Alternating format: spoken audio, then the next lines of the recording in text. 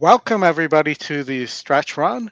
Hopefully, some of you are coming over from Scotty's impromptu EquinEdge live broadcast today, and about a 7 hours, 8 hours worth of EquinEdge today. If you can last with us, we hope that you do. Welcome, Chris Walsh.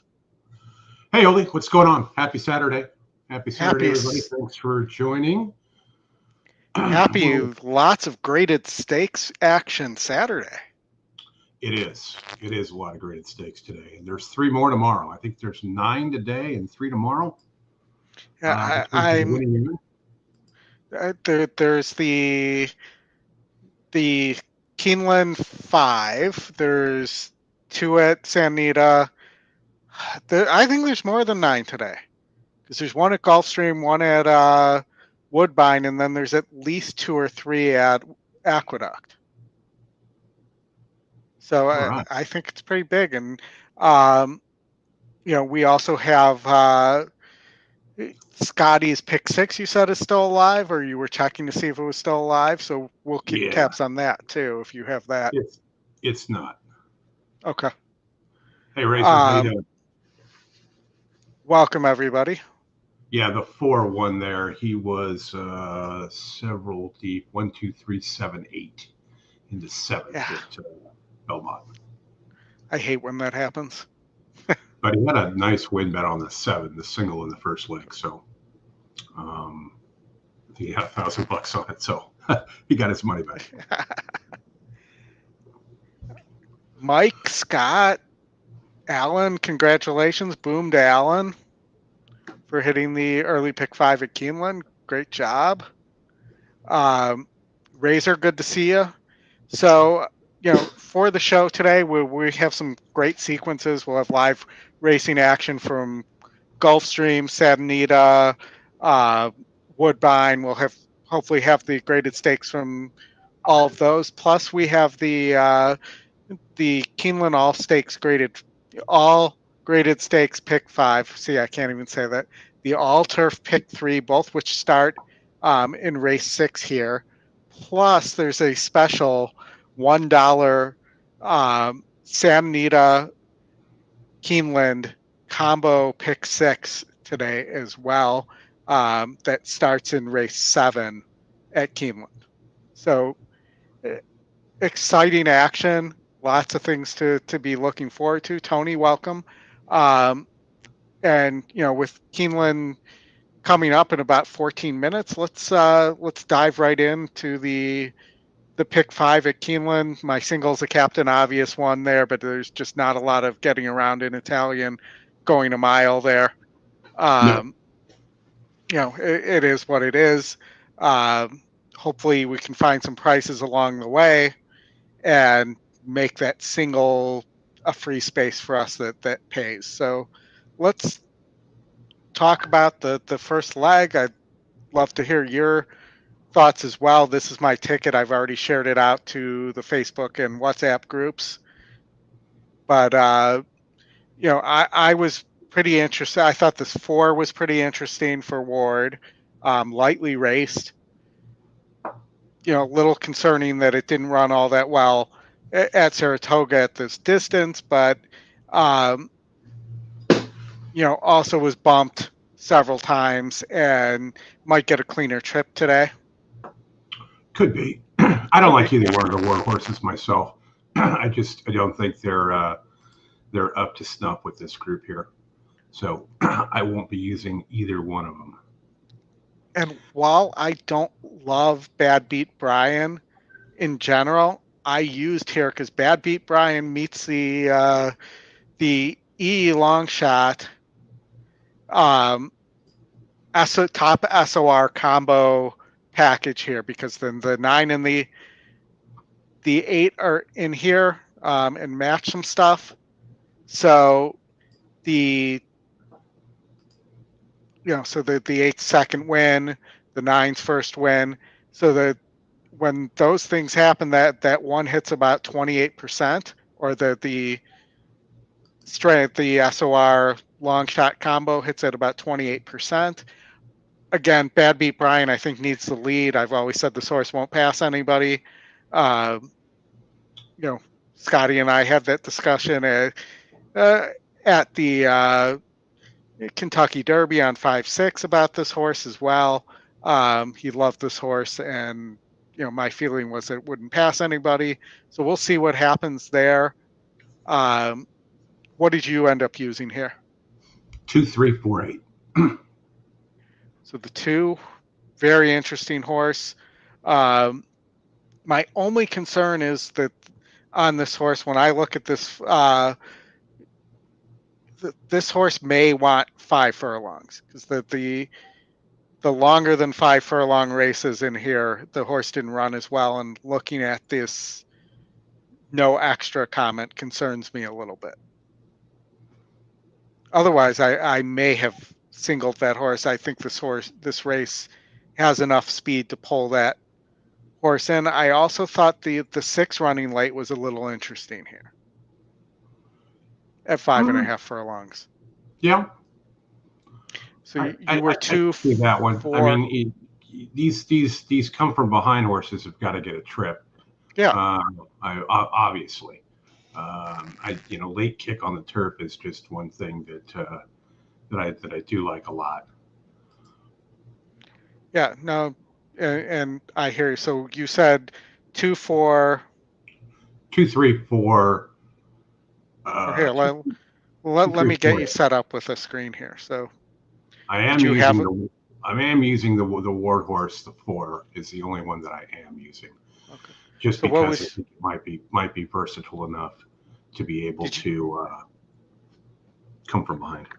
Did you have your own ticket so I can put it in for? I haven't punched yet. I'm still working on it because I'm going to have probably multiple for the turf pick 3, not just one. And the turf pick 3. I thought that last leg was pretty interesting too. So I'll jump on to the next leg. I thought 1, 6 were pretty solid favorites. The 6 is 5 for 5 at the distance. My only concern here is the amount of speed in this race. I did use the 4, who's also 2 of 2 at the distance. And the 1 should pick up if there's too much pace, but the 3, who's not getting home, and the 7 would be the next logical ones. 7's obviously a huge bomb. I don't think this horse is impossible. Been working pretty decently. So just watch out for that potential bomb there. I'm just hoping it doesn't happen. We're on the same page there for sure. And then Keeneland Race 8, it's the Captain Obvious single, as you would call it. In Italian, the nearly won the Breeders' Cup Filling Mare Turf at 9.5 in a crazy pace.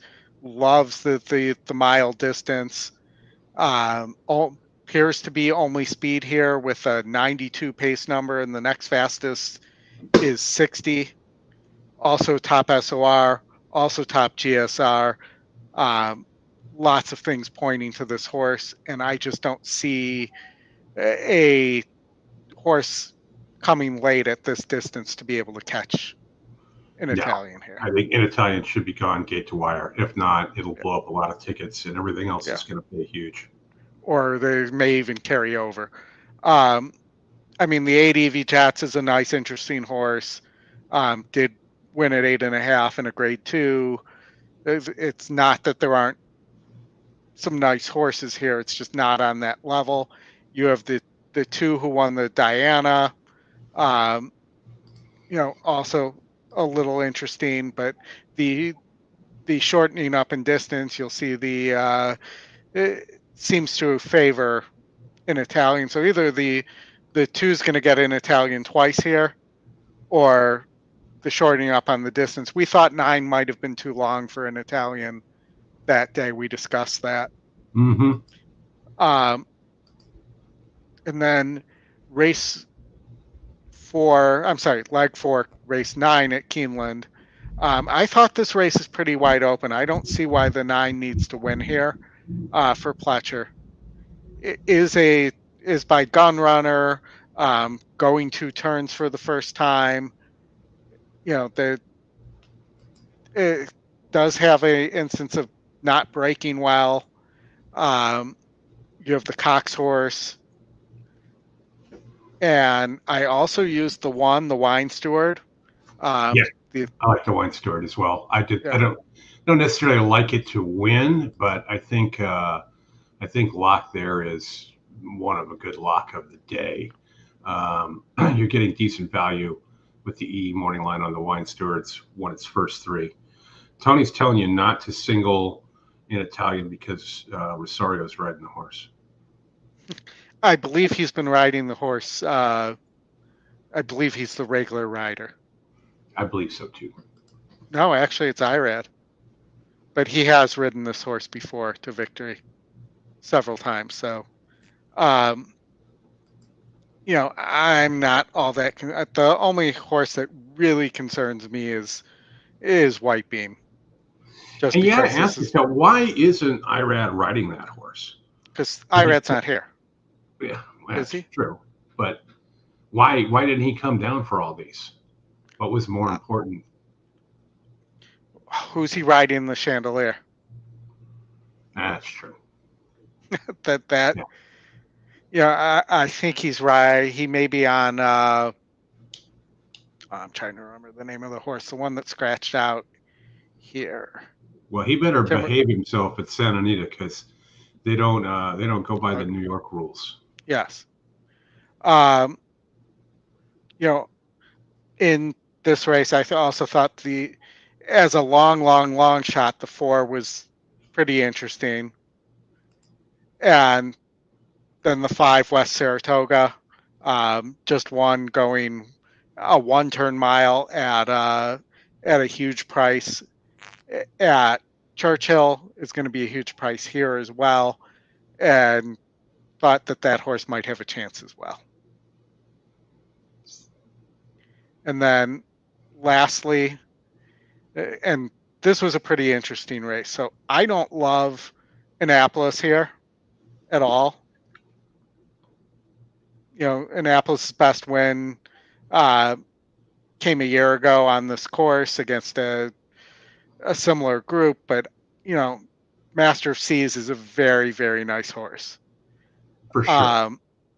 Stitched, I think, could possibly get away on the front end, like Stitched. Keep in mind, Stitched, Atoned, and Annapolis just faced each other at Kentucky Downs.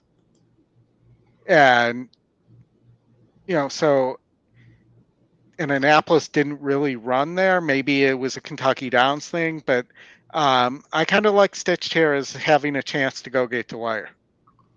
The 1 and the 9 were my 2 top picks there, and the 5 was the Sabre. Yeah, 5's an interesting horse as well. And then if this pace breaks down, set piece, I think this might be a little too short for set piece, but set piece is not impossible here if they go faster than we're expecting.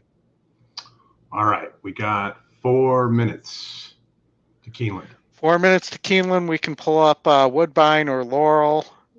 In the meantime, let's go. Did you want to talk about your Turf Pick 3 ticket? Yeah, so my Turf Pick 3, which I can't show, I added the 9, and so I played 1, 2, 4, 6, 8, 9, 3, 1, 2, 3, 4, 5, 9. But it would not have been a bad idea for me to have singled Master of Seas in the last here and played a little deeper in leg 2. In fact, that might be a play for a smaller ticket as well.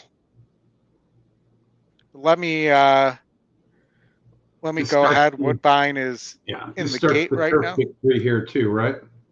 Yep, Turf Pick 3.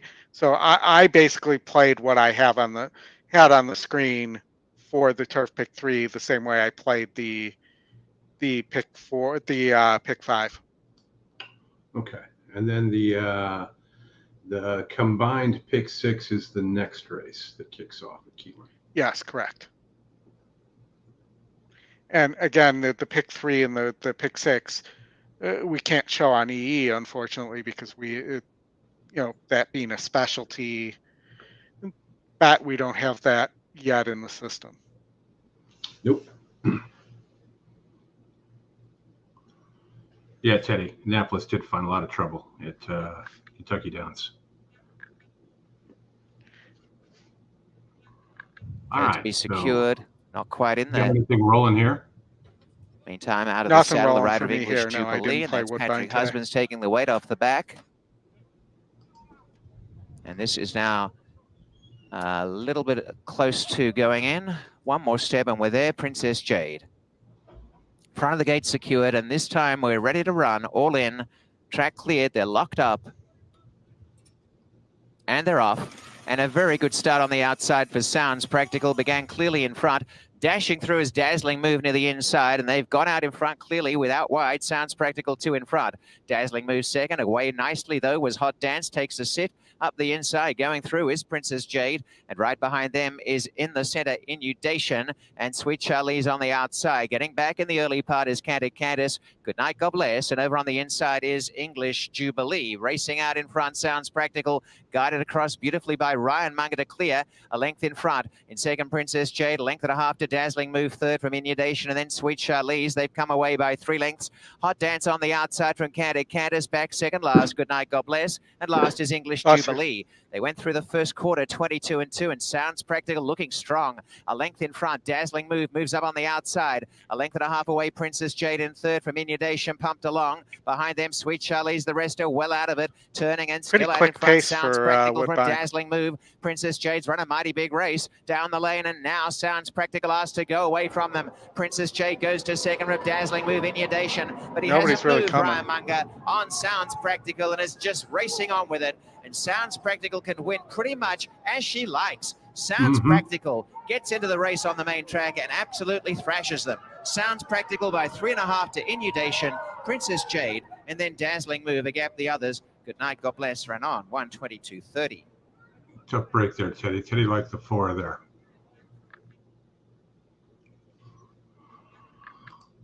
All right, Keeneland.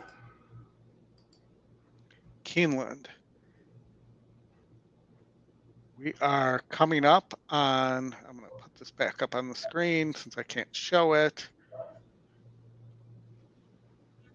We are 0 minutes to post. I'm going to keep my mouth shut. I promise this time, Chris. I will wait for you to tell me that you know who won.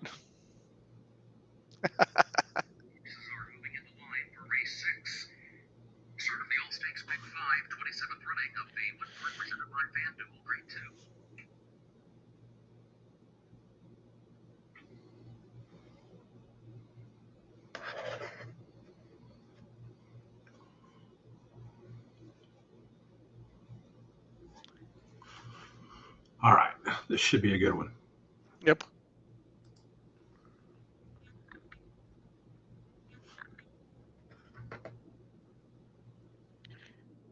I'm watching the 5 Arzak go into the gate, or not. It was one of his better calls.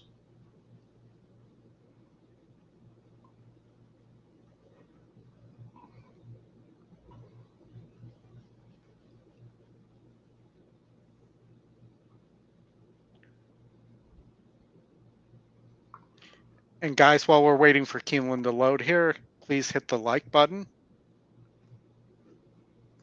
And if you're not a subscriber, please subscribe.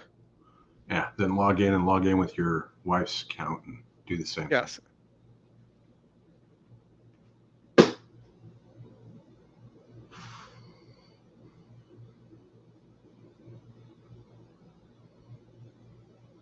Is the Keeneland turf course rated good today?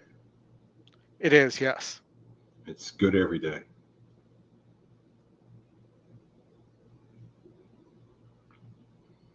Well, those 2 up front are flying. Yeah. Did not think the 2 was going to be up on the lead like that.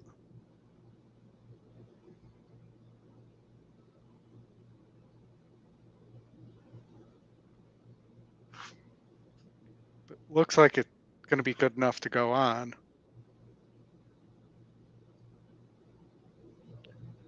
Bad beat Brian looks like he's getting ready to. Oof, the 5 is gone. Mm-hmm. Did not have that at 11-1 there. You just said it. Sorry. As it was going to the gate. You said R. Arr. With that horse right in the winner's circle.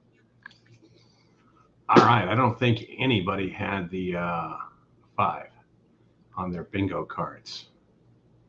Did not. I think the system liked it, though. Hold on. So this is what the system liked. When I just put in 60, no changes. So the system liked the 5. Mm-hmm.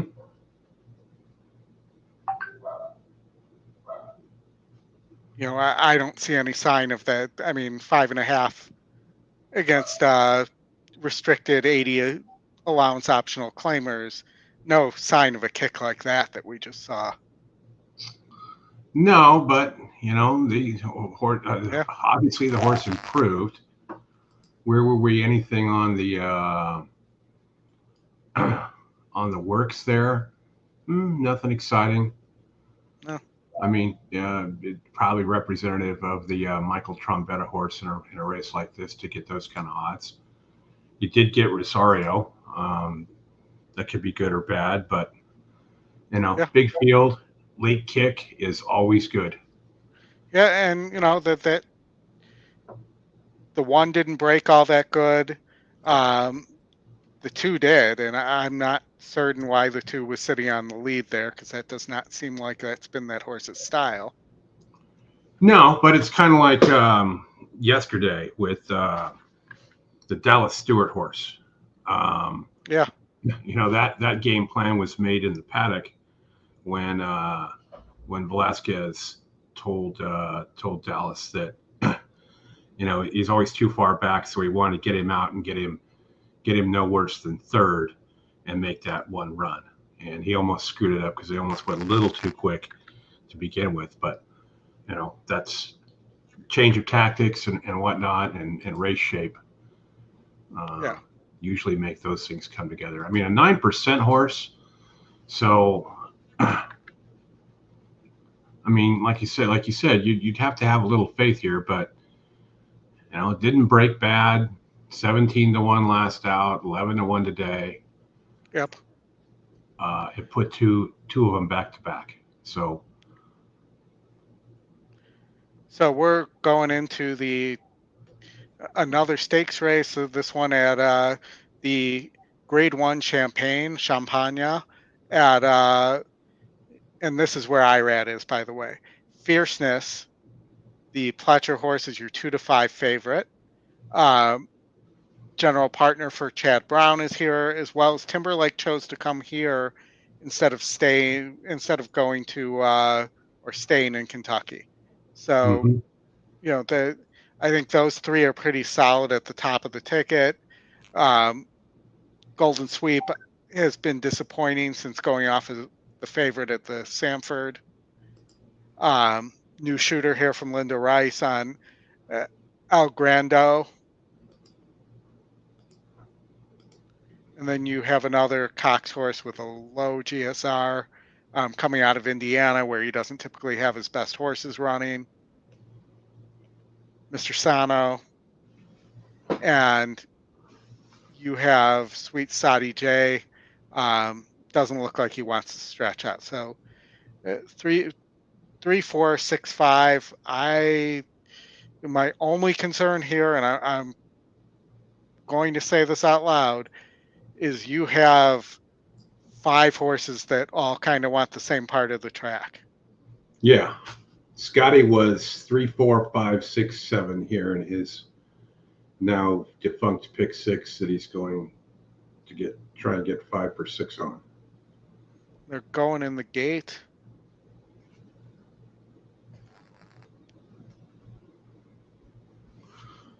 Hey, Brad, welcome. Hello, Bill. Yes, Mr. Hancock and Tony. Yeah, that 5 was no good for us. Yeah.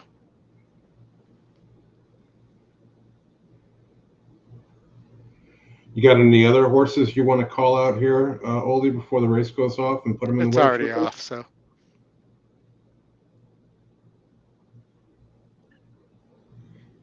And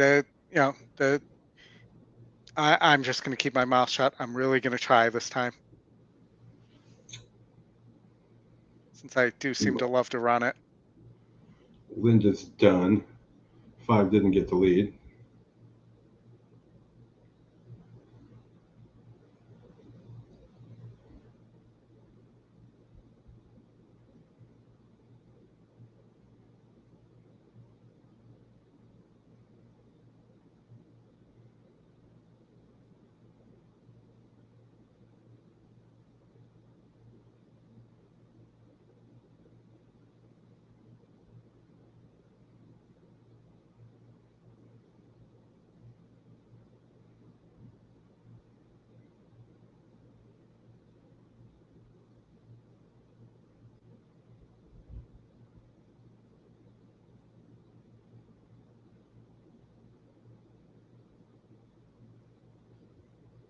Did Red just quit riding? I don't know. I mean, Yeah. 2 Dancing Groom might bomb the end of this, but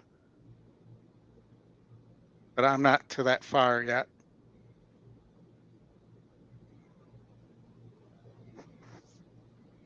Yeah, Red should have went to Kentucky. Yep.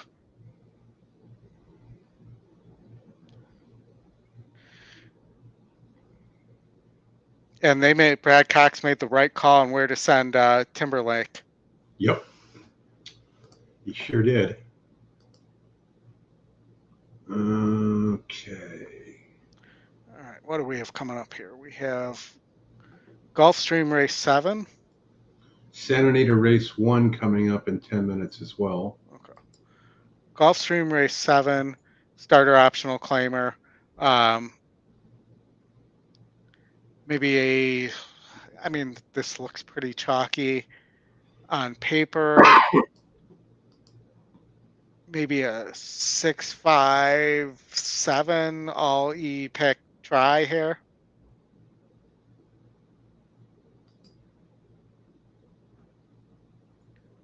I'm gonna pull up the race here. Which track are you on, Oldie? Gulfstream.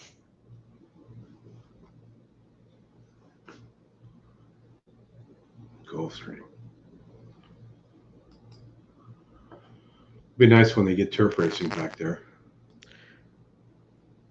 Do we have to wait till the?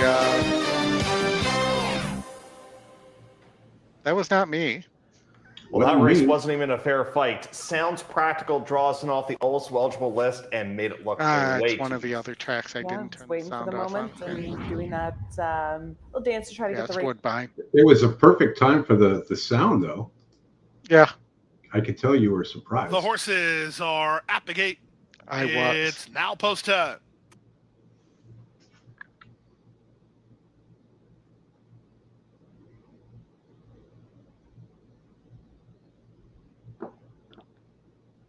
Japard is favored 6-5 here under jockey Miguel Vasquez. Competitive Saint, the third choice. Loyal Louis, the second choice.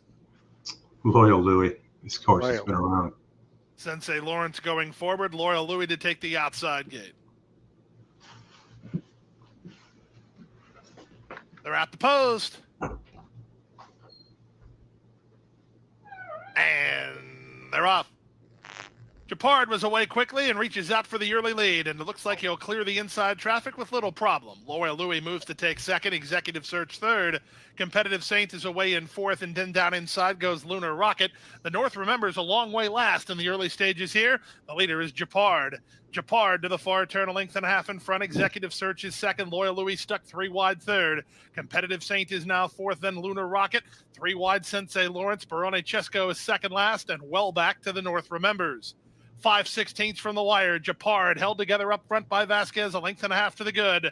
Moving in from the rail, that's Competitive Saint. He'll try to walk to the outside of the leader, and Japard will actually give him an opportunity to slide through inside if he can quicken as they straighten for home. Rail skimming ride from Edwin Gonzalez, and Competitive Saint up to take over the lead. Japard is back to second. 2.5 to Barone Chesco, then Loyal Louis past the 8th pole, but the veteran Competitive Saint has it all locked up. Competitive Saint with a heads-up ride to win going away. Loyal Louis puts his best foot forward, and he's up for second. Third was Japard. Competitive Close Saint. after that, Barone Chesco might have got up.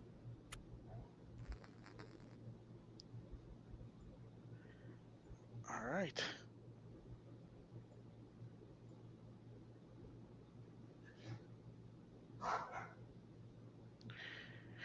All right, we're getting close to Santa Anita time here. So let's look at Santa Anita race 1. Anything you liked here other than the obvious Baffert Mandela horses here? Yeah, I think the one would be kind of what I would go to. Karen Headley does have a horse in here, though, but it's run a ton of times. Mandela. So let's just see what we can come up with here. 6 furlongs. Can this horse get away? Probably not.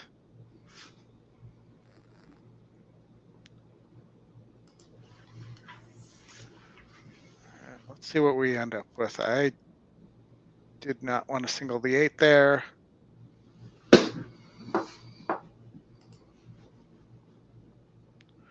It's interesting that it's trying to single this 2 horse. First time turf. Race 4? Or not single, is using that horse. I think it was this race that I had something. 2's got good work to get Hector Barrios on the turf. That's not bad. Note the GSR drop. And we are tracking the new GSR here, so we'll see how that works out. It's a pretty significant drop, too. Yeah. It's usually, at least with the old GSR, something we would have tossed. Mm-hmm. So, I mean, the way I'm looking at this, even though I'm interested in that one, I got a single somewhere. And I want at least those 3 horses. The Chandelier is leg 2 of the 2-track pick 6. Correct. So that's probably what I would do. Is that the the Chandelier.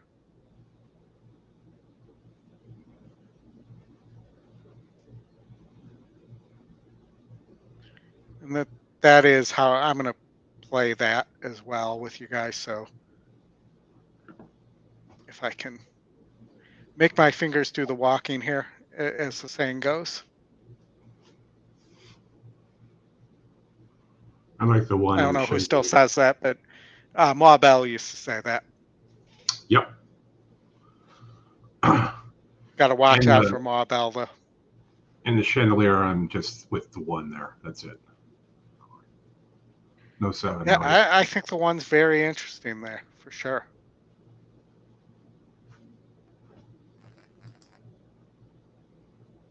You know, the workout report's pretty decent on the, on the 7, the Baffert horse, but it is working with Muth, and Muth did,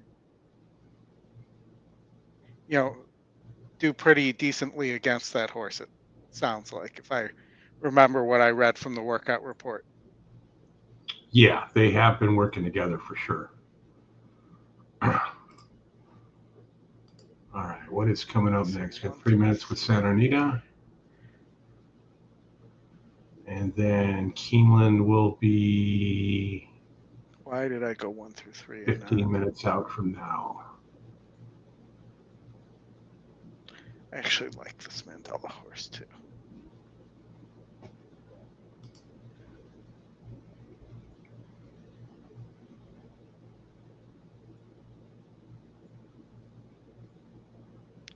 I'm adding the Mandela horse in race 4, the 6. 3, 5, 6, 8,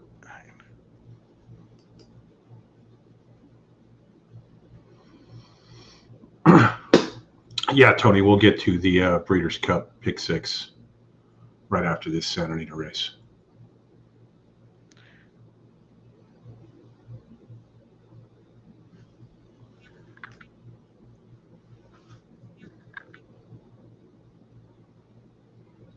Is that it? I did add the 6 to race 4, Tony. That's exactly what I was saying I was doing. So if I do that,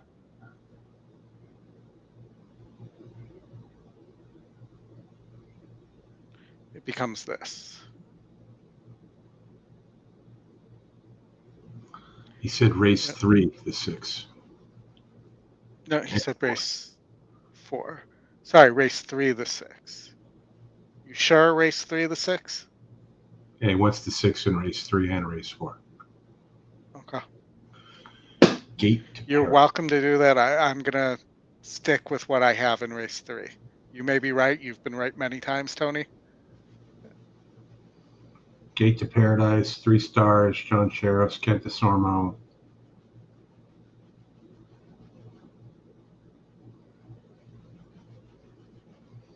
Gets blinkers. Don't we all? Yeah, exactly.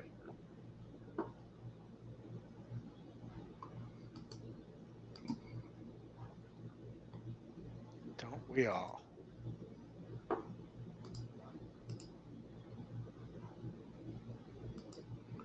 Sormo off his brother's horse, probably because his brother wanted a better turf rider.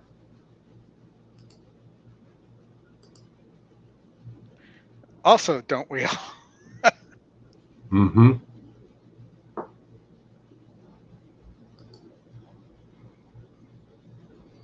All right, 1 minute to post. It's post time.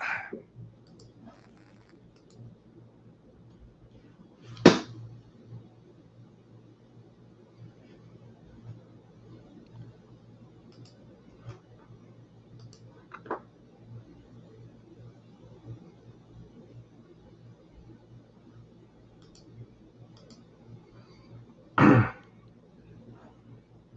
right, let me pull that up for everybody here.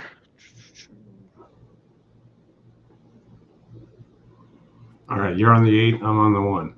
Is next. He says, no, to the outside.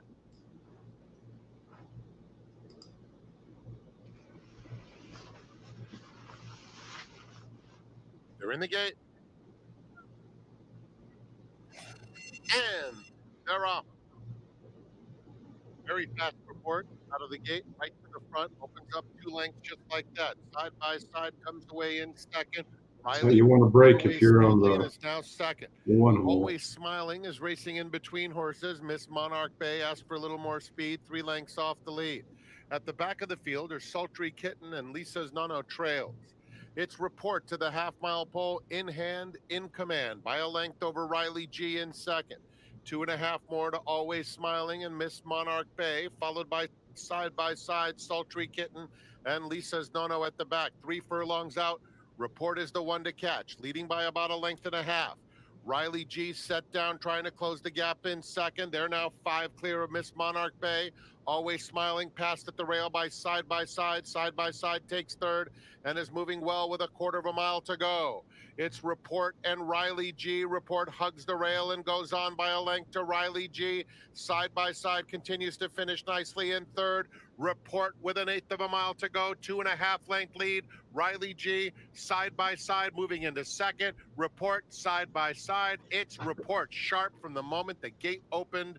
Report at first asking a promising debut. Side by side. Lisa's Nono, who was so far back, got into third. Riley G weakened to fourth in front of a battle between Sultry Kitten and Miss Monarch Bay. It's all right. I knew that was a 2-horse race. Had to take a chance there. Made the wrong call.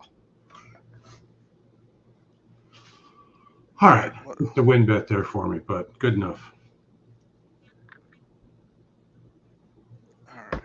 We are at, hold on, Santa Anita. We want the sound off there. All right, we got 3 minutes to Woodbine or Laurel. Let's see what we have coming up here. Woodbine, late pick Yeah, 5.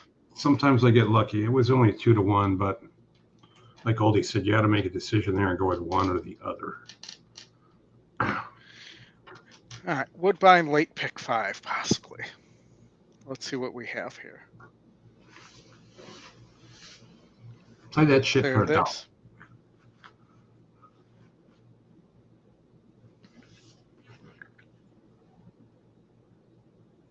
You have a 54% horse here. Mm-hmm. It doesn't look all 54%-ish to me. That Let's was start with the... Aaron, that was our MKT. Yeah, the works were really good on the one. 4-star work. Pfeiffer had been working this horse well. It had been working really well. And just broke well, got out. That's exactly how you have to do it from the one hole. And when the Baffert horse didn't get the lead, Yep. it made it a little bit more tough from there. But that's pretty much how Juan's going to ride Muth, just like how the one was ridden. So do you want to explain the one Algiers being the 4-5 morning line favorite at Woodbine in the Grade 3 Durham Cup on the synthetic?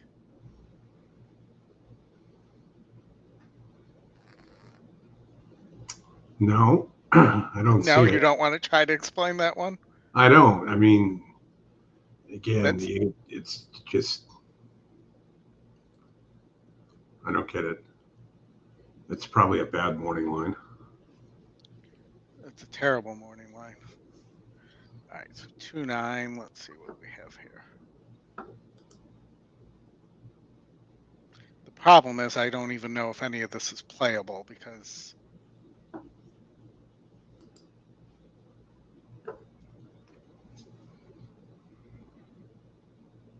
we're 1-7. So Scotty's alive to the 4 here in the pick 5 that he gave out. He has it twice due to a scratch.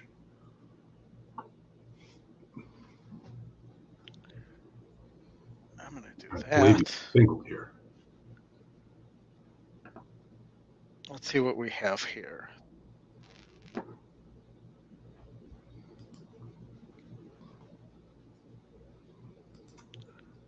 Or the 3 here. Well, you have a terrible GSR here on your top pace, but this horse could get away. I mean, it's a huge pace advantage. I'm going with Scotty. Win bet on the 4. On the 4 at Woodbine. Yeah, he's single there.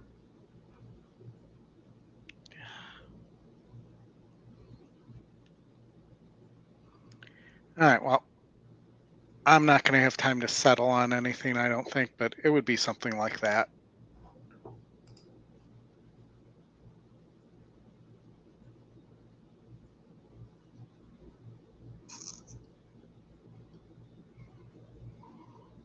Unless there's something in this last that I like enough. All right, they're probably going in the gate, and then we got to get They over are.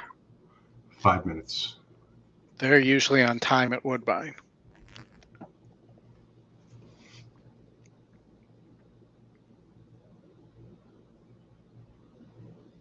I didn't switch it over. No. Then behind them, Sorry about that. front, dashing up the rails, Vicella. And next to last, My Girl Della. And last is Saccharin. Yeah, I'm not liking where the Lunch with 4 Bernie's is gone out right in now. front. Lunch with Yeah. Bernie shows the way. Stolen Valor is second. Going through is Vicella into third. Handy in fourth is Everland. And back over on the inside, Saccharin got just ahead of Sleepwalker. Simply in front, got back to the tail end of affairs in the early part. My Girl Della on the inside. Racing clear, Lunch with Bernie. through the opening quarter in 23 and 4 shows the way by 2 lengths. Lying in second, Stolen Valor. Third is Vicella. Over on the outside, Everland, followed by Saccharin and Sleepwalker together. Simply in front is a length away, second last. And last of all is My Girl Della. About 5.5 covers the field, and out in front, Lunch with Bernie. Lunch with Bernie by a length. In second, Stolen Valor. 1.5 to Vicella. Taking off his Sleepwalker around the outside. Everland the center as they go inside the 3.5 furlongs. In behind them came Saccharin, and now Simply in front, accelerating, splitting horses really well. Finishing after the top 5. New leader, Stolen Valor's grabbed Lunch with Bernie. Going to second placing is Sleepwalker, and trying to get involved is Vicella, and now Simply in front is running on. My Girl Della taking off. Everland dropped out. It's Stolen Valor turning in the lead from Sleepwalker, and Simply in front. Out wide on the track coming. Vicella's there, but Simply in front ranges up. Goes to the lead. Down the outside, Everland finishing on again. And My Girl Della simply in front goes away. And Simply in front is in front. Down the center, My Girl Della. Out wider on the track is Everland, and Simply in front by a length and a half, coming down to the wire and going on to win. Simply in front, scores by about a length and 3/4. Second, My Girl Della. Third, Everland, and back and forth, Vicella. And behind them, Stolen Valor, Saccharin, Lunch with Bernie, and last, Sleepwalker. 1:44.50 the time. Too far back, moved too late. He had a horse. 7 had a pretty decent class advantage there too. Yeah. But So, was at also Keeneland- in a better position. All right, Keeneland, I just played back my pick 4 for All 30 right. bucks. You gonna play your talk about your pick 6? Oh yeah, so my pick 6 here, I'm gonna have to pull this up using, hold on, let me close the Keeneland screen. I'm gonna have to pull this up using Spires, so I'm gonna have to share out Spires here. Give me a sec. Well, I'll give you mine. Mine's a little simpler. 1, 168, 19, 1, 46 with 2. 12 bucks. All right, I am 146.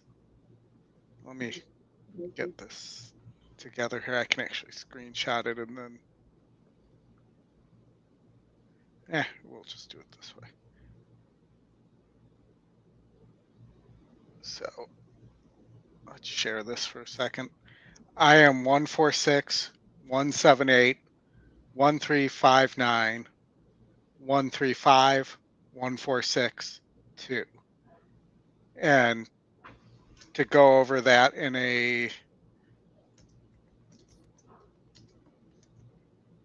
to kind of show this, hopping back and forth, we got a minute left here, so keep an eye on Keeneland for me. 146, and then I'm gonna hop to Santa Anita here. Let's see, actually, I can do it this way. Hold on. Then Santa Anita.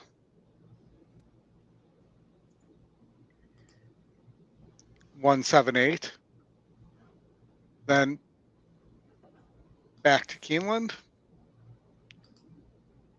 where we are 1359 there. Then back to Santa Anita, I believe. And that is, hold on, gotta find the right race here. That's race 8, I believe. And that's the Rodeo Drive, where I am 146. So the 1, I know I'm rushing here, 4, 6. I closed with a single of Muth, who is top GSR, top win percentage, top pace, and top SOR. Draws JJ, has a 4-star work. And I did note the fact Wind Me Up, who seems like a nice horse, Vino Rosso, but is drawing Vasquez, which I'm assuming JJ had his choice of these 2 horses. Sure. All right, they're going in the gate. All right. Good luck, everybody.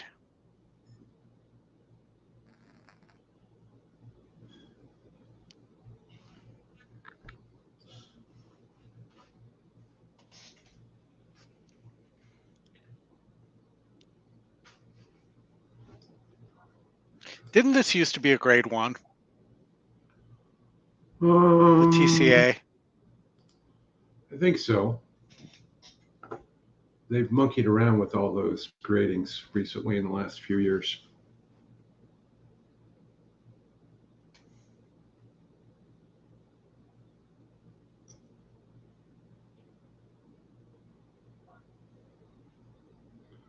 Starters at a cowboy hat. Oh, lots of problems. Yep.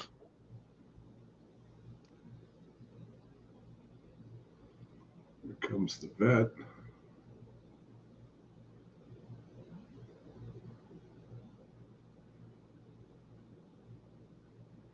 Guy doesn't know where to go. Oh, I should get behind the gate.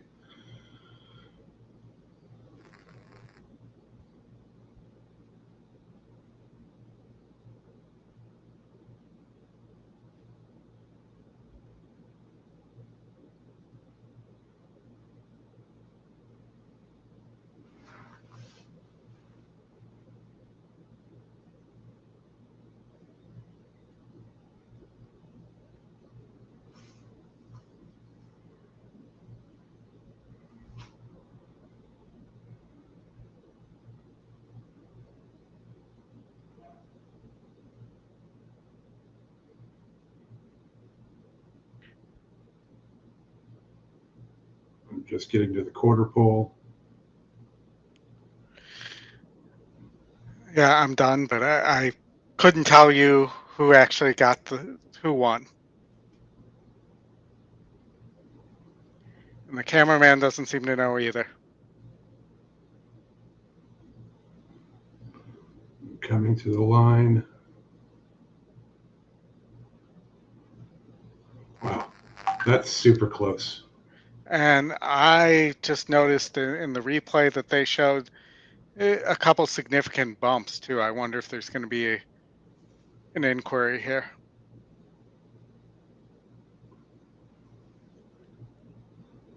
And that they're going to slow it down hopefully here. Where actually for some reason sped it up and showed an angle that you can't tell at all. They showed an angle from behind. Next, here we go. This next angle should show it, even though I know I'm a little ahead. Again, they should never change the outcome of a race, ever. Tony's saying the 6-1. I'm keeping my mouth shut until you've seen the replay. Well, I've seen it enough, but did they post it yet? No, but I think it's a 6. But I do think there was a significant enough of a bump that they have to take a look. About mid-stretch.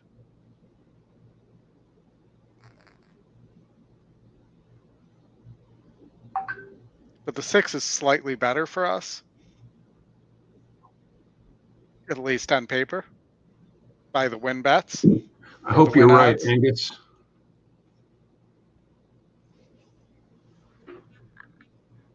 No, 6 got it. They posted it. Yep. Well, I had the 1 there. That was I just did that race. There was another one where I'm going either the 6 or the 1. I thought the 6 could get a little revenge there. Taking anything more than that for me is just spending too much on the ticket. All right. So the 6 moves on there. Pratt outrides Gaff, or Bob's Gaff, I should say there. Yeah. So far, no. They're not going to look at anything there. There's nothing. There was something there, but that's horses are going to touch. Just the fact that they get a bump in there one way or the other. I mean, we saw that at Santa Anita where the horse that did the bumping took the worst of it, ended up winning, and they still took him down. Gulfstream, we have the Miss Gracie Stakes coming up in a minute here. Let me see if I can see where they are. They're not to the gate yet. So let's take a look at the Miss Gracie Stakes. On synthetic, you have a significant pace advantage for your second choice here, Time Passage. Beat 62s. This is a group of 60s. It's actually slightly easier. You know, Coco, your favorite, did win by 7 lengths against a group of 62s, though.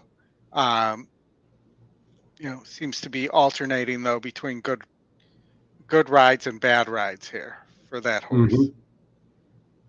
And then the long shot, the 6, looks like the type that needs the lead for Safi, or needs to be on or near the lead there. The 7, you know, best win against 50s, doesn't look like much there. You know, the 5 does have a win against 48s on synthetic. Looks a little class compromised, and the 1 might be your most interesting horse if it wasn't for the GSR drop. You want to take a chance on the GSR though, and play against it. That this horse does have a win over against 64s, but that was sprinting. So it does look pretty chalky here between the 2 and the 4, from what I'm seeing. Seeing anything different there? Not really. Looks like chalk. Yeah, it doesn't really look playable to me. Unless you're going to play a late pick 3 here and go very narrow. Or get a bomb in the next. But I'm waiting until their next meet gets going. Is that the Sunshine meet? No, the champions meet. No, today is the last day of some meet. The champions meet doesn't. It's the Golden Palms or something like that. I don't remember what it is. The Sweaty Palms meet.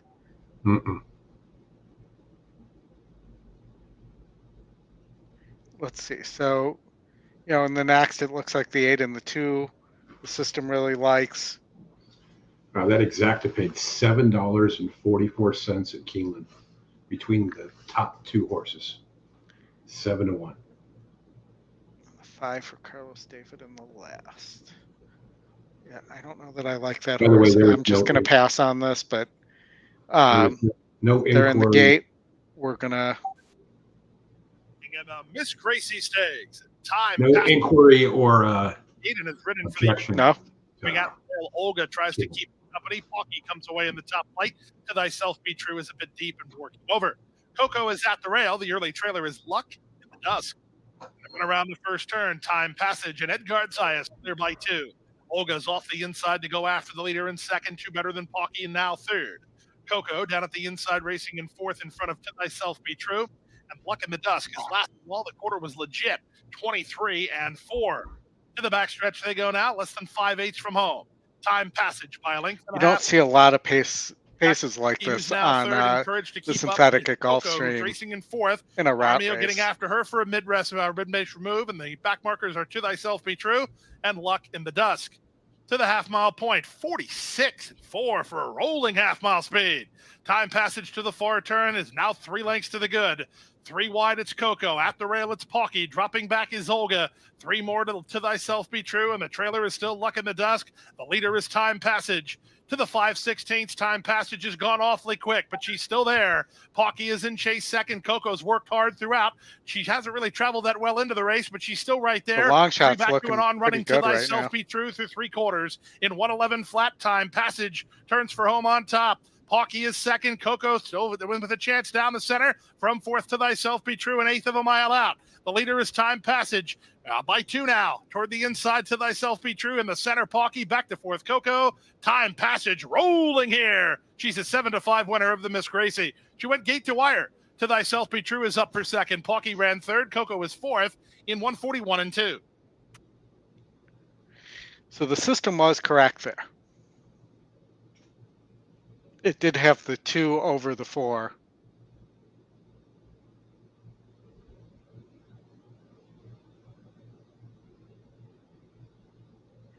If we go back and look here, even in the $2 pick 3 I didn't play here, it wanted to single the 2. And was top win, top EE pick, top GSR, top SOR. So it hit all the metrics. Those win at high percentages. That did go off as your second choice as well. And sometimes it's not how fast you go, but how you go fast. Got 6 minutes to race to it. Santa Anita. Who'd you like here? Race 2 at Santa Anita? Yeah. You know, I have trouble taking 2 to 1 in a non-winner of 1 race when the 2 to 1 horses are the heaviest raced horses. You know what I mean? Yep. So let's see. So the 4 is won recently. 6 won last time out. Gets a GSR bump for Mullins going to dirt here. 6 might be an interesting horse here. That's the one. The 6. Maybe a little 6-2 exacta here. It was 49% last out.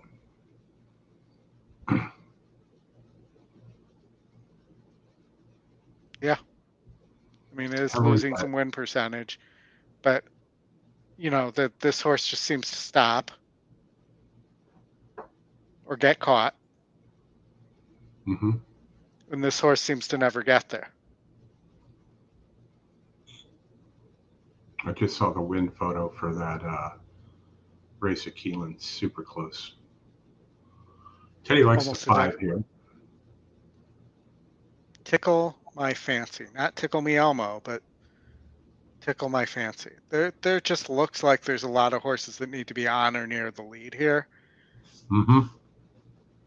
It's 6 furlongs, not 5. Like I said, might be worth a 6-2 exacta here.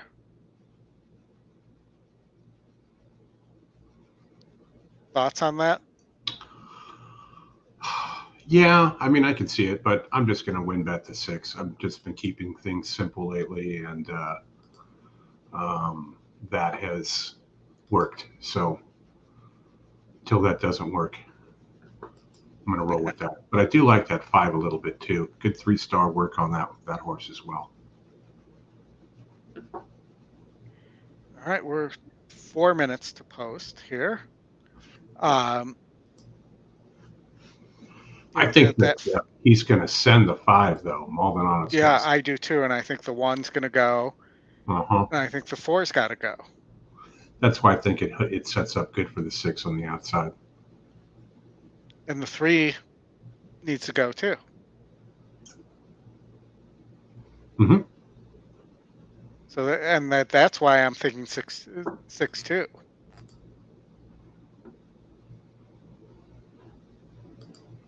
I mean that was the reason. I mean the 6 can rate a little bit.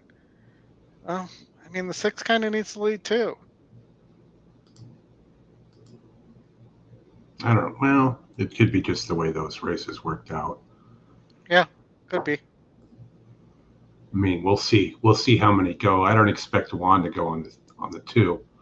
6 to 1 with Juan is not a bad price there as well. No, that's true.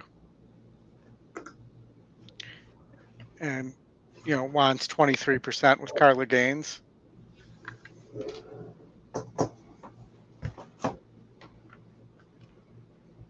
And let's get us up here. 3 minutes to post here.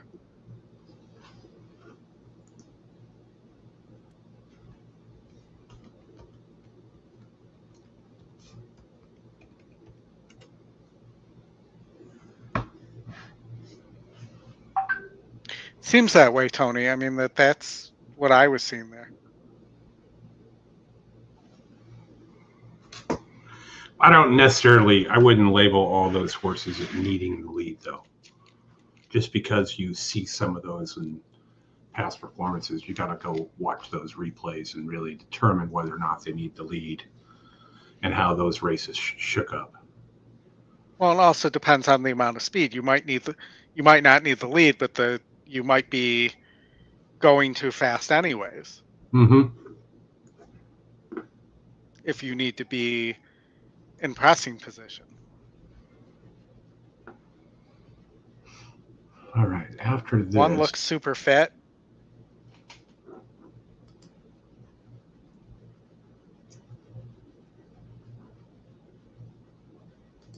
Impressive looking horse. Of course, of course.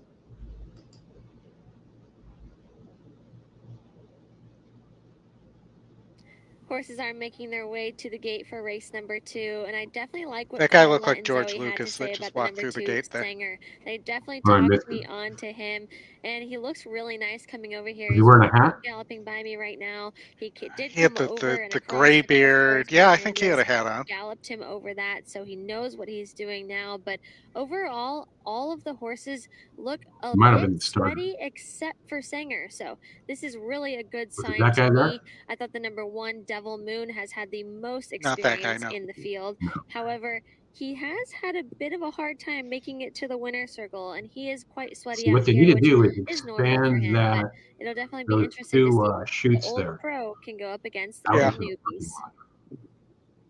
Then they could run 1-turn miles on the dirt and turf. Why would you want to run a 1-turn mile though? There's plenty of tracks running 1-turn miles right now. Sure, but you're going to have to do something when you're the only real track running for most of the year. And people like 1-turn miles as well. Yeah.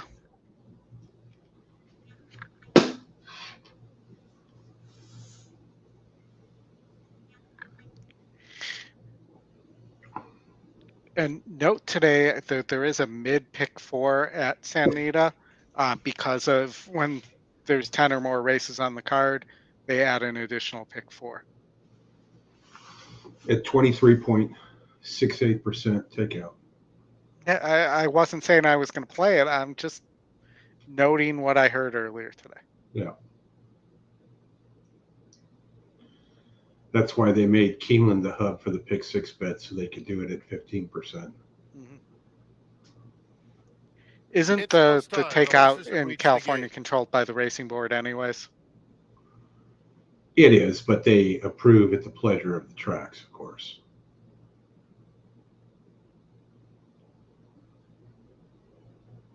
Looks like a beautiful day in Southern California.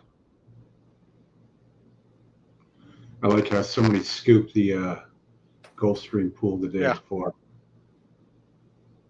Mr. Good Beam. play. Second time I remember that happening recently. I Mm-hmm. think it happened last year too. Duty first to the outside. Yeah, last year it was a guy, they got $1 million out of that They're one. in the gate. And they're off. Tickle My Fancy breaks out very smoothly. Opens up 2 on Castle Knock in second. Sanger is now moving through on the inside to take the second spot, and Devil Moon is prominent as well.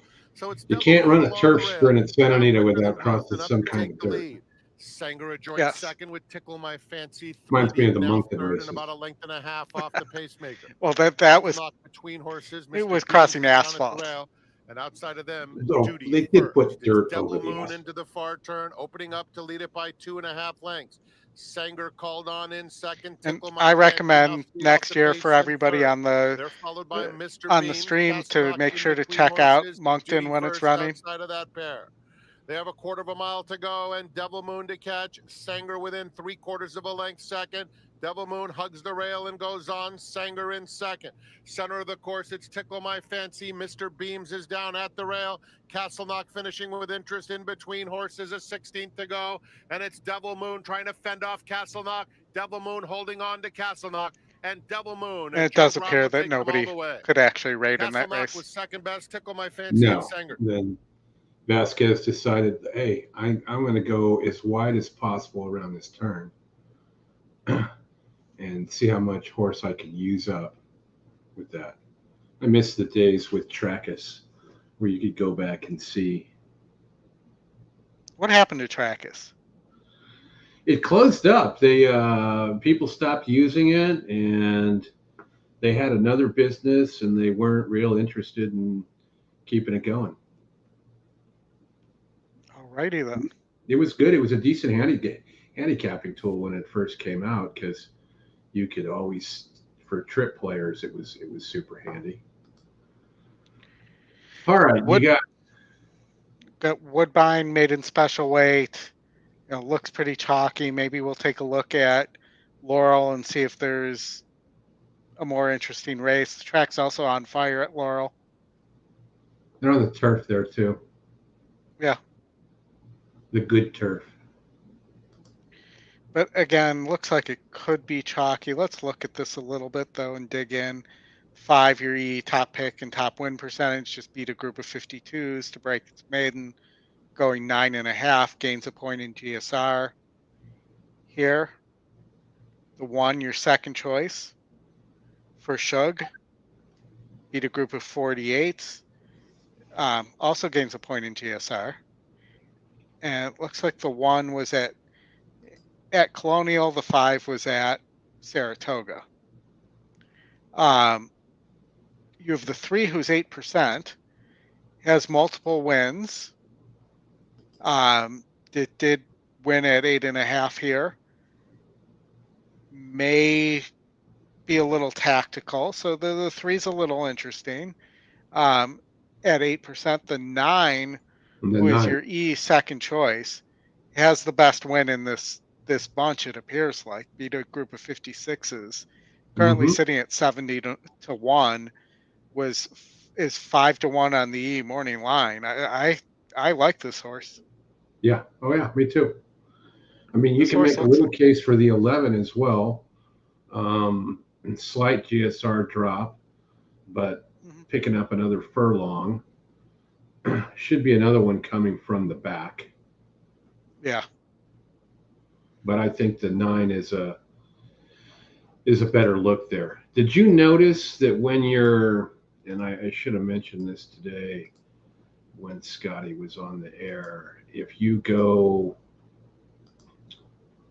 let's see if there's anything here. To get the notes on the trainer, you got to do it from, you can't do it from inside the horse, inside a handy view. No, you have to do it inside handy view. You can do it from the jockey trainer tab too. I was told, Scotty said that was not working yet. So they may have fixed that today. As of yesterday, that was not working. Well, click on the 10. So the 10's got a stat there. Okay. Click on the trainer. You got nothing, right? Nothing. Yeah. Close it. Go to the trainer tab and click on Arnold. Huh. So they must have changed that. That's the way. 25% off the layoff. That's pretty interesting as well. Let's see if Mr. Aguilar here.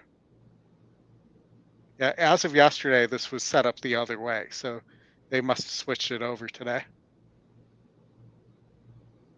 I didn't even yesterday. I never found the trainer notes inside of the horse on handy view. Because it was there. Let me see if I can toggle back here. So it's there for first-time starters. Yeah, still a few things to work out, but I've been doing it strictly off the trainer tab and just flipping through those. All right, so Laurel, we're going to say the 9 is the play here. For sure.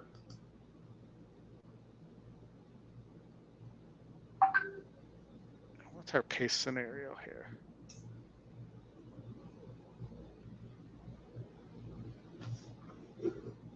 Looks like a lot of pace too.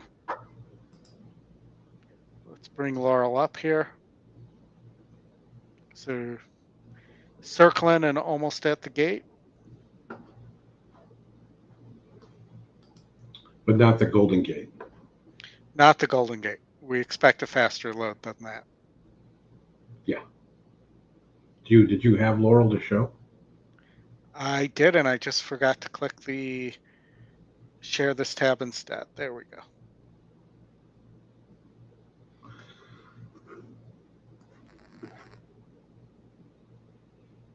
Hey, folks, thanks for joining. If you haven't hit the like button, please do that and subscribe. Subscribe. So, Laurel, we like the 9 horse. Tony's going to 359. Try $2 for $12. At Laurel, Tony? I would assume so. All right, I will play along with Tony here. 359, Tony? Yes, he said. 359. Confirmed. I'm betting the 9 to win and a 9-11 exacta box. Approaching the starting gate. I don't like the 5. Go away.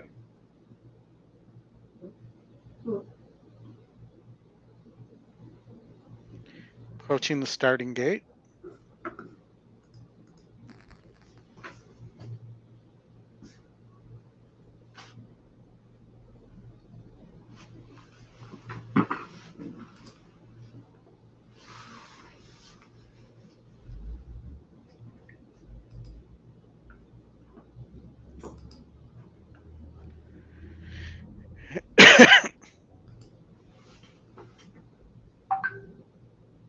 The horses now at the starting gate.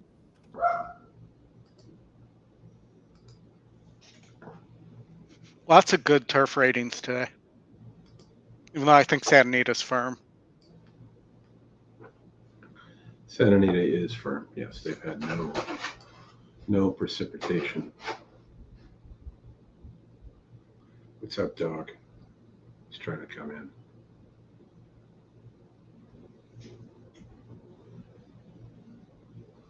Well, come on. Consultant is in. Spinzar.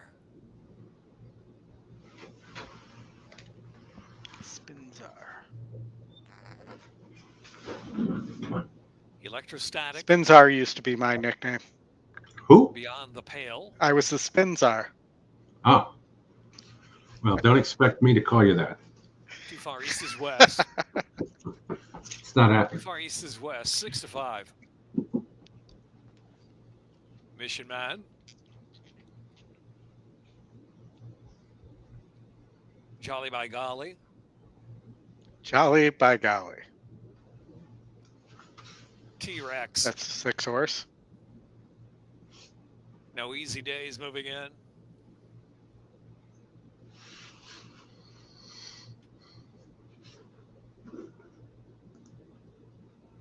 And one out, Elusive Edge.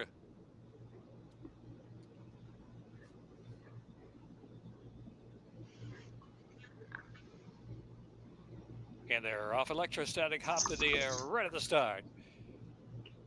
No easy days to show first out of the gate from Elusive Edge on the outside, flashing up there, and Consulted away third. Too far east is west, and Mission Man racing along in fifth. Beyond the pale, Jolly by golly's in between horses to the first turn run. Back to Electrostatic now back of the pack there as they move around that turn. Electrostatic now is next in the inside, and so 8 off the pace as they race around the turn. Let's see, Spinzar is last of them all.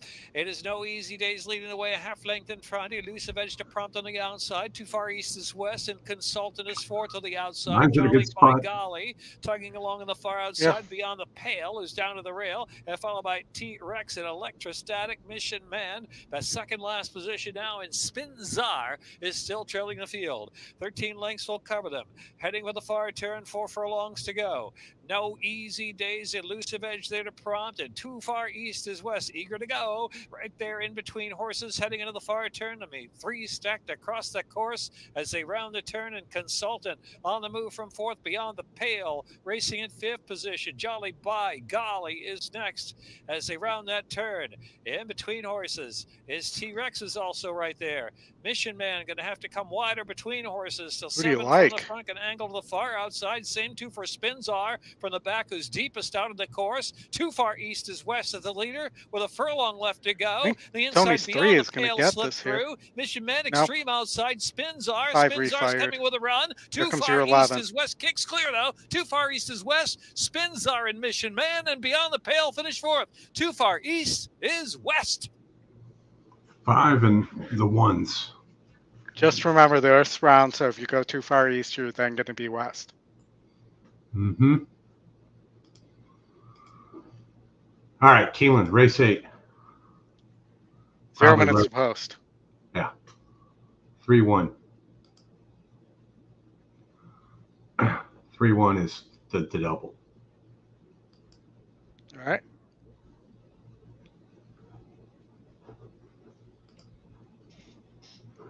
Minute 43.98 on the Kelso course. And this is your single, right? Oh, that's right. Those bets are all dead. Yeah, that's dead. We need to Which get means the the old. single will win. We need to get that old graphic. You know, I need the womp womp. all With- bets are dead. I think you know which one I'm talking about. I actually no. We need like Debbie Downer Teppy Town. with the womp womp. Or the all the prices right sounds. Yeah, that would be good too.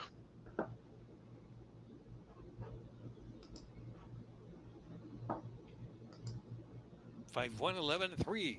Too Far East is West. All right, I'll shut that audio Victor off. Kraska with 2 readings today. Yeah, make Dave be quiet.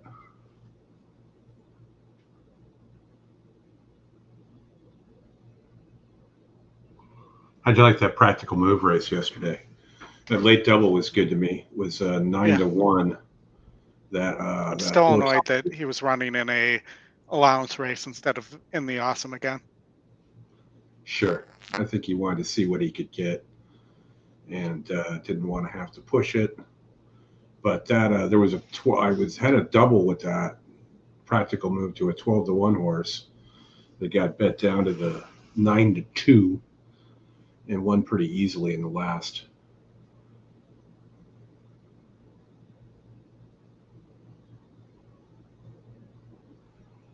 Yeah, I would think that the dirt mile for sure, Teddy. Yeah, that makes sense.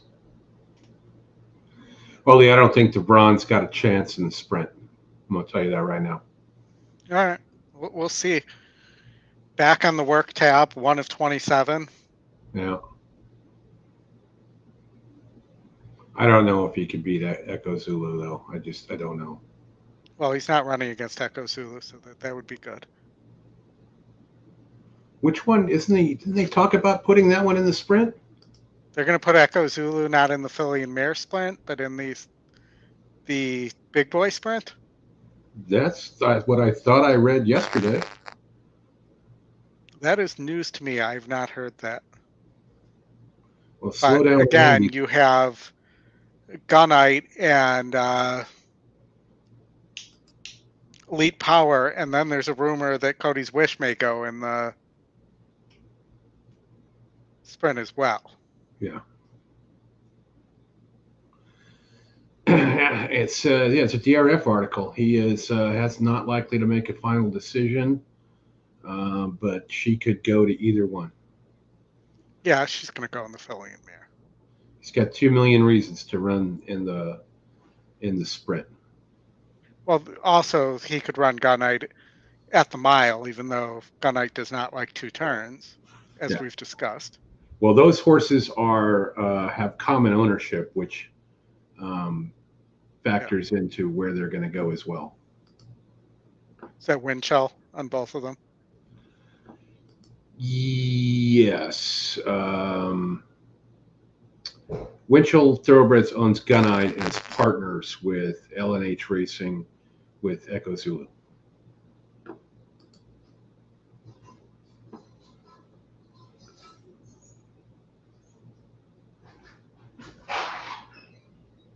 An Italian's going to get beat.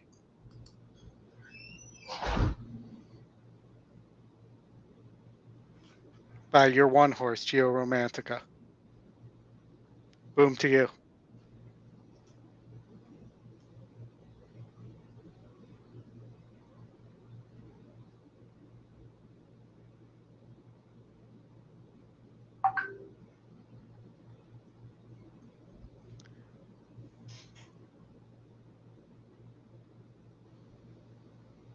Maybe an Italian's just not the same horse anymore. I think she wants her buddy back. I don't think you can blame Rosario for that ride.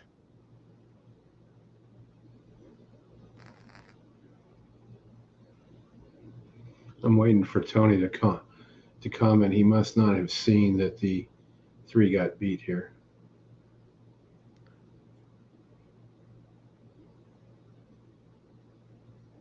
All right, so we now have race 10 at Aqueduct. Coming up, we have Gulfstream race 9. I think, was there a horse here that Brad liked? It was in the chat for Gulfstream race 9. Certainly, I don't think you talking Brad Anderson, because I would be stunned if he liked something at Gulfstream. I swear I saw something from Brad Anderson here.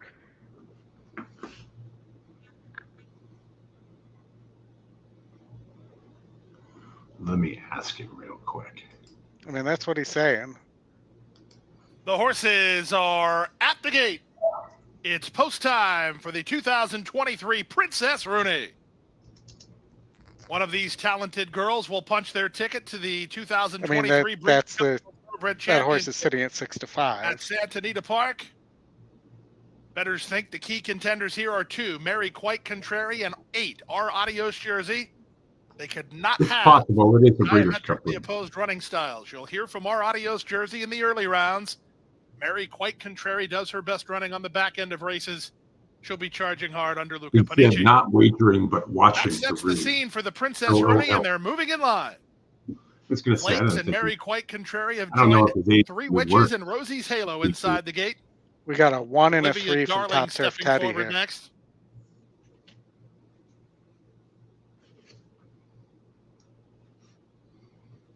Edwin Gonzalez on Our Adios Jersey. All right, I'll leave you with the dog for a minute.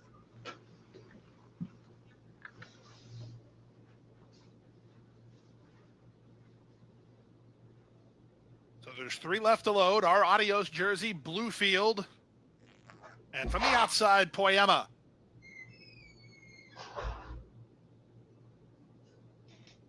Poema. Edgar Perez to take the outside gate.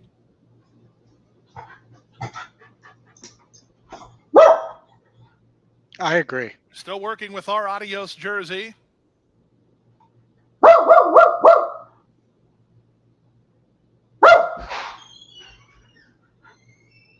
Yes, Tony, we were waiting for you on that. The situation. She never really acted up. She just wanted things on her own terms.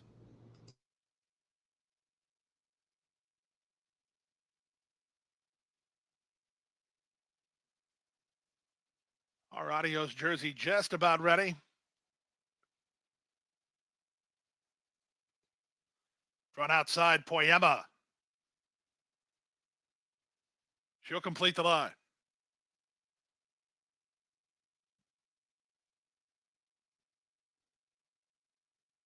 They're in the gate.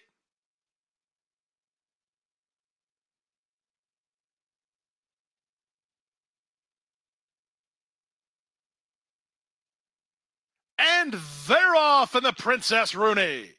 From the far outside, Poema begins very nicely, and she'll quickly establish the early pace from our Adios Jersey, who's beat to the punch well second. Down inside, Olivia Darling is now third from Bluefield in fourth. Out wide on the course in Rosie's Halo, in between horses, Three Witches. Second last is Flakes and Luca Panici, and the favorite, Mary, quite contrary, last of all, while way out in the center as they come to an opening quarter. That opening quarter was in 22 seconds flat. Poema struts her speed. She's a length and a half in front. Our Adios Jersey on the chase in second. Olivia Darling is now third. Bluefield's in traffic with stablemate Three Witches and outside Rosie's Halo. It's a length and a half to Flakes, and still at the back is Mary, quite contrary. 3 furlongs to go. Poema tries to sneak away, but our Adios Jersey covers the move and is on the attack second. From the inside, Olivia Darling is now third. From between horses, that's Three Witches. On the far outside, Mary, quite contrary. She's in high gear and loops up 6 wide through a 44-1 opening half mile. Off the turn and the stretch drive. On the far outside, Mary, quite contrary. Asked for her best stuff by Luca Panici, but the leader is Three Witches. 1/8 of a mile out, Three Witches is in front. Mary, quite contrary, trying to pick her up. 16th to go, Three Witches driven out. Mary, quite contrary, running out of time. Here's the wire. It's Three Witches to win the Princess Rooney. Oh. Second was Mary, quite contrary. Close after that. That was a little bit of an 122 excitable and 4. call for a horse that didn't win. Yeah, he was hoping. That's when you think your track announcer has too much money on a horse. Mm-hmm. All right, Almost. so we have 9 minutes to Santa Anita. Let's see what we have, what our options are here. You got Belmont going off here. Should be right about now. They're loading. Frat Pack, Maker's Candy. I like when you get a name like Maker's Candy and it's no longer with Maker or something like that. Like it would be like Rudy having. There was a horse with Rudy's name, Rudy yesterday. If it was, that I find those funny. So they're going in the gate.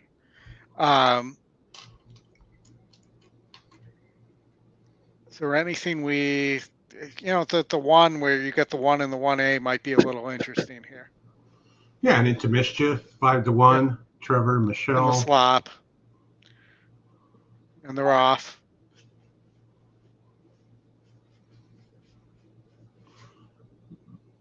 Frat Pack. I'm working on keeping my mouth shut. No, you can go ahead. It's. I don't care about this race. Yeah, well, we've got a 3-horse battle on the front. Full Moon Madness is got a head in front, but here comes Frat Pack on the inside. Now takes over slightly. Ocean's Reserve 3 wide and moving up on the turn.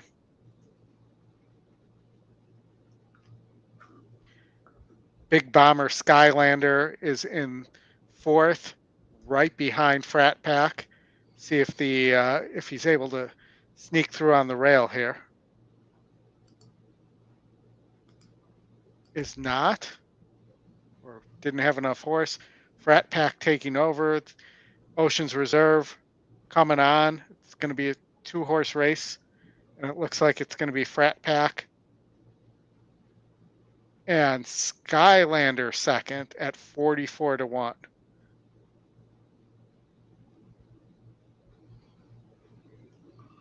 Irad. Skylander. Shock. Well, if you were playing the exacta, though. Skylander, last stop winner. The only way I would have Ran got pretty well. that works with the exacta would have been the trucker CB connection 10-4. Good buddy. 10-4. Yeah. All right. They're coming on the track for the Chandelier. I'm going to take a quick.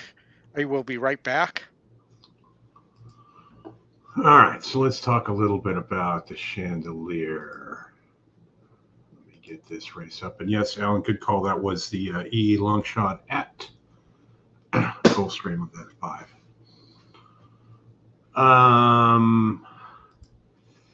Lots of different ways to go here if you're looking to beat the 8 and the 7. I think the 7 will come down in odds a bit. I thought the 1 was an interesting horse here. Grat and Frazier is definitely riding well. Kind of got stuck a little bit in between, obviously stretching out now. Another one that was interesting for me, if you look at the Todd Pletcher with second-time starters, is 25%. That's the 2. He's got Mike Smith riding there as well. So I'm going to try and break its maiden into grade 2. Good place to do it. Speightstown in the 3rd for Leopold. So I'd give that one a half a look. Pink Whitney, I think, is a little bit of a stretch. It's a Liam's Map horse. The GSR really doesn't seem to be there. When you look at the GSR on these horses, it's the 1, 6, 8, and 7 are the top 4. Strength of race-wise, it's pretty much the same, although the 9 does creep up into there. This horse I think would be a miracle to win it.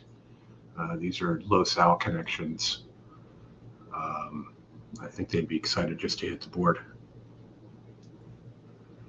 The 6 here, where, Tony? At Santa Anita? Yeah, it's currently sitting at 2-1. Yeah. Not sure why it's 2-1 either, but GSR is about the same, and I don't know. I'm just not a fan of the Sheriff's DeSormo connection there. Also a maiden, I believe, too. Yeah. Like when you were gone, if I was going to go with the maiden, I'd go with the 2 because Pletcher's 25% with second-time starters. It might be the note in the workout report, though. On the 6? Yeah.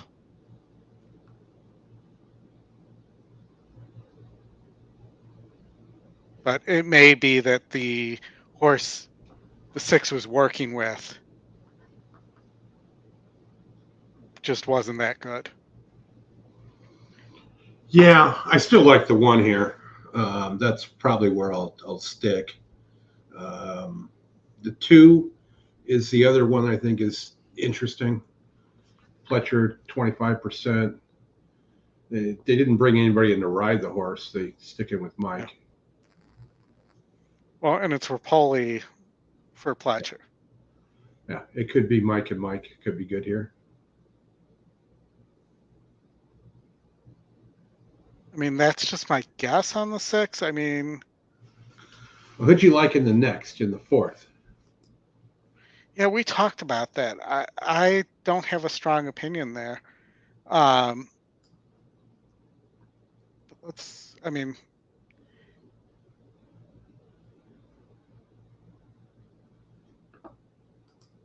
I didn't like the 2, the favorite. That I remember. But I like the 1, 3, and 6. I thought the 6 was pretty interesting. 6 is top pick, 9% on the win percentage, top GSR. Probably going to do the same move that the other Mandela horse did in leg 1 in the first race. Yeah. Well, if you don't like the 2, the 10 is a little interesting for Miller as well, with Freysu riding. You'll get a good price there for sure. And Brad, if you're listening, the 10 is a Vino Rosso horse. Hey. It's an April vintage, actually.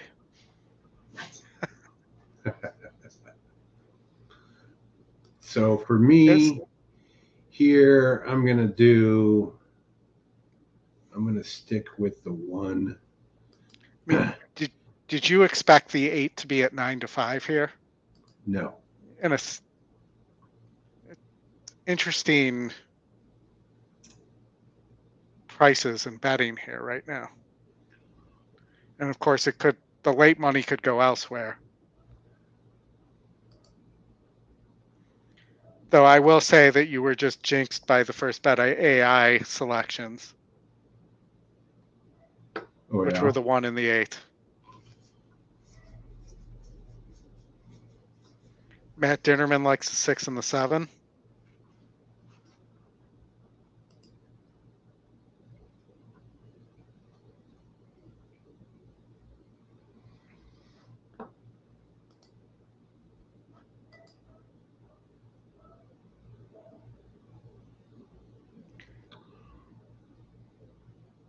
One 6-10. That'll be my double.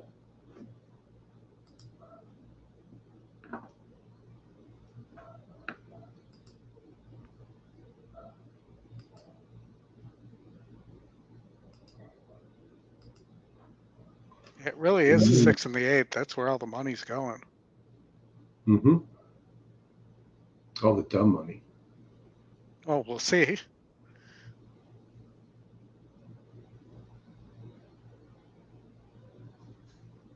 So I will say, while we have a minute here, when I was dropping my daughter off at practice this morning, I was listening to the local sports radio station, and Hawthorne Jim was on giving horse picks. Mm-hmm. And he recommended a win place show bet across the board on an Italian. I should have known right there that was a jinx.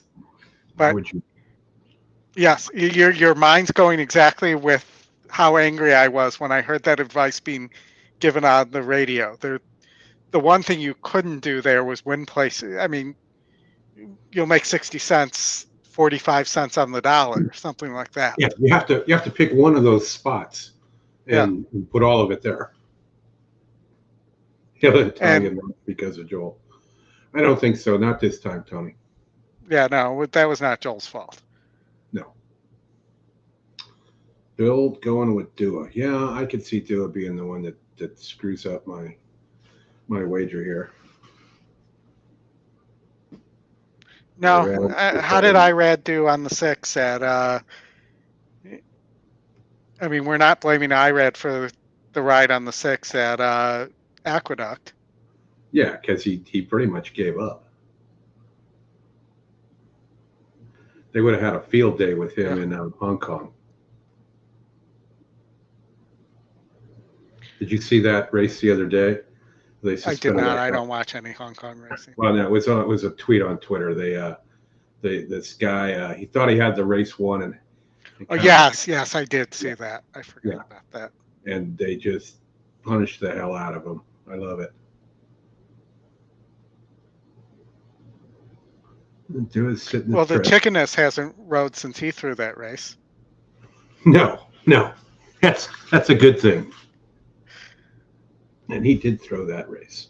Yes.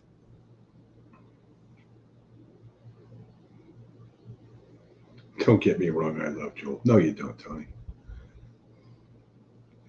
We know that. Joel knows that.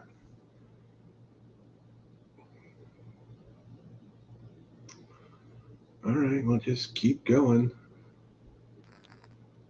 We're not going too fast. No, this is a slow pace for Santa Anita. Uh-huh.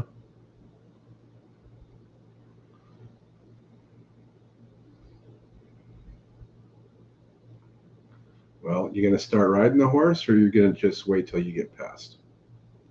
I'm guessing wait till he gets past.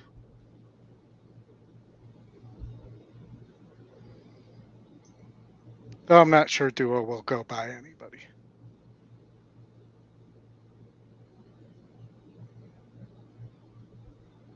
But it's either the 1 or the 7 here. It's the 1. I'll take it. Yeah, me too. Moves on for the to the next leg of the combo pick 6. That ends my win bet and my double. Well, it's I'm on. And actually, the 1-7 exact that probably did it on. No, the 2 got into second, didn't he? I don't recall. Let's see if they. I stopped paying attention once I the 1 would win there, but the 8 didn't. I didn't understand, and a lot of late money came in on the 1, but where's all the dumb money that went to the 6?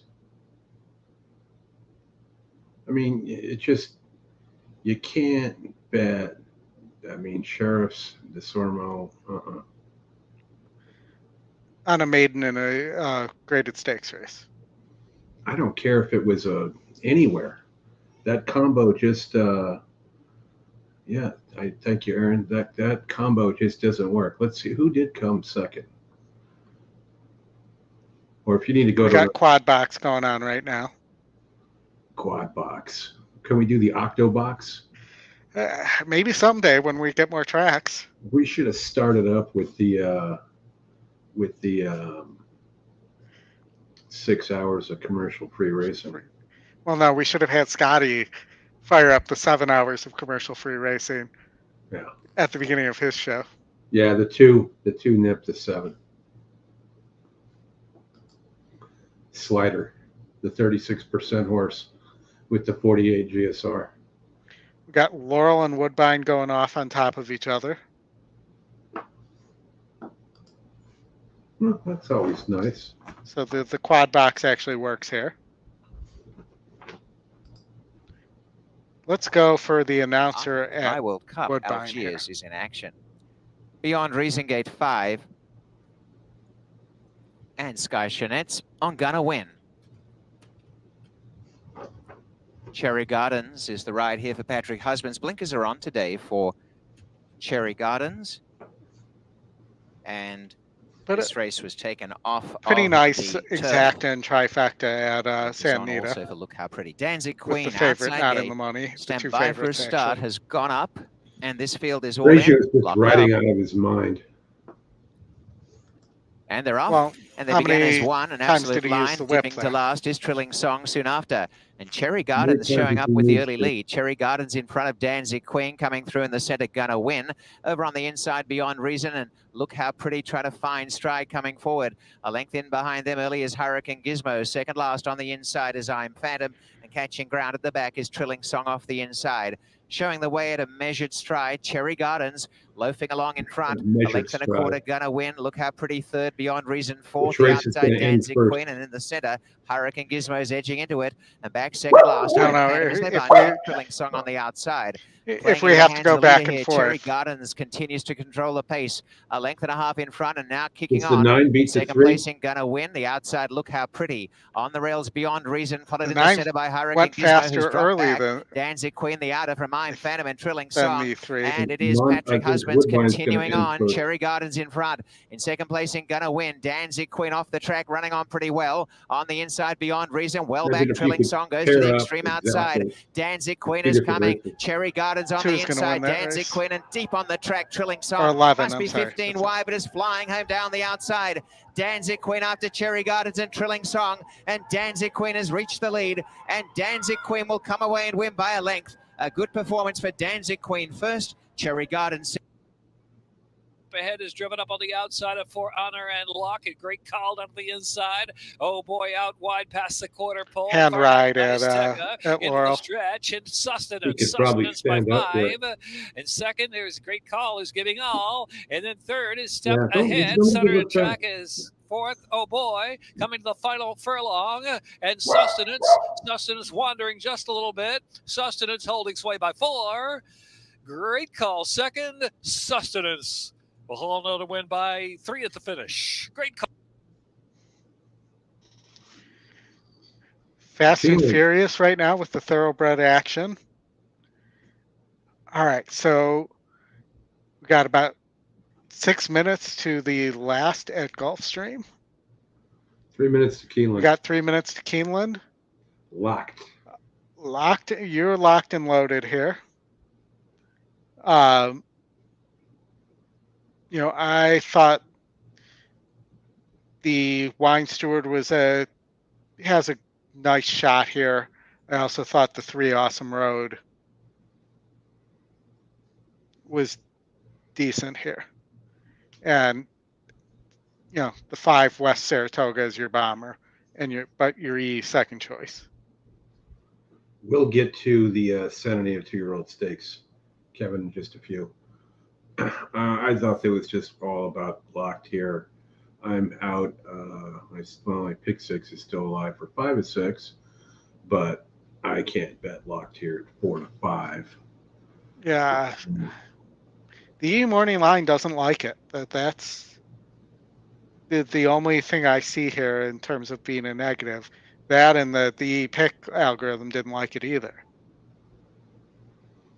I know. Sometimes we don't. Sometimes I don't agree with what it says, and Yeah. No, I I'm not.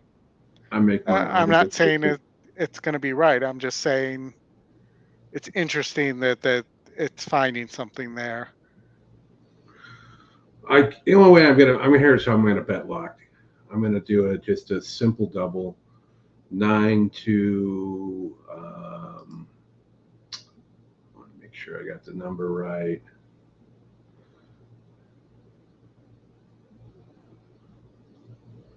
9 to the 9 to the 9. Sorry. Yeah, did I have that right? Yeah, locked to Annapolis. I know you don't like Annapolis. I do not like Annapolis there. Have you ever been there? It's not a bad place. I may have at some point. I honestly don't remember. 9, 9, 10, 11 to 1. If you like Master of Seas and you like locked here, you can get 4 to 1, which is better than what you're going to get on either one on a win parlay. The other favorite in the next double wise with the 9 is the 5.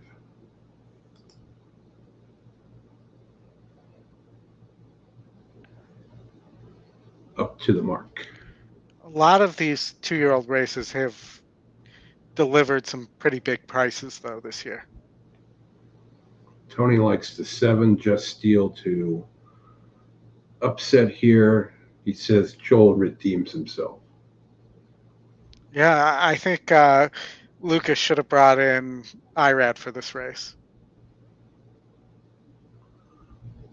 I think we'll see if the horse. Sorry, Tony. It had to be said. We'll see if this horse gets out of the gate.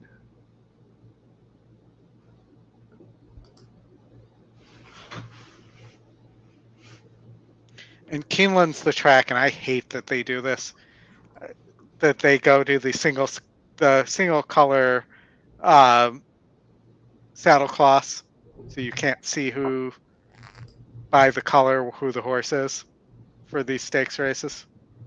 You don't like that? Just memorize. I hate it. I hate it. It's like watching Australian racing.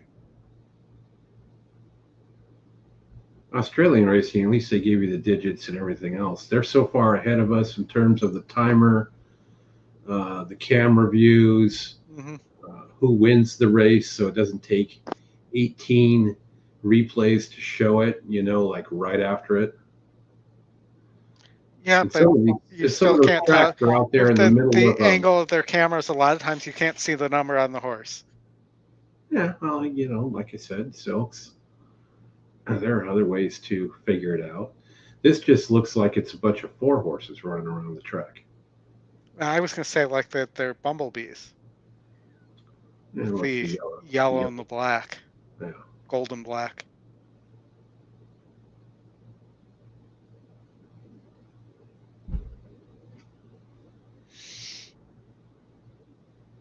Yeah, color codes for the silks is the way to go for sure, Bill.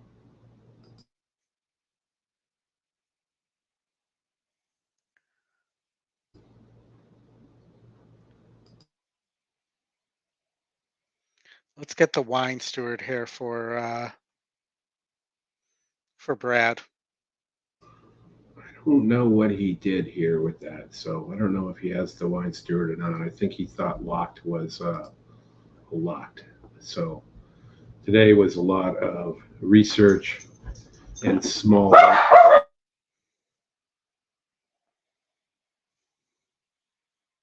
Nearing the gate.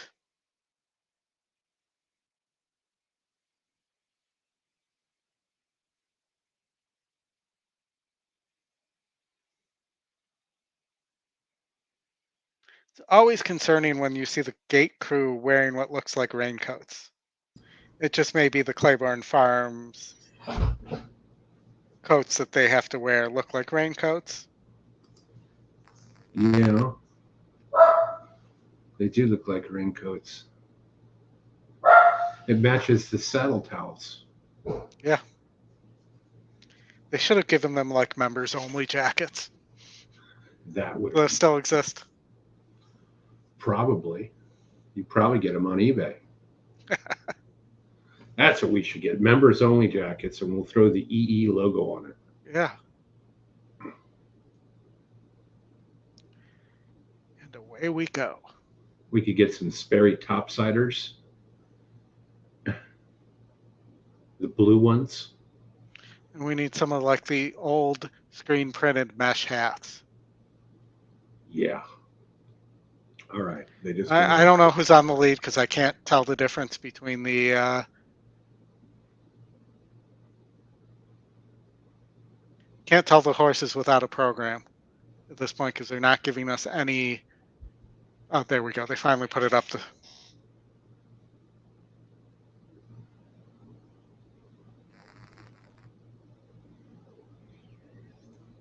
The 4's in the lead. The 4 Yep. just passed the 4. 7. Yeah.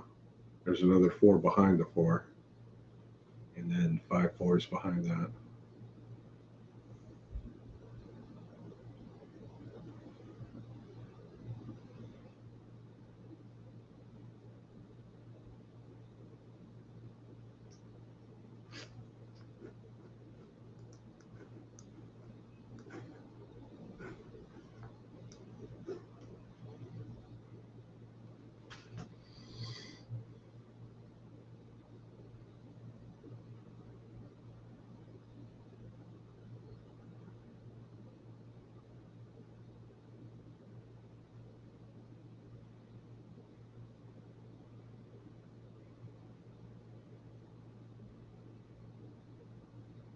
Nine's going to get the one there at the wire.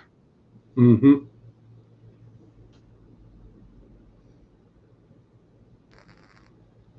The Wine Steward almost good enough there. Almost. Really, those single color saddlecloths is doing everybody a disservice.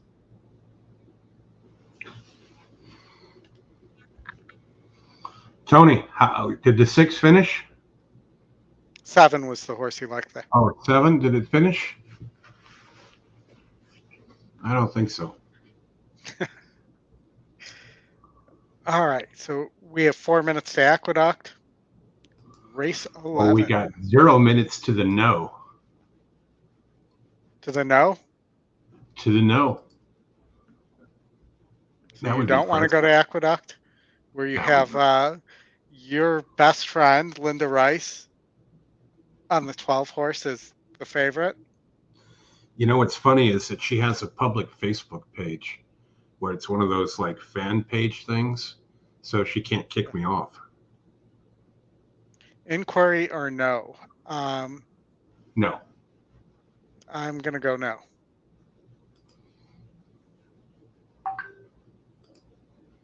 I mean, should there be? Maybe. She's 28% off the claim. What percent is she when knowing what the past performances of the other horses in the race are? Probably about 30%. Probably. Maker on the second choice. 9-5 on the E morning line. 12-1 on the actual morning line. Remember, this was supposed to be a turf race.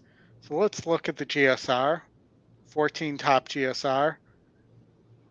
12 second best. 11 third. And the long shot, the Maker horse, it is down the line. So, I mean, the play here could be 12, 14, 11. But, it just doesn't look like there's an opportunity to make any money here.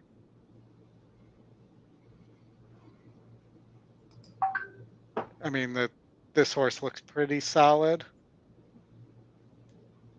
Let's see what's up with the 6 horse. Yeah, that's a big GSR drop. Though it did run. Oh, it must be. So on this horse, it must have a poor wet GSR. 53 to 63, so 10 points difference.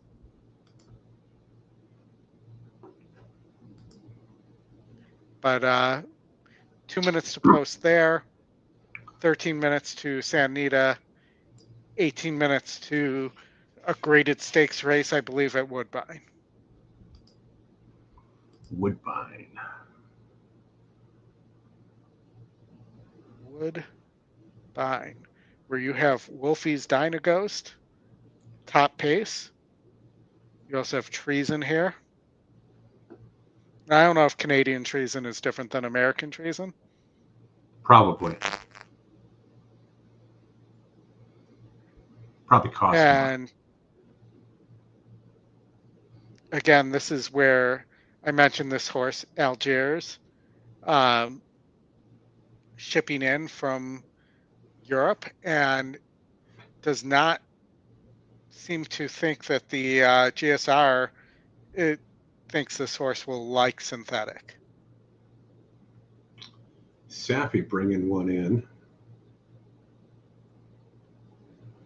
Is that nope? Camara on the 4. Emma Jane on the 3, taking a lot of money.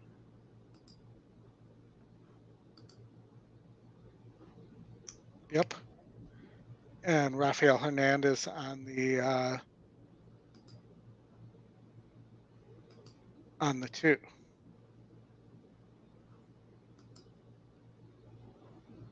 I mean, from a class perspective, this seems like the 2 and the 4.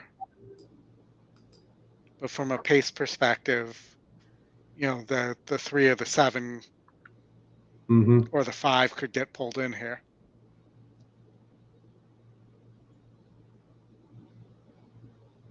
If those 2 go too fast. I don't mind the 7 all that much either, even at 30-1 on the morning line. I don't know who makes the morning lines up there, but they're routinely wrong.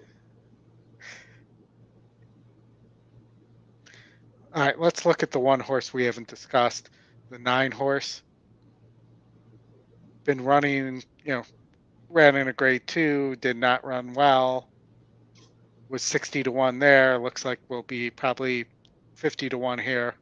No, not enough yellow. Chuck it out. Chuck it. All right, so let's look at, how about a late double? They don't have like nickel doubles? No, 20 cent. No, actually, it's not even 20 cent. They're $1.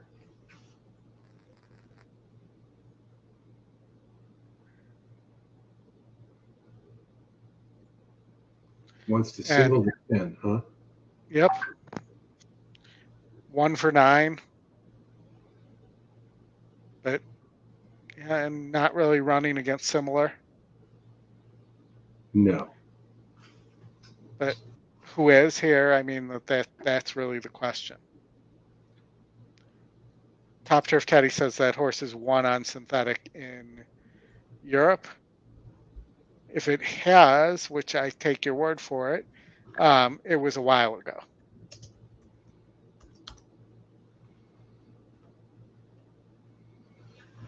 Yeah, I'm not monkeying around with Woodbine. I'm just going to throw a 4-3-2-7 try out there. 4, 3. At 20 cents. Play it at like $1. 20 cents. Do we really? Are we? It's because they offered at 20 cents doesn't mean you have to play it at 20 cents. Oh, we're actually, this wasn't on the list, but we're actually almost to, this was missing on the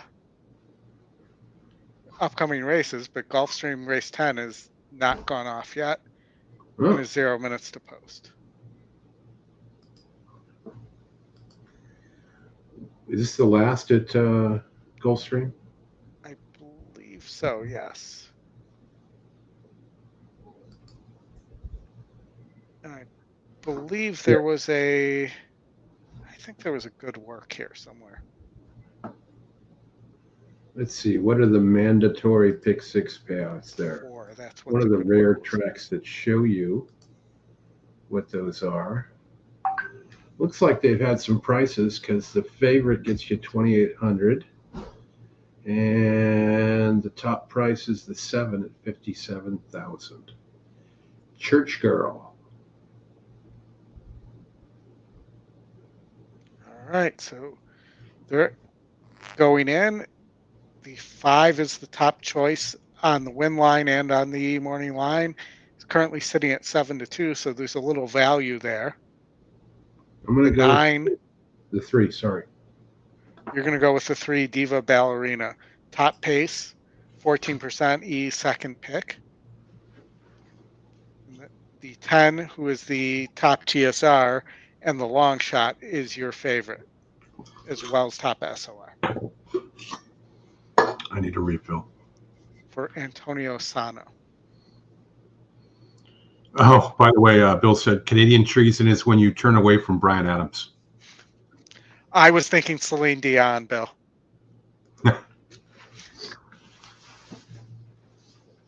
And Doug Flutie too.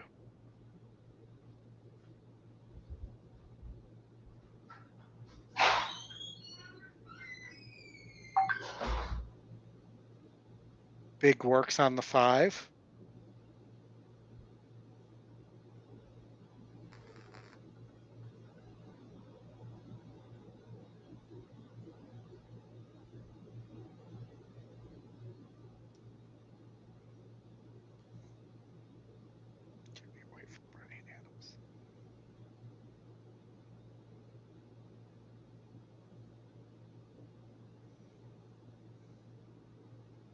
All right, I'm going to put the sound on here as they're loading into the gate.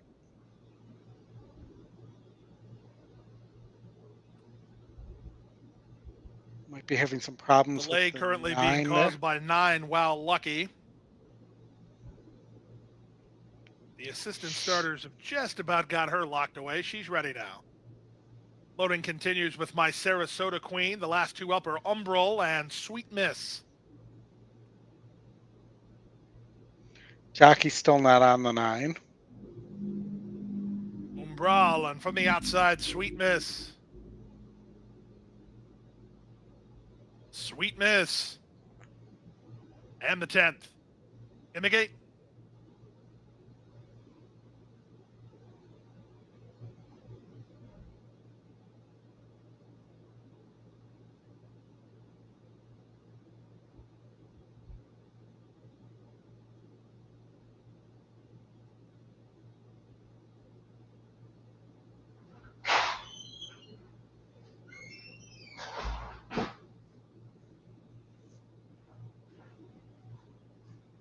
Ready now.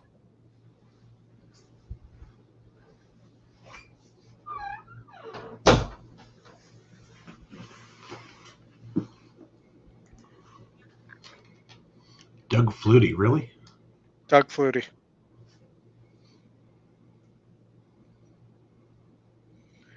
Yes, I'm aware, Ladder not off Canadian. Here toward the inside. Looks like we're set Playing the now. Canadian Football League, though, right? Yes, exactly. That makes him somewhat Canadian. And runners away. From the far outside, Sweet Miss breaks well, and here's speed from Diva Ballerina. Between them, Miguel's Bell. Up the inside, Chilling Factor away mid-flight, my Sarasota Queen. Back from there, Umbral toward the far outside with Wow Lucky just to her inside. She's drawn within 8 lengths of the lead.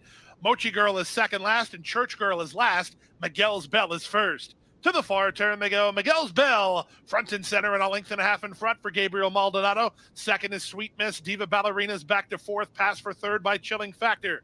Trying to rally from the back is Umbral. Blue colors drawn within 8 lengths of the lead. Inside her, my Sarasota Queen asked to quicken. No 2 good back for on the Wow field. Lucky, a quarter of a mile out. 22-2 for the opening quarter. Nothing decided yet. Question is, are you going to get a Bell bomb or turns does for the home 5 on hang top. out? Here's Sweet Miss at a big price to try to track her down. Chilling Factor at an even bigger price is down the center. They come past the 8th pole. Miguel's Bell trying to get one more furlong. Here comes Chilling Factor on the outside. Chilling Factor and Sammy Camacho have taken the lead at 23-1. Chilling Factor wins over Miguel's Bell second. Wow Lucky third. Umbral finish fourth in 106 flat. 106 flat. Looks like we are done at Laurel. Yeah. 3 minutes to Santa Anita here. I need.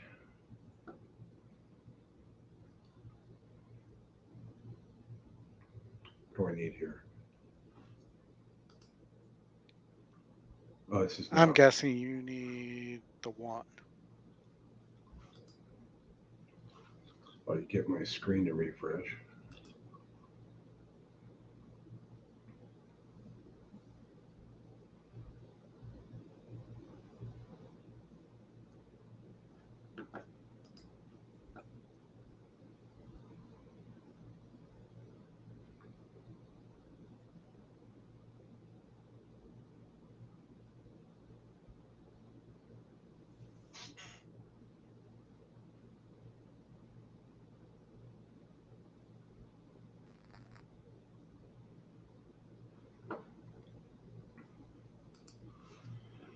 Did you have anything here you liked? It was more that I didn't like the favorite here. Versus having something I liked. Slider. No. Losing almost 20 points in GSR. Moving to the turf.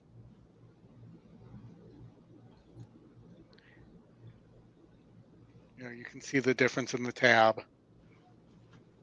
The 6 and the 10 here. Yeah, I had a feeling you'd be on the 6. I thought maybe you'd be on the 1 as well. And the reason I'm saying that is it's the Kenny angle. Kenny would be on the 1. Matter of fact, I think I saw him.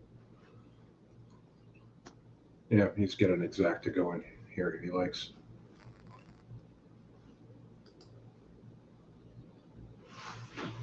So let's see. Oldie has a question. My question not only Chris, how sure is the 2 in a single Santa Anita race 8?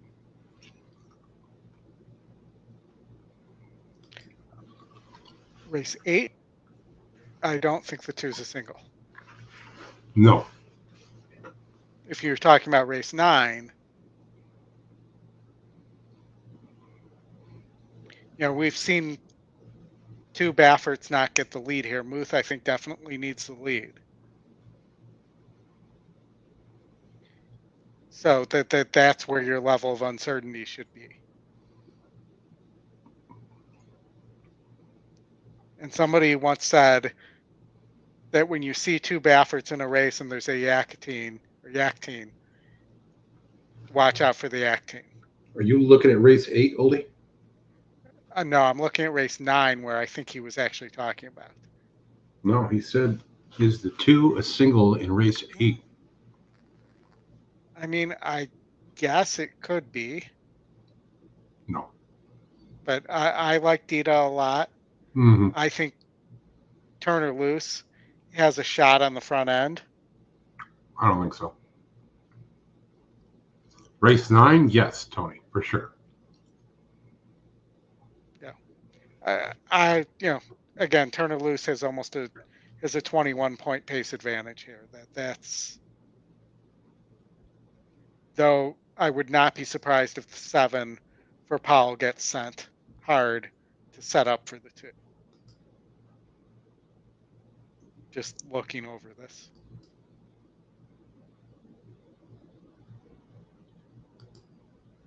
Turner Loose just doesn't have enough yellow. That's the problem with Turner Loose. Doesn't have enough what? Yellow. Yeah, no, I agree. I mean, not a lot of yellow, but not a lot of getting the lead either. No. I don't know if today is going to be the day. And we're off apparently. So let me. Gonna put it up. There we go. Around the turn, and it is Slider in charge, leading 3/4 of a length, and Mr. Chisholm in second. It's Get up there and push him off. River moving up on the outside third. At the rail, Dark Vintage. Lord Prancelot is wide, then Tranch there at the top of the stretch. Wow, inside. Trail on the inside is Dark Vintage to take the lead away from Slider. Slider blew the turn, but is coming back for more. Yeah, blew the turn. Vintage and Fair River, a 16 to go. Slider and Dark Well, Vintage. 2 was much the best. It's just too strong. And Slider cruises home in the end to win it by 2. Dark Vintage gave him a scare. Then it's a 3-way photo for third involving April Vintage, Dedois, and Always on K. All right. All right, again, Fast and Furious. We're tri-box right now. And we're 3 minutes from that race at Woodbine we had been talking about. Who do you like here? Woodbine, race 9? Yeah. Ugh.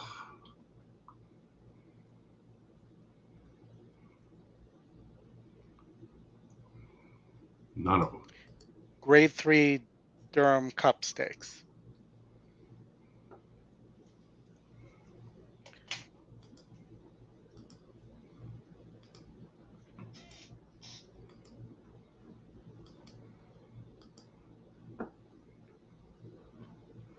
Zappy's 24% off a layoff. At 5. 16 to 1. I know. No, I'm just saying the price out loud for people. Yeah. I don't know. There's not much here I like.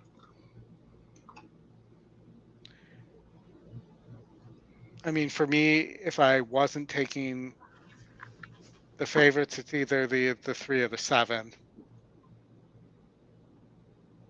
I did not like the actual favorite. No, here it is, a system. No.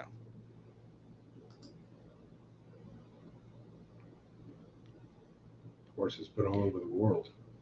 Yeah, that was strange. Is the video moving in slow motion, or was that horse? Now, Canadian grade 3, I think technically when you do the conversion is like a grade 3.75, but Mm-hmm.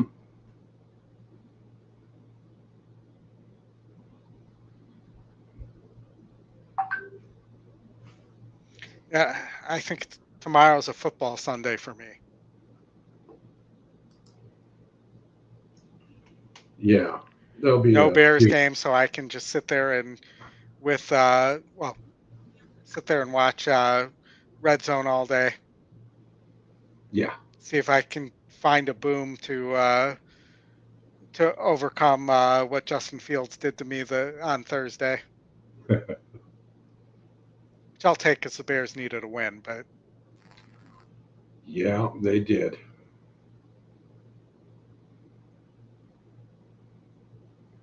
Well, you kind of felt like it was going to win that night. They were going to win that night after Buckus died.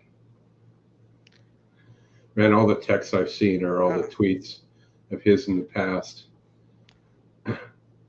Some guy replied to him and said, you destroyed my grandfather back in the day. And he replied, yeah, probably deserved it.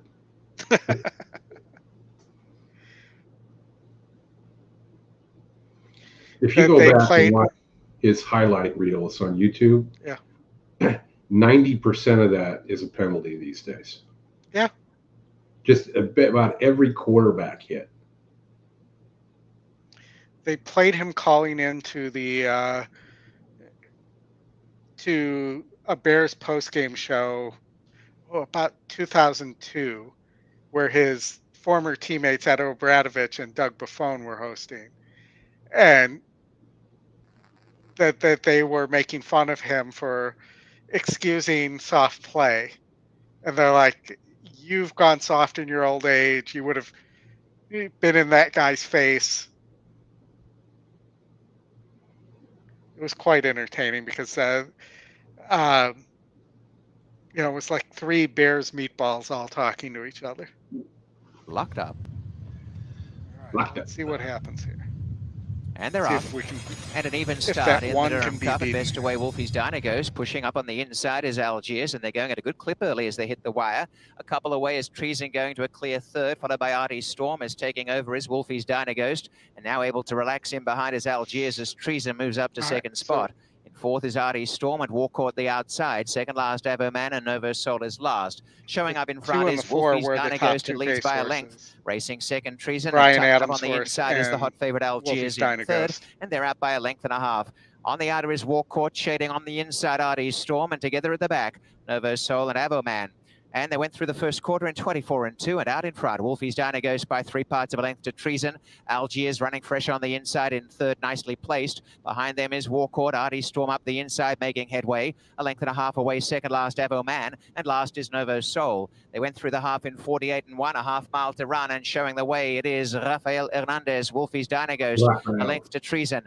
Parked right behind them, Algiers on the inside. A length away came Walcourt, and now pushed along for the first time Artie Storm as they quicken, and Algiers creeping up on the inside of Treason as they go after Wolfie's Dana Ghost. Back in second last position, Aboman, and last is Novo Sol. Wolfie's Dana Ghost crunching through these fractions, leads at the quarter as they turn in the Durham Cup. Treason second, waiting in the wings, Algiers looking for racing room now, and down the outside, Walcourt's running on and trying to extricate as Algiers in the centre. Wolfie's Dana Ghost in front, Algiers coming into second spot, and down the outside is Artie Storm finishing well. Wolfie's Dana Ghost little length, Algiers and Artie Storm. Artie Storm swept to the front, and Artie Storm's got the lead. Algiers coming on late, but Artie Storm goes on to win the Durham Cup. Second is Algiers, third on the inside, Wolfie's Dana Ghost, and then came Treason, followed by Walcourt, next to last Aboman, and last. So we have one situation where 141.08, where the GSR didn't hold up. Emma, I'm actually shocked. Why are we still not official at Santa Anita? there have been tow problems all day. Well, there's been ADW problems all day too.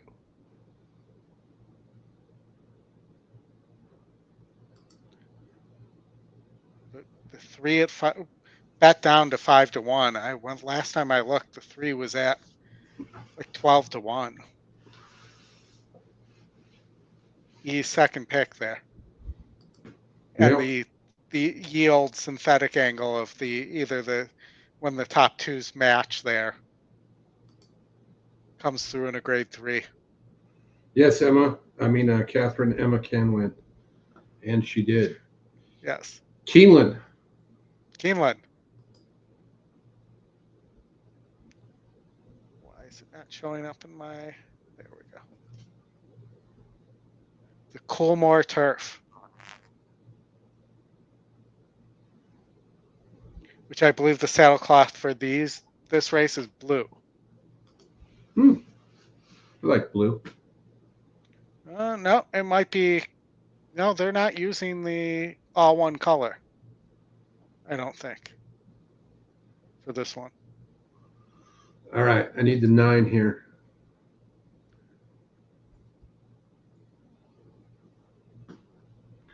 I need the 1, 3, and 5. Did not get pounded like we thought it was going to.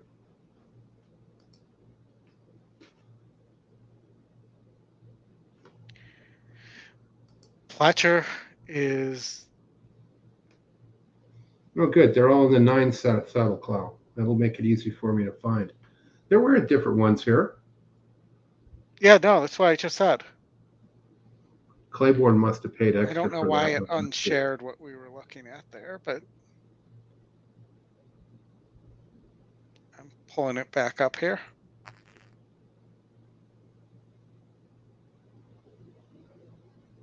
Coolmore turf. Appleby with James Doyle. I agree with you, Bill. I got a double coming in here. I think the money's probably correct here that this is going to be Master of Seas after watching that Woodbine performance. Pick 4, Will pays Tony. 157 to the 1, 1893 to the 2, 1149 to the 3, 451 to the 4, 187 to the 5, 3300 to the 6, 838 to the 7, 3400 to the 8, 270 to the 9. Hope you have it multiple times. I saw a guy the other day that played a $2 pick 4 at Woodbine, $2 base. It was a $420 ticket. paid 14 grand.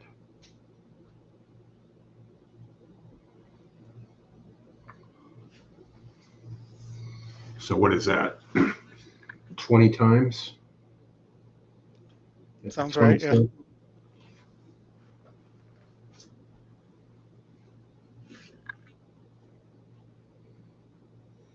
That 5-horse looks like it's laughing.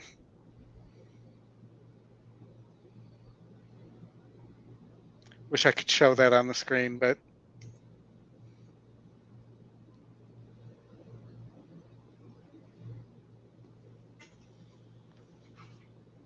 Annapolis with Prada board. Mm-hmm.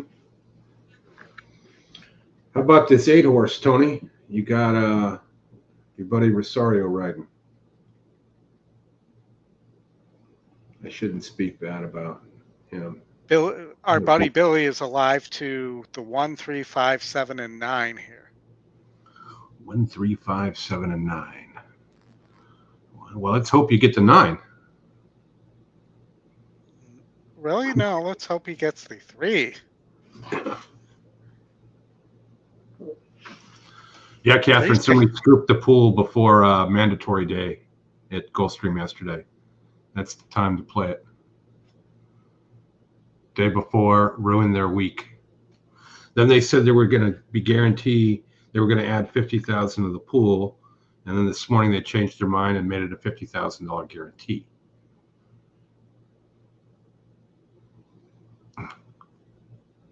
And then somebody that emptied out again today too. Starts fresh tomorrow. Yep.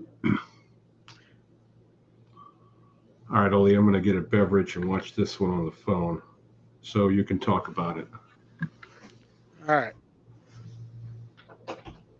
We're loading into the gate.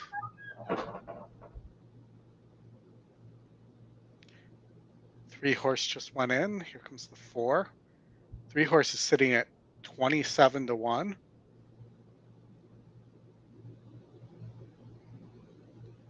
Here comes the 8.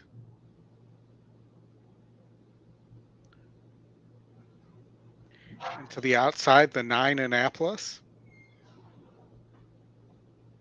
We're all loaded. And they're off. One hop the start a little bit. 3, 7, 9. And I can't tell if that's the 2 on the rail, I believe.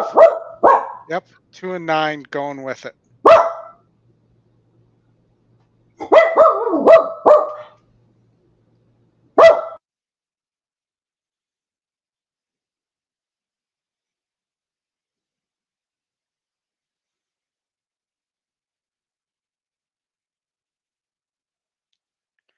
Your 2 favorites, the 1 and 5, are sitting towards the back of the pack together.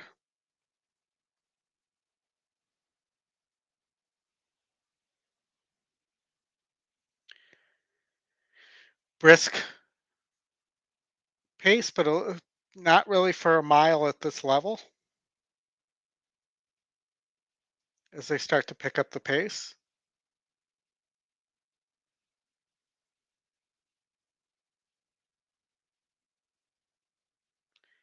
Here comes the 1 Master of Seas coming up the rail. It's going to have to get out.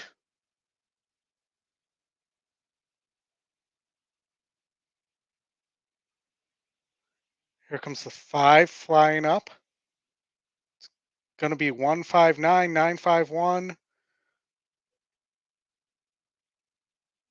Here comes the 5. Will he get there in time? I believe if the 1 got his nose down at the wire. What do you guys think?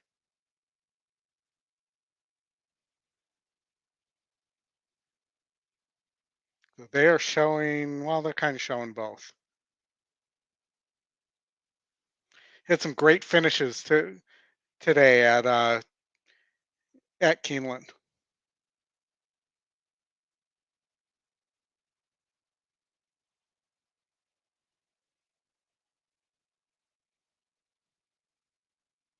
Let's see on the replay.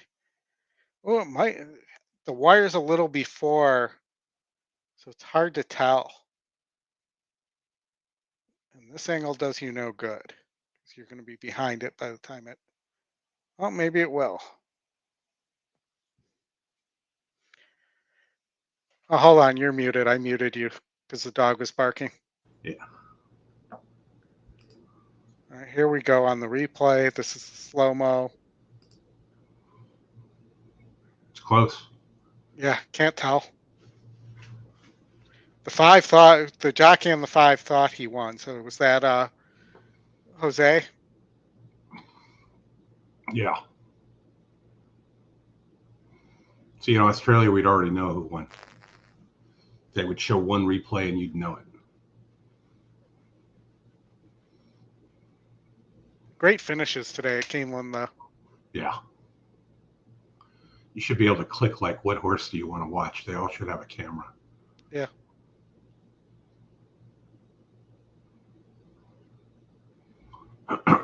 Here we go again. Let's see.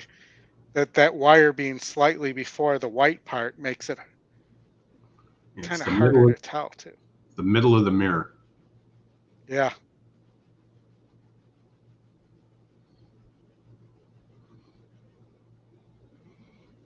They're showing the 5 right now. And now they're showing the 1, so I don't know. Again, we'd have known. 5. 5 got it?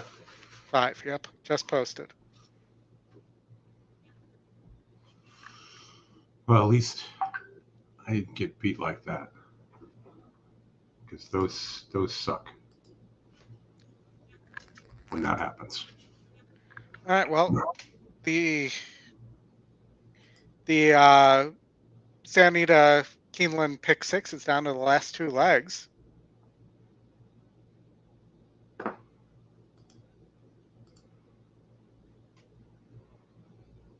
And we're alive. There's that.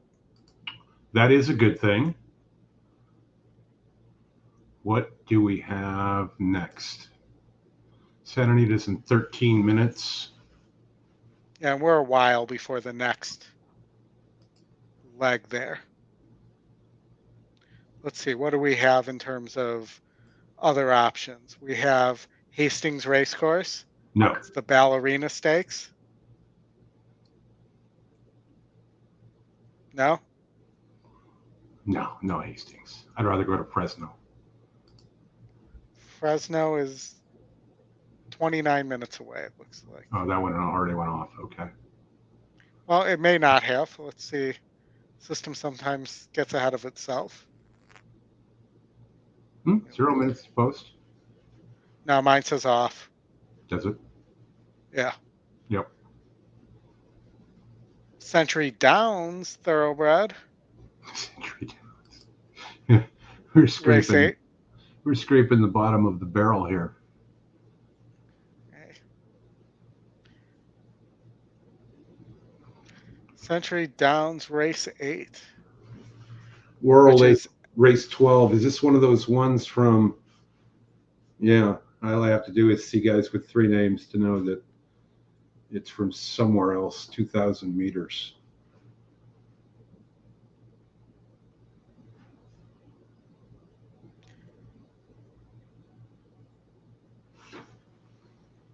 How about you guys review the latest pick 5 at Santa Anita? The latest one we can find? Like one that's done already, or do you mean the late pick 5? I think he means the late pick 5. So, well, since we got 10 minutes, why don't you pull up a pick 6 at Santa Anita, and let's see if we can find a cheap one. All right, we're going to do $24 here. Yeah. We know we're going to single the 2 in race 9. Yeah, what about the 6 Booksmart? Booksmart. You look at that, I'll go look at the workout reports.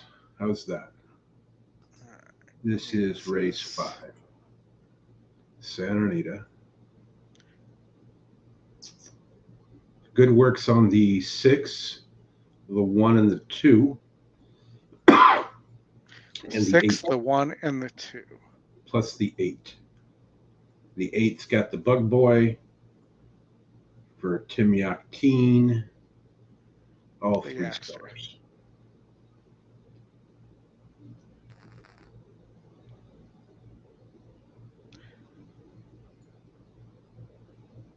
The 9's top SOR, top win, or top E pick. And the 3 is top pace and top win percentage. Tony, one day we're going to have you on the show. I don't know what day that's going to be, but yeah, we can have you call in and we'll do it that way.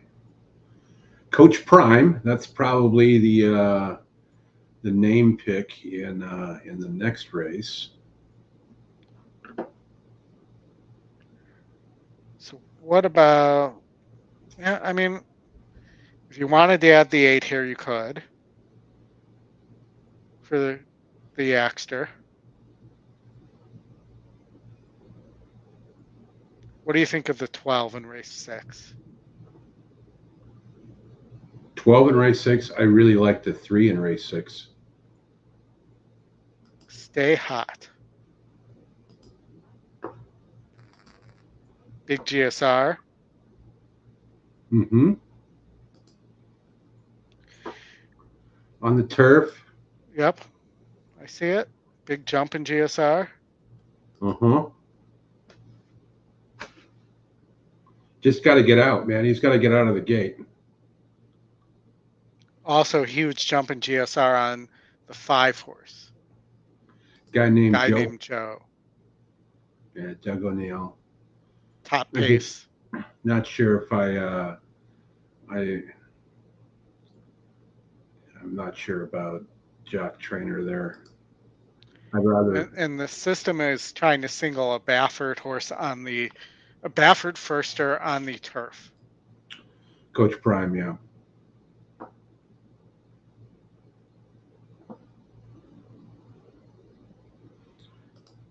You have 2 Mandela horses as well. You have an Omaha Hernandez Beach. goes to the 8, which is gonna take all the money. Doesn't ride the Baffert Zenden horse that he would normally ride for, so that's obviously a tell. I mean, if I was putting together a real ticket here, you're gonna have to take some risks. Maybe the risk to take is the Mike Smith horse, the 9 here for Mandela. Maybe it's the 5 at top pace. I'm just going to go top GSR. That's what I would do. I'm going to play a double into this 3 for sure.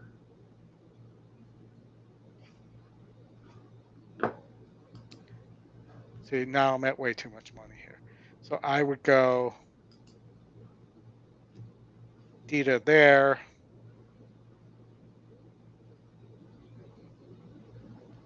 Problem is I don't love the 6, but you're going to have to take a chance somewhere. Mm-hmm.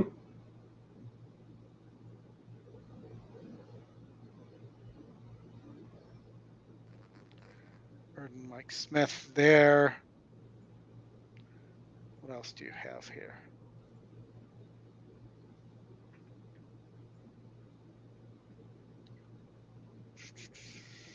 Tomato.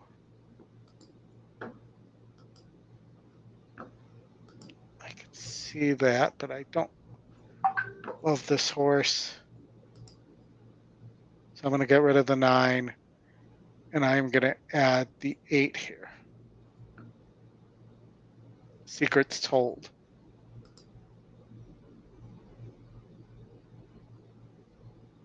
There you go. $80, 3 singles.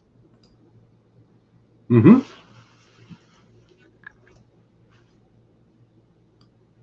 How many minutes we got? We have 5 minutes still.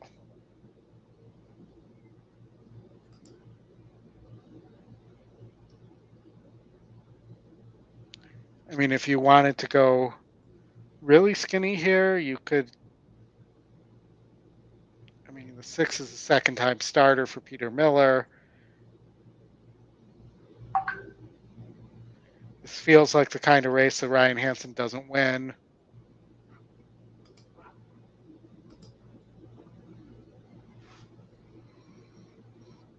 Well, we won't see a Dan Blacker horse for a little while. Suspended or baby? Yeah. Positive for Ace. Was it a positive since he set, or? I don't know. It just announced 2 days ago. Him and the Mullins one with the joint injections before a workout.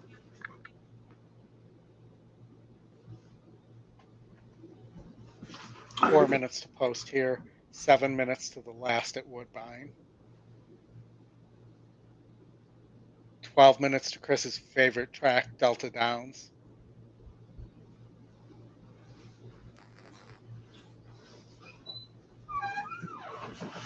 Tony said he would single to 3 here. I agree with you, Tony. And I was thinking I don't like the 3 at all. This doesn't feel like the kind of race Ryan Hansen wins. Yeah, 3 at Santa Anita, race 6. I agree. Praise you. Not Frazier. The 3, stay hot in race 6. Race 6 or race 5? Oh, he's saying race 5. Oh, yeah, he likes to pace. It's a 5's the pace in the next race. As I said, I don't feel like this is the type of race Ryan Hansen wins, and him and Maldonado are 0 for 13. Agreed.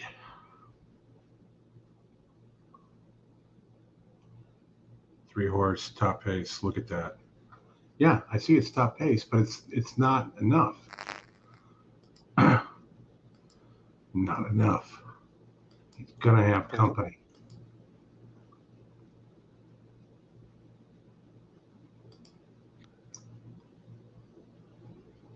I like the 8 here at 13-1.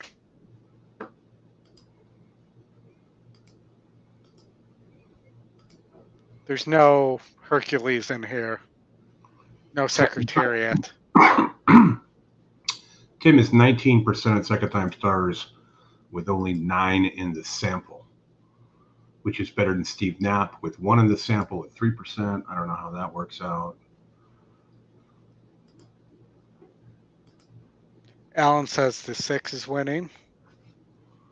Peter Miller is 23%.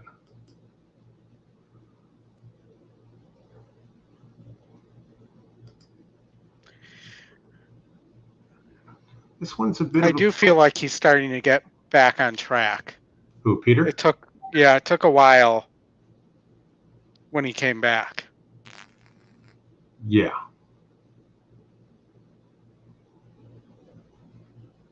And did Ruben Alvarado go back to being his assistant?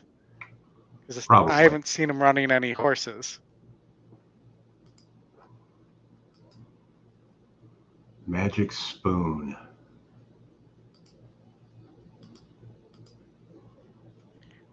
I think Goldie, for me, this is just going to be PSR and roll the dice. All right, you roll. One of your favorite Good races and maiden special.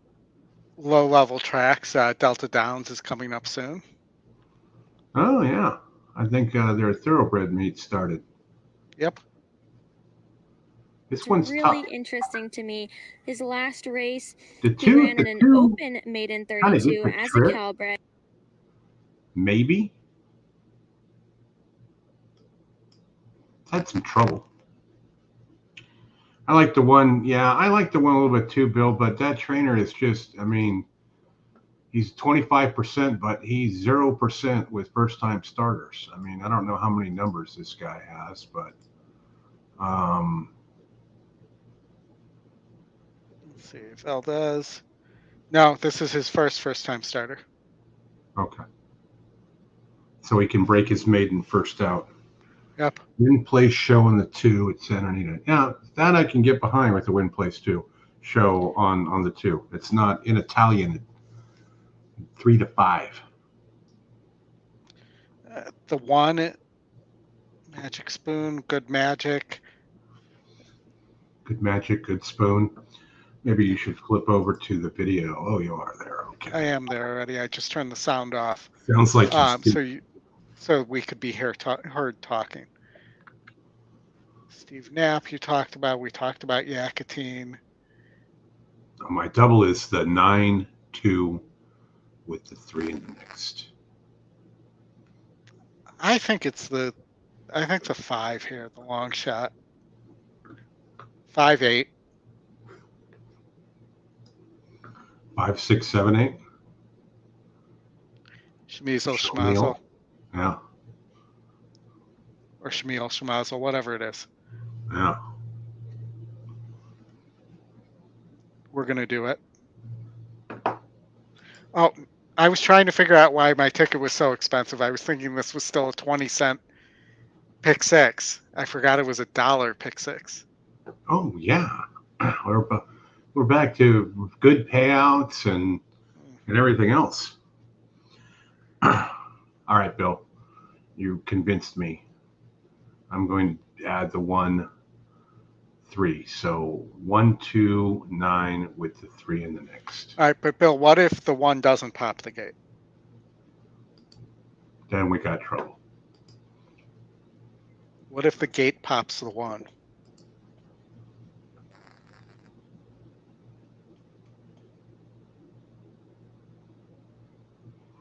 So super high 5 carry over here. Yep.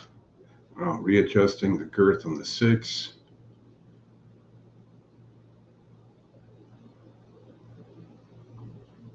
There's your 3.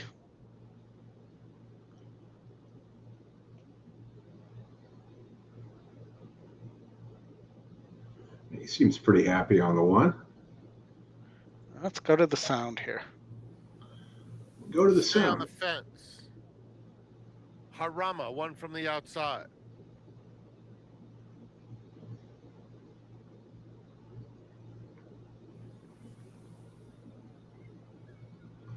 There are 1 horse out. 1 more. I want to be that guy. One that just puts his finger up. 1 out.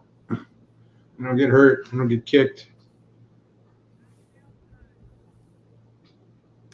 They're in the gate. Who's 96 years old? And they're off. Stolen Treasure and Pete's Old Fashioned are both out very alertly, but it is Stolen Treasure who's the quickest out of the gate. Wicked Facts is now coming through on the inside to challenge, and Red on Sunday is just off the pace. Only a neck back as Pete's Old Fashioned comes through now to lead them. Yeah, I don't think he popped the Harama gate. is only 2 lengths off the lead, moving up on the far outside along with Stay on the Fence. That pair followed by Wicked Facts, who's now losing ground. Halo Uncle is down at the rail. Magic Spoon, 8 lengths off the lead with the red cap and another 3 to Fact or Fiction. They move around the far turn. The 8 appears the new gone. leader is Harama, and Harama goes on with it, leads it by a length and a half suddenly over Pete's Old Fashioned, with Stolen Treasure racing in between horses. Magic Spoon is trying to launch a very wide bid. They have to catch Harama in the final 1/8 of a mile. Harama 2.5 length lead. Magic Spoon continues with an eye-catching rally in the center of the racetrack. Stay on the Fence battling with Stolen Treasure. A 16th to go for Harama. Magic Spoon really flying out. And Magic Spoon with a 12 stretch kick brings down Harama. Good call, Bill. Yeah, nice call. Just how you drew it up. Just how you drew it up. 1-8. Halo Uncle as first-time starters run 1-2. That's funny.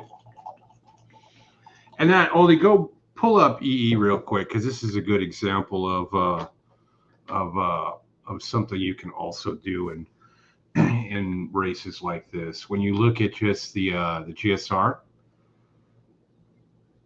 and you see the first-time starters, and you don't have a strong opinion of the race, box the 3 of them in an exacta. I don't know what that's going to pay, but you usually pay well. The Magic Spoon was bet down to 3 to 1. Sure, but go here. I'll look at the Yeah, exact probables in a moment. until we get the probables up here, hopefully As soon as in I'm a couple weeks here. pouring my bourbon.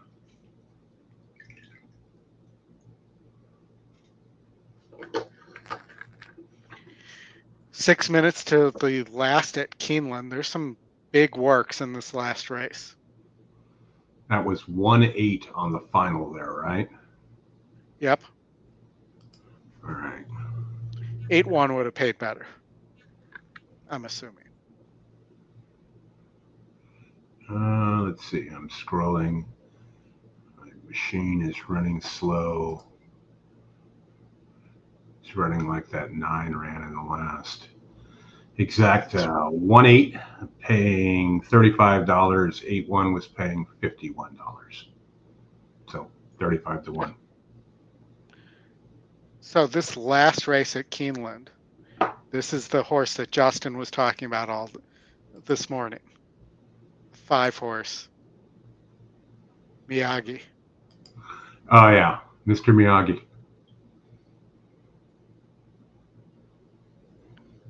Is he getting bet?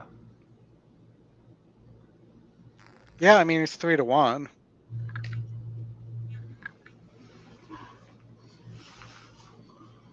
Justin posted that this morning. He really likes this horse. Okay, this is not part of. So there's 2 Santa Anita legs left, right? Yes, correct, and it's not. It is not until race 8 that we get back to this, which is a 7:41 Eastern time post time. Okay. We got some time. Yeah. Well, his 5-horse has taken some money, and the odds are cut in half. Yeah, and there were some other good works there.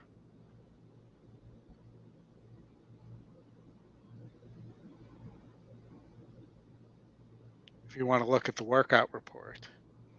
I am. What race is that? 10. Last one, 11. Yeah. Nash, Miyagi, both with 4-star workouts. The 2, the 6, the 12, and the 14 and 15 all had 3 stars as well. Mm-hmm.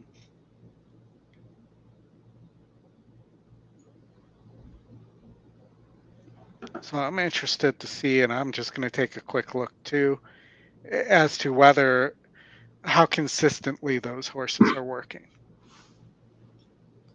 Because I'll often do that with the workout report is dig in. Kitty Hawk here.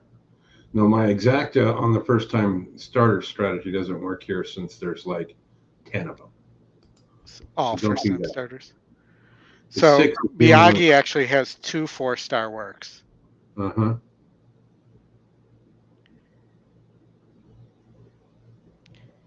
And Nash had the 4-star work and then a 3-star and a 2-star. So they may have just been more maintenance works, but. Where can I watch the workout reports? The workout reports are something that we purchase on the side, but you can watch the works at ExpressBet TV. Charles is correct. Yes. Wayne Catalano is 10% on second-time starters out of a sample of 4, so take that for what it's worth. Well, he's 15% on first-time starters, and the 5 is your long shot first-time starter. Yeah. Which is not top GSR. I would love to have seen that. Yeah. GSR is 15 points down from the favorite. From the favorite and Booth. But another horse by Matoli. Yeah. Gold Brick for Brett Calhoun by Golden Sense. You have a Go Sapper. I'm just looking to see if there's anything hidden here. I don't think so. I don't know what Justin's doing, but I'm sure he's got 700 bets tied to this 5. I'm sure he's alive to like a $7 pick 3 or $15 pick 3 to the 5. Pick 3. It's usually a pick 3 and a 4. pick 4. Yeah. Sometimes a pick 5 too, but Well, the pick 4 to his 5 is paying $350. it's not bad. No. But you would have had to have the 1 horse. Mm-hmm. It's bad if you had a $480 ticket. It is, yes. Yeah. But I'd probably be all here, so. I see our friend today had some large ones out there as well. Well, I was joking about that. That's why I said I'd be all here. I would not be all here, but. No. Everybody loves to go all in the last leg. That way you're covered. And then you watch the favorite roll home.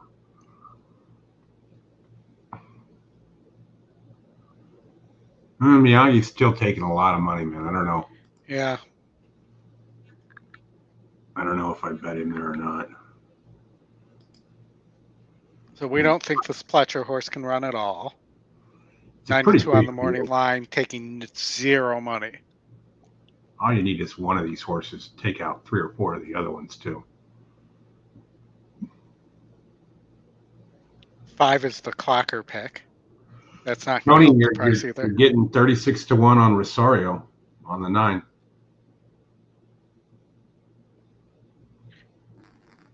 What would it take for the 10 to win? I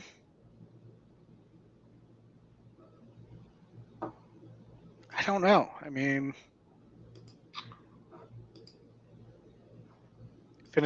crossing the finish line first usually does it. I was mainly talking about Dale Romans. I mean, the works don't look like anything special. Mm-mm. 1%. Romans is 2% with first-time starters.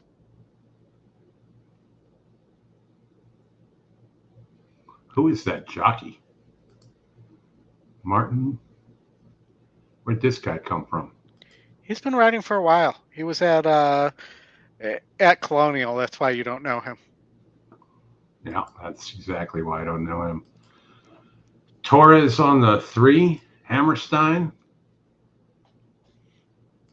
Bottom GSR. Enough said. Maybe you just bet this with bottom GSR. I mean, Miyagi's what? 5 points higher? 3, 4, 5, 11. Yep. There's your bottom GSR. Exactly. Or you bet 1, 7, 13. Your top 3, and you get 2 prices. Or you could bet all the odd number horses or the even numbered ones. Wasn't that how you guys used to play the Woodbine Mohawk Super High 5 carryovers?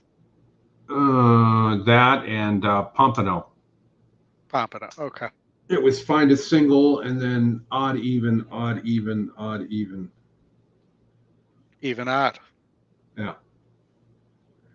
All right, we are almost at the gate. Also almost to Fresno Race 4. Ooh, the no. Anybody in the chat ever been to Fresno? The town or the track? Both. Fresno, California, not Fresno, Texas. I have not. I have. Is that a we send all our best people to Fresno type situation? No, Fresno is the place where you want to get out of. I moved there with my parents in 1979, and got away 20 years later. I have a coworker that when you're going someplace that you really wouldn't want to go, makes a comment about we send all our best people to. Mm-hmm. Sounds like it's the Quincy, Illinois of California. Fresno was mentioned in the Airplane movie. I'm trying to remember the line. It was also one. They also had a TV series called Fresno, the TV series. The TV show was with Harvey Korman and all that kind of group. Carol Burnett. It was pretty lame. Late scratch of the 2. Damn it. I know you're gonna have to void all your tickets. It screws everything up. Well, it hurts people's anybody who has the 1 in a multi. Yep. One's just gonna get crushed. Isla Margarita, Jose, he's back. How are you? Yep. I looked you up on a map. I know where you're at. Nice. This could hurt Justin too on the 5 if the 5 goes to favorite. Yeah. Not good. Late scratches suck.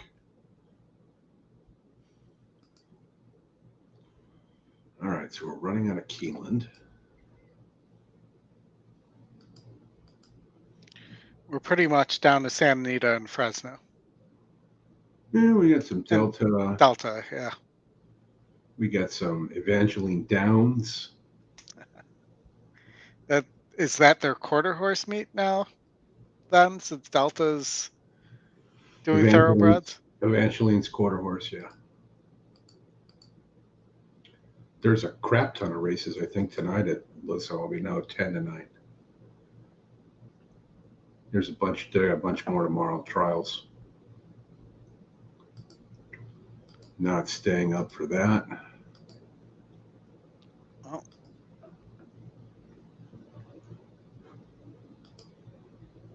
I think my suggestion of taking the top 3 GSRs might not be a bad plan right now.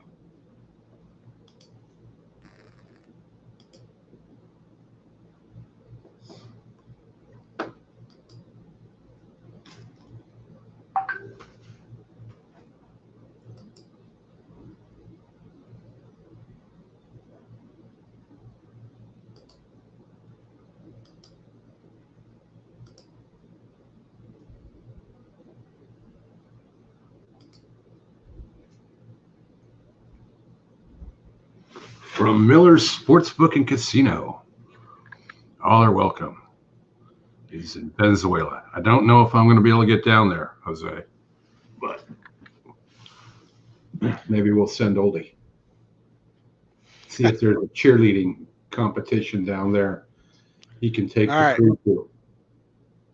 So you've probably seen already the results? No, they're still in the stretch, man. The 7's on the lead. The 1's coming from behind.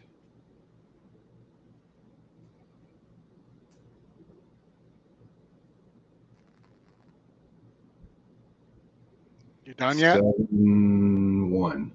7-1-4, yes.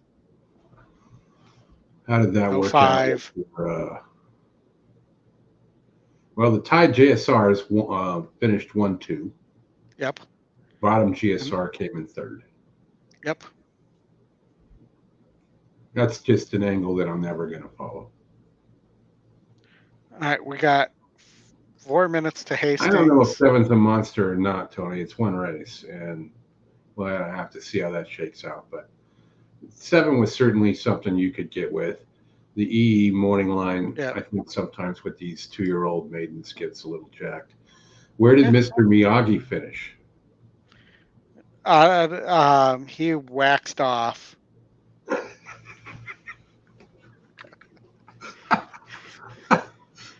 So we're not going to We're not going to hear from Justin. Out of the money. I don't think we were anyways. I can't remember where Justin said he was going tonight, but he's with his son somewhere. Yeah. Probably both of them. No, it was something else. He's got 2 sons. All right, so we have 3 minutes to Hastings, 8 minutes to... You mentioned Hastings again. I can't go to Hastings. I'm doing it on purpose. I can't do it. I'd rather go to Dayton Raceway and make up EE figures for it. Like, you don't like Prince Cairo, the top GSR at Hastings? No. I remember when Aaron Cairo Prince. I remember when Aaron Greider announced I'm going to Hastings, and I was like, this was a long time ago. I was like, oh, maybe I'll look that up. And I remember looking at it and going, this is awful. Well, I mean, they need a chute to go 6.5 there. So, and it's Hastings is the upper class Asanobia Downs. So, what is Blob Goblin or Blah Goblin? Is that their chickenness? Could be. Rich? I don't know. I don't follow any of that stuff. What about Rocky Mountain? Has Rocky Mountain ever been covered on EquinEdge? If Rocky Mountain was on here, we could cover it. It's not on here? It is not showing today. Do they call it something else? I don't know. Well, There's Fort Pierre. Fort Pierre, I think they canceled. Fort Pierre was canceled? Well, they're all 0 minutes to post, so. They just run all the races at the same time there. Wouldn't that be awesome? Columbus, that's another one. Columbus. Yeah, we got Columbus. They run all the races at the same time, too. It's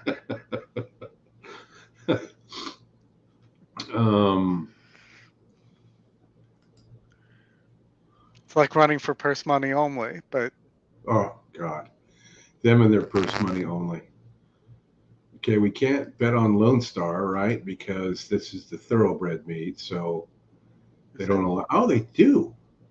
Did they change their rules? Or, oh, no, you know what? I'm looking at their first race, and that's probably an Arabian. No, and it's not thoroughbred.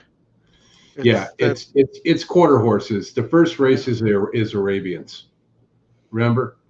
Yes, really slow horses, as you call them. Yeah, horses that they have. All those are one speed. There's one gear. There's no. You'll never hear anybody ever complain about an Arabian re-braking. Where you hear them complain about them braking, though.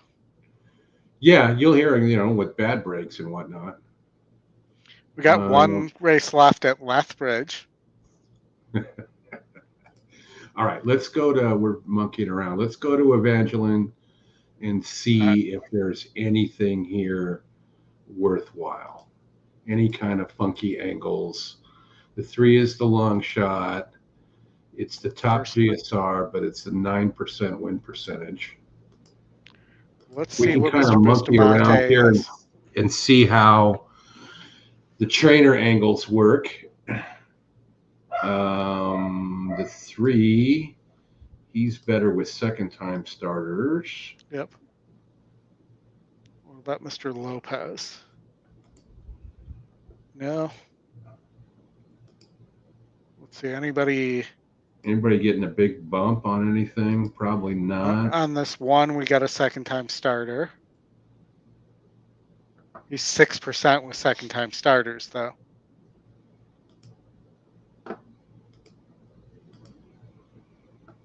What about the 7? I'm still clicking through here. Haven't got Will Banks is 4%. No. This 8, you can draw a line in the 8. 7 starts, not getting there. The 7 bumped, no kick. Benjamin Wilbanks, 4% on first and second time starters. Probably the same one. This one's tough here, Oldie.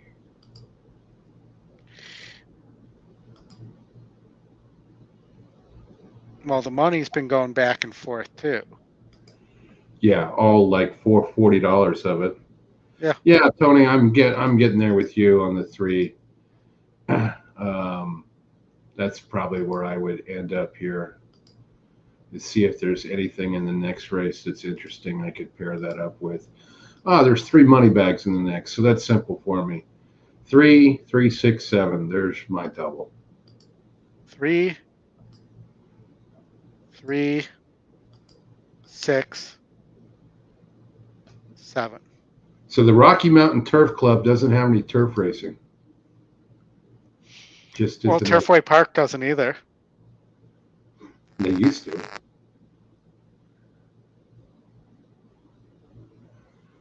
Okay, Evangeline, where are you? Well, let's just see here. I don't know. You might want to take a look at the 2 in the second leg. 7%, but Trainer is 16% with first-time starters. Dwayne.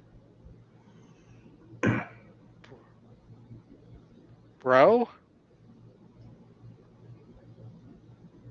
That's probably right. And he is also the second choice. 20-1 on the morning line, 6-1 on the E morning line. I'm trusting the system, Oldie. Money bags. Money bags. It's probably the first double I've actually played for $2 in a long time. Phyllis, this is the definition of trying to find a winner. You're absolutely right. Yeah. Yes, Scott, we're probably going to play some Delta Downs because Oldie talked me into going late with this Santa Anita card, and we have 2 races left there to cover on his pick 6 ticket. So, yeah, we're going to have to improvise with some stuff. It's either that or we're going to start playing airplane clips or things like that. One thing we're not going to do is go to Hastings, or unless when I go out to smoke. Tony's going with a 3, 2, 3, 6, 7 daily double. I like it, Tony. Well, in the mean, we got 5 minutes to Santa Anita race 6. We could do a pick 5 there. Yeah.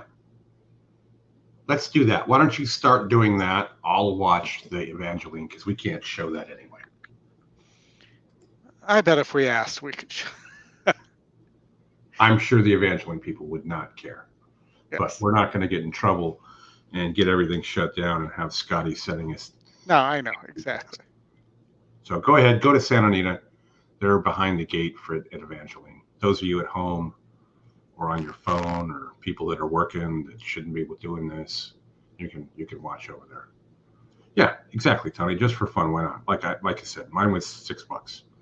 Yeah. Single by 3, $6. Sometimes you hit those. They pay a few $100 and you roll that into something else and you end up very happy.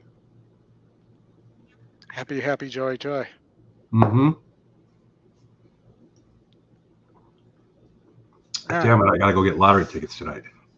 So do I, and probably won't get it done in time. That's my winner from last time. Got me a cold $6 on that one. I got 2 so far. $2.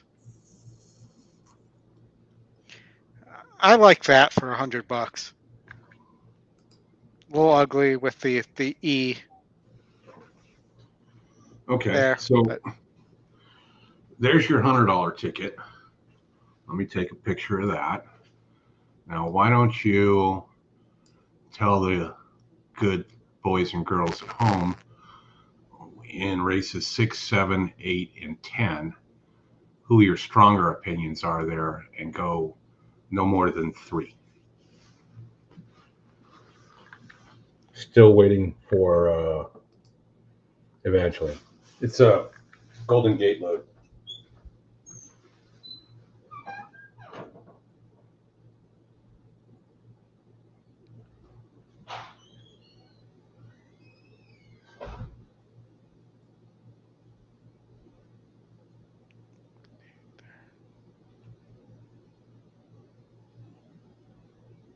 That would be $45.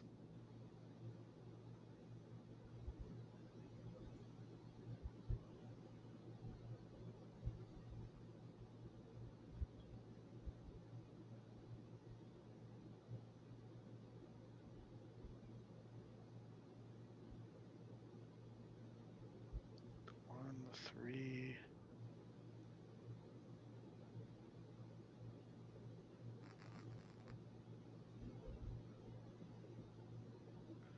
%15 off the claim for D'Amato.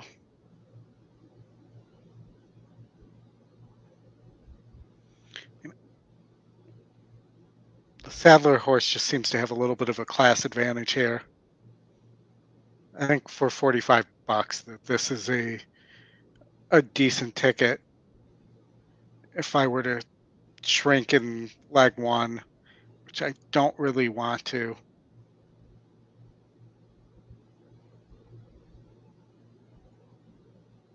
Lord Bullington is getting bet heavily. Him and his bull.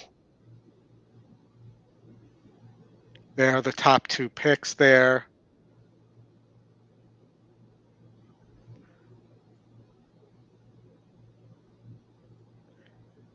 So I would consider doing something like that for $27.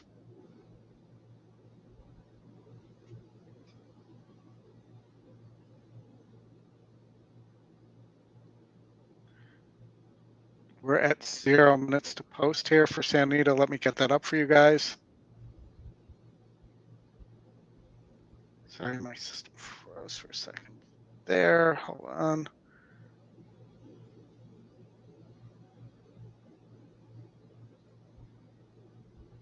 Mile on the grass here at Santa Anita Park, and the two that stuck out to me in the warm-up were the number 2 Dealer Special and the number 3 Stay Hot.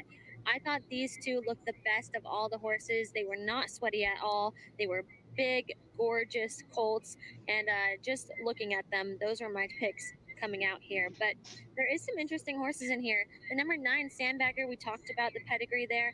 His mom is a full sister to Cece. So if you remember the champion sprinter Cece, he is related to her. So that is nice to see. The number 11 Gorilla Boy is one that I really like in here as well. I thought that last race, his first race, was really impressive for a first race.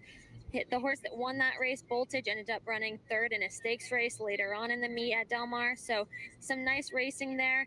And horses are coming up to the gate pretty quick, guys. So get your bets in for this mile on a turf race.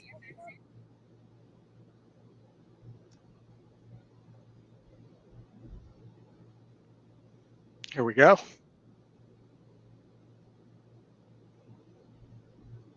It's post time. They're moving in for race 6. Start of the alt turf pick 3 and late pick 5.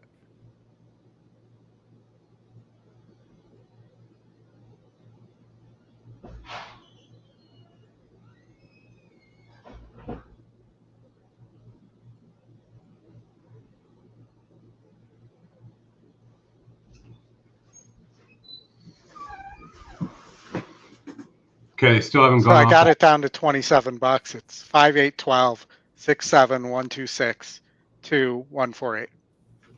Guy named Joe going in. I won't be able 5, to 8, 12, 6, 7, Here's ready to storm. 1, 2, 6, 2, 1, 4, 8.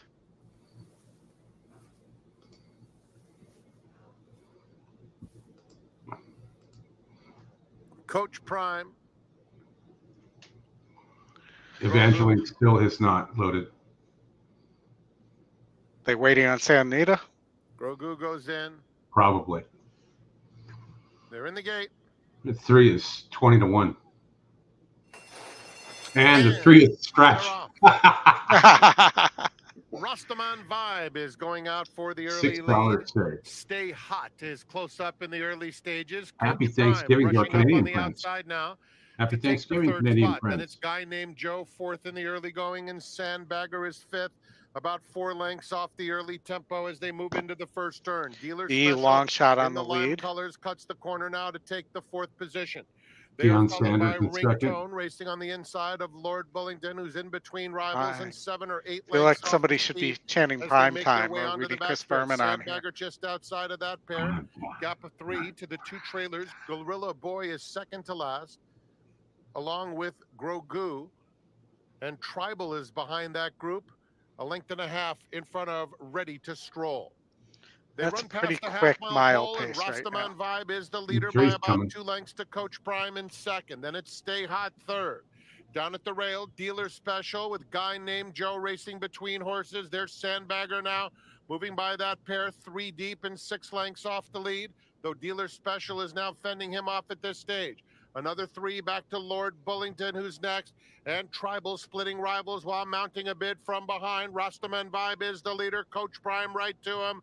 In the center of the course, Stay Hot is finishing strongly, and Stay Hot powers to the front with a furlong left to go. Behind them, Good thing I Dealer didn't play Special that and Guy Named $27 Joe. ticket. It's Stay Hot, and Antonio The Fraser larger is $100 very hot one right would now. still be alive. Stay Hot wins it by 3.5. Yeah. Guy Named talked Joe about was the second, streak Coach there. Prime third, Wow. followed by Dealer Special, and Right. then 5th between Lord Bullington and Tribal. Delta Downs, race 2. Race 2, oil money. We got a square on the pace with. But really not that big of a pace advantage. No, I understand. I don't know why they put a square on there. It drives me nuts. The 6 at 44% is his second pick. Crap ton of yellow. Broberg. 4 furlongs. What the hell is this? 4 furlongs? Really? 4, yes. And it's a 2-turn race. Not a 2-turn race. They're going 1 turn. I'd say you'd have to go with the 6 here. If you're going to get 2 to 1, I will see if it gets crushed. 6. The Why 4 is the is 7? I mean, the 7's beaten better than this group. It needs the lead.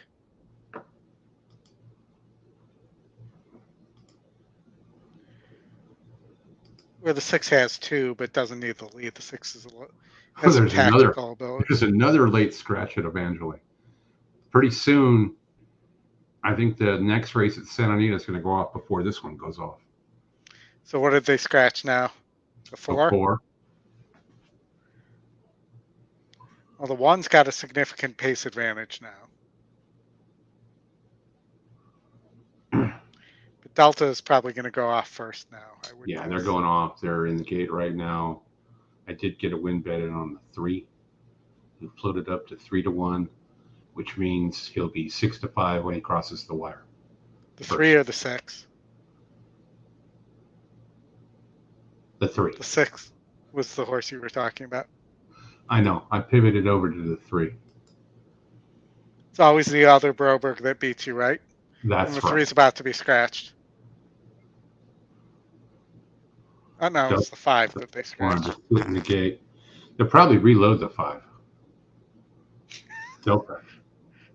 Run it for purse money only. No, God. The tracks in the south are kind of killing us right now. Yep. Can't seem to get in the gate.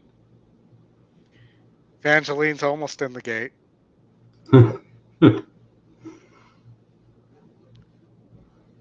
6 just went in.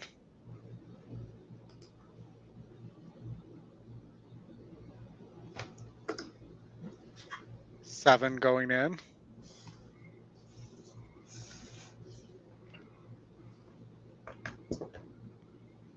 Eight and 9. How about the 9 on the outside here one time? It's 17 to 1.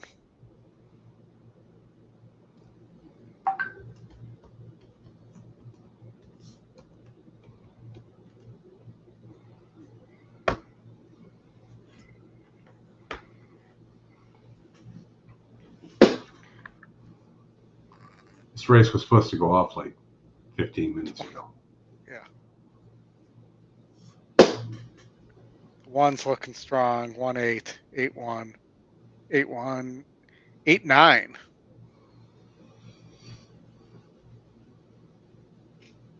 You called the 9. I was joking around.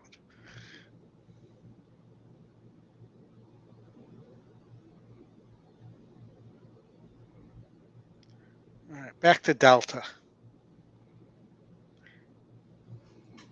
Can we get another scratch, please? 3 is 7-2 now. 6 now, down to 8-5 after that scratch. Mm-hmm. Not a surprise. Why not the 4 at 17-1 here? Why not? A lot of these, anybody can win. Top pace.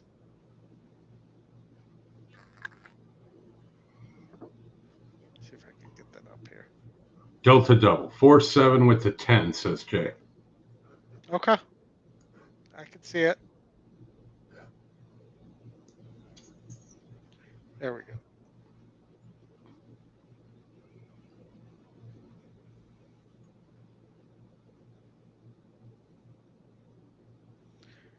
Four did get the lead.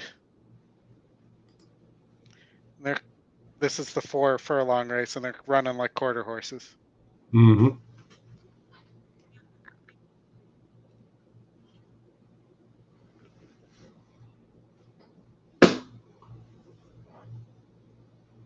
This is also a track where you gotta pretty much commit a first-degree felony in order to get taken down.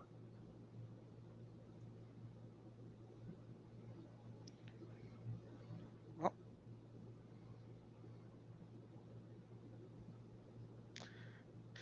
there was no need for a first-degree felony there. We got 0 minutes to the last or the 10th at Century Downs, or we have 6 minutes to Fresno. Let's go to Fresno. Not something you hear people say a lot. You sound like SNL talking about New Jersey. Yeah. Fried asparagus, your heavy favorite here. Top win percentage. They just Top started up E pick. yesterday. Tied for top SOR. The 5 Mary Margaret, who's your second win percentage, is your top GSR, but does not seem to have much form. The 1, your second pick, is top pace. Has wins over synthetic and dirt. Likely should be being bet harder than, in my mind, with all that yellow. I mean, this horse has won 4 in a row. Is moving from 12K to 20 in the terms of the claiming price, where, fried asparagus is going from 50K starter optional to in for a tag at 20K. And fried asparagus has won a race at Del Mar this year. Well, I don't like asparagus in general, so I'm going to go with Lady Gregory. Yeah, I mean, I think 7-2 is a fair price for a horse with. I kind of like the 4 a little bit too. So maybe I'll just do a 1-4 exacta box there and see if I can get rid of the 3. Yeah. A couple of bucks. This is just for fun. Scott says Fresno's actually not bad. Are you talking about Fresno racing or living in Fresno? Because if you want to talk about living in Fresno, I'll do a separate show for that for you. All right, I'm going to take a quick break, and I will be right back. You can talk about Fresno. Did we order Fresno? So we can't show it, huh?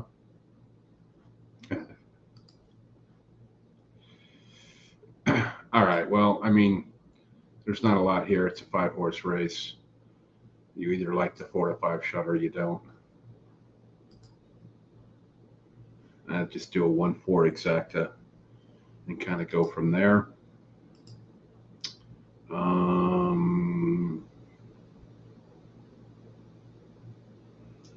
You worked in Fresno, huh, Scott? When was that? I lived there from 79 to 99. Northwest, Marks and Herndon area.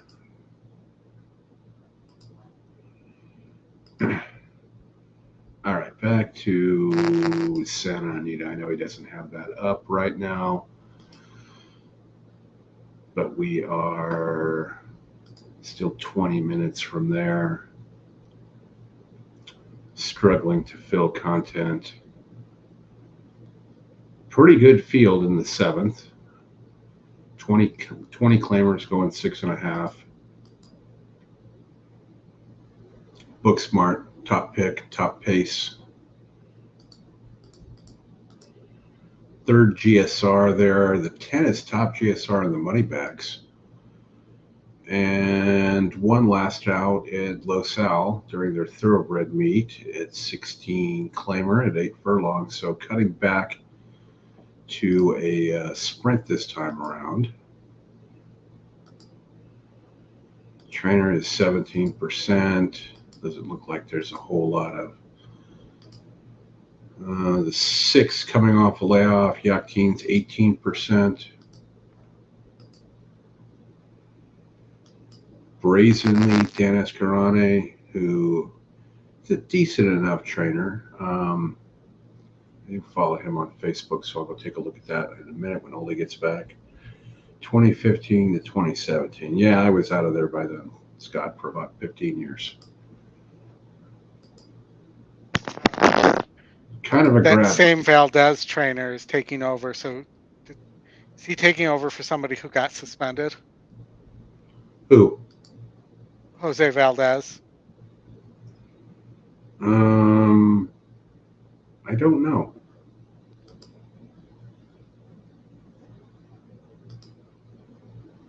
But that was the trainer of the 1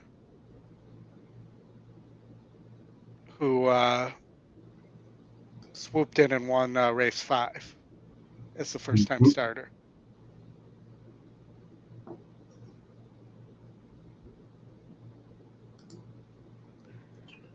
They're nearing the gate at Fresno.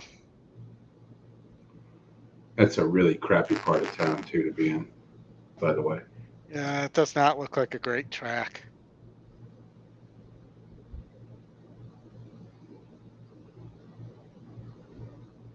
Turf course looks good. I'm kidding. Is there a turf course? I can't tell. No, just grass and parking. Well, you got 10 grand in the late pick 4. Oh, we're up to 10.5. That's not bad. That's kind of in line with Golden Gate. Do they have a 20-cent pick 5 there? That's awesome. And $1. Is it a jackpot or a non-jackpot? It's got to be a jackpot. Come on. I don't see. Suggested content flyer, says Brad. The 3 winning you're in races tomorrow, 1 in Aqueduct and 2 at Keeneland. Take us through how EE sees them. Sure. All right, we can do that because we got ass loads of time. Yeah, well, let's see how Fresno plays out here. Yeah, we got a lot going on at Fresno, Brad. I don't know if you've been following us here, but we might just do Fresno every day. We're looking for the Fresno Moncton Golden Hour. Yeah. Exactly. And we found 2 tracks today where all the races go off at the same time. Yes. All right, We Fresno, appreciate the they're suggestion. off. So those of you still following us on here, we're down to 48. So Golden what? Yeah. All right, they're off here. Looks like fried asparagus is getting up there into the front, but the 1 is being pesky and says, no, not yet. It's fair week in Fresno. That's why you saw the Ferris wheel there. That backside there, that's where all the gang shootings happen. No, don't go back there. Don't park back there. They charge you a lot less to park in the lawn, and they break into your cars. Well, okay. So you're saying it's like Hawthorne? Yeah. The one's still in the front, and no, one's gone. We were right there. Kind of kicking. How about that 4? The 4 going to come second? No. It came last. The 4 came last? That's what I think I saw. I think it went 1-3. Well, the 4 was up on the rail. Yeah, then it just the tractor beam kicked in. I was right on the 1. Yeah, it could have had 7-2 if you just win bet that or doubled that. We did not cover the turf pick 3. You're right, Brad. We did not. I see that I had the winner in that race, but we did not play it. Yeah, no, that wouldn't have been bad either. So let's talk about All right, so we have. So Brad wants to actually, I believe there's 4 tomorrow, Brad, because you have the EP Taylor at Woodbine tomorrow as well. Did you forget the EP Taylor, Brad? I never forget my EP Taylor. All right. It's actually a pretty good card at Woodbine tomorrow.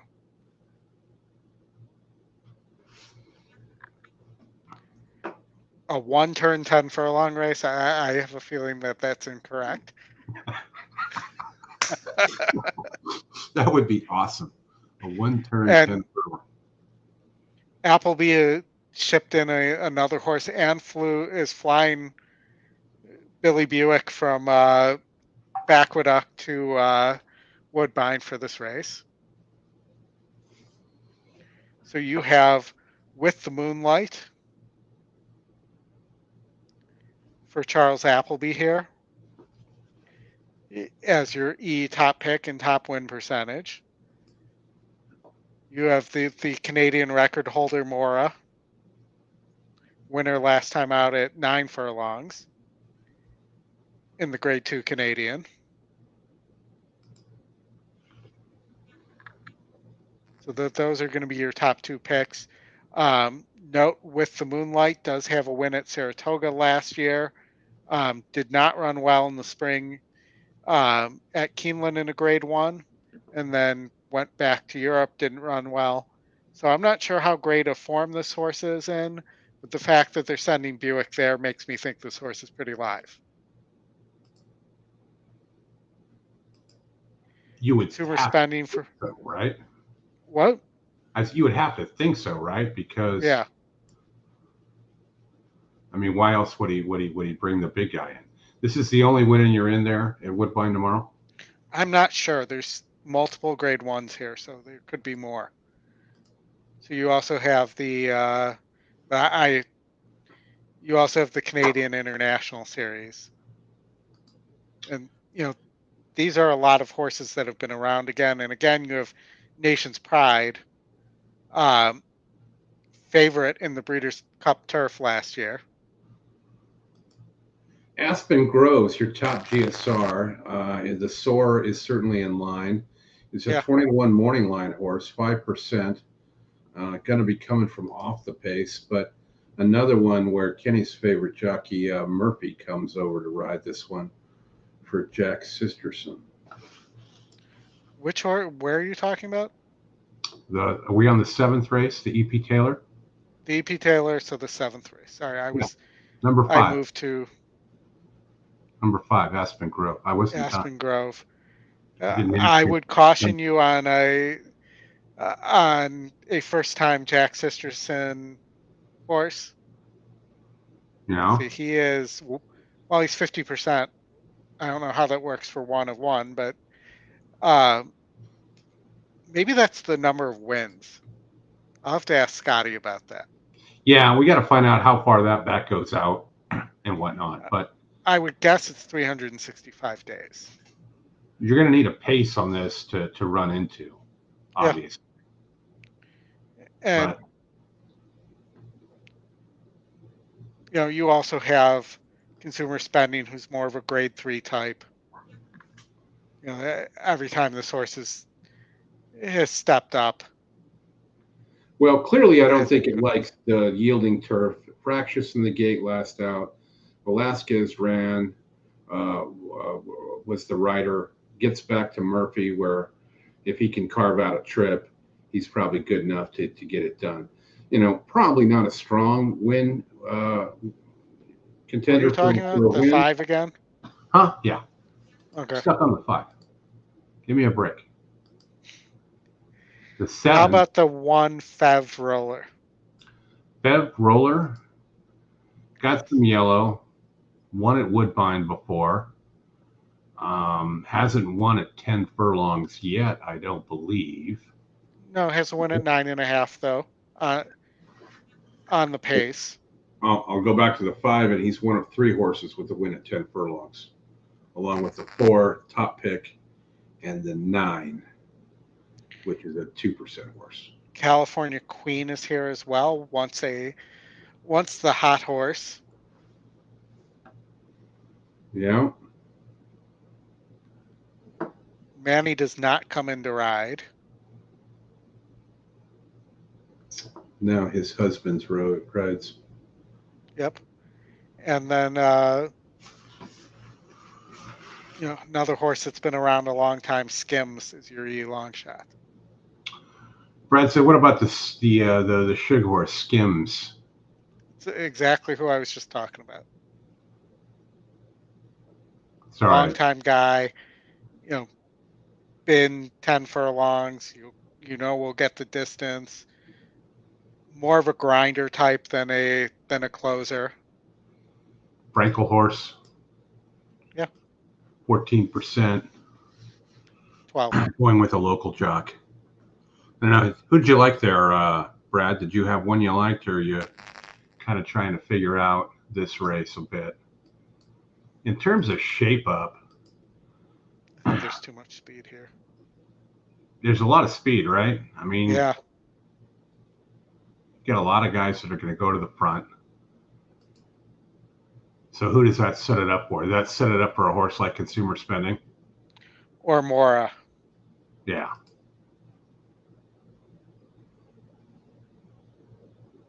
Similar class-wise. Mm-hmm. Mora might be in slightly better form. But I don't know if she wants 10 furlongs. She didn't last year in the EP Taylor. Yeah.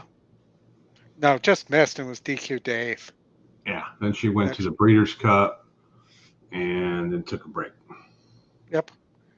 And Amazing Grace I wouldn't overlook either here. If we think that the pace is going to set up here, isn't going to have problems getting 10 furlongs. But again, more of a grinder type. Yeah, and you got kind of a semi-anchor on that horse too. Right? Yeah, I mean, Dylan hasn't been riding well lately. I'd rather have Katie on the horse, to tell you the truth. What about Jacqueline? Katie. Okay. All right, so I'm going to go. I haven't looked at that brown. No. I mean, it just seems to me like you have mile speed for a 10 furlong race here. I'm going to go with the 6 Mora, and I would go 6, 7, 10 on my exacta. Mm-hmm. All right, let's flip over to the 9th. All right, the 9th. The $750 Canadian dollars Canadian International Stakes. Nation's Pride, as I started to say, your Breeders' Cup Turf favorite last year. Yep. Only one race this year. That was a victory. 10 furlongs should be no problem. 95 GSR with a square. Another one. This looks like a paceless race, though, right? Yeah, but remember, the only time Nation's Pride got clipped last year was when Classic Causeway got away on the front end. I That's what don't I'm see saying. I don't see a Classic Causeway here. No, there isn't. But is somebody going to try that? And do they have a chance? Well, and I mean, I don't know. I don't know anything about Royal Champion at this point. I'm gonna have to look into this horse a little bit. Brad, do you have anything on Royal Champion, the Irish horse? Probably likes Jameson. Let's see. You know, you have Adamo, who won the United Nations, but hasn't run back well since then. Sheikh Mohammed. I'm just looking to see if there's anything. Does not have that horse on his radar. The 3 has won 3 in a row up at Woodbine. 8.5, 9, and 10. It's won on soft and on the firm. Yeah. 3 winner last out, going up to a grade 1. Another horse way in the pack. I mean, this looks like a really weak grade 1, and it looks like if this is a win in your end, which I'm going to assume it is, that this looks like a easy win in your end for Nation's Pride for them to get that entry. I would think so. All right, last one at Woodbine tomorrow is the 10th, grade 2, the 250,000 near whatever stakes. It's a Big turf field. sprint. GSRs are all pretty close. Another square with a 7-point advantage. I don't know what that means. Means it's not much. Yeah. Looks like you got a lot of horses here that are going to be at or near the lead. One of your favorite horses, Dream Shake, is here. County final coming from off the pace last out of Kentucky Downs for Sappy. Zayas going up to Canada. Interesting. And you have Mason. Yeah. Chad, Kimura. You are losing some GSR here, though. Yeah, you are. Like 11 points of it. This is looks like the typical comeback race, right? Since off from October. Yeah. Yep. War Bomber. Not sure about this one. Grade 2 winner. Yeah, grade 2 winner, but routing. Yeah. E long shot. 14% at 10-1 on the E morning line. So the morning line agrees, but the win percentage and the GSR and everything seem to line up that this horse could be better, could outrun those 12-1 odds. Clement Davis on the 11, Big Invasion. Was in better form earlier this year. Second off here for Clement. Coming back from Ascot, yeah. Uh-huh. Let's try and blow through this. We got a few more minutes to Santa Anita. Ice Chocolate. I'll throw you a no on that one. Last American Exit, I'm also going to say no. Looks like a hanger. Yeah. And loses 19 points of GSR going to the turf. We got a hanger here, Sarge. For those of you that watch the movie Rounders. Well, I'm going to say the E first choice, also drawing William Buick. Mm-hmm. Did he ride this in Europe? No. Likely to get an improved trip over Adam Bashiza. Yeah. But, you know, I don't know how good this horse is. This does have the E morning line angle, though. 21 on the morning line, 4-1 on the E morning line, and is the top pick. We're at 0 minutes to post, so let's move out to Santa Anita, and then we can go back and look at the other ones from tomorrow. Yeah, we still have time. 6 horses your favorite at Santa Anita? Just looks amazing in the mornings, and I noticed him last time and he won, so hopefully that's a sign that I noticed him this time, and hopefully he'll get the job done. This is the as West well. Coast. But definitely my top pick in here Maggie is Wolfendale. the number 7 Elevado for trainer Mark Glatt. Not a horse she didn't like.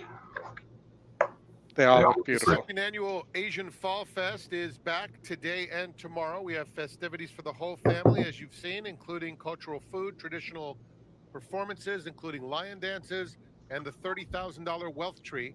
Sign up at the Kingsbury Fountain for your chance to win up to $5,000. That's today and tomorrow, the Asian Fall Fest.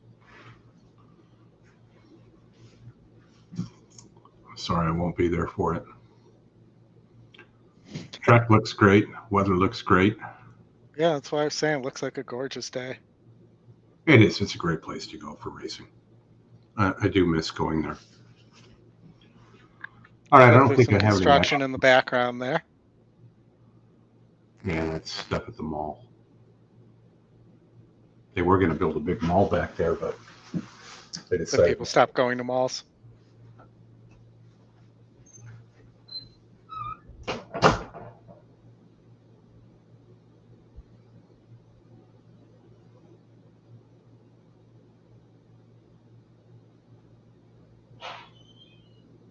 It's post time. They're loading in the gate for the 7th.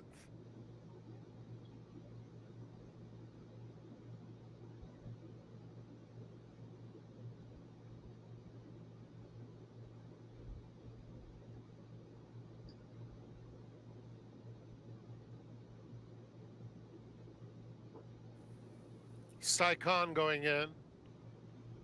Egomania and Trusty Rusty. Trusty Rusty.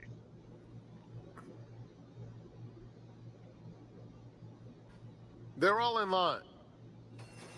And they're off.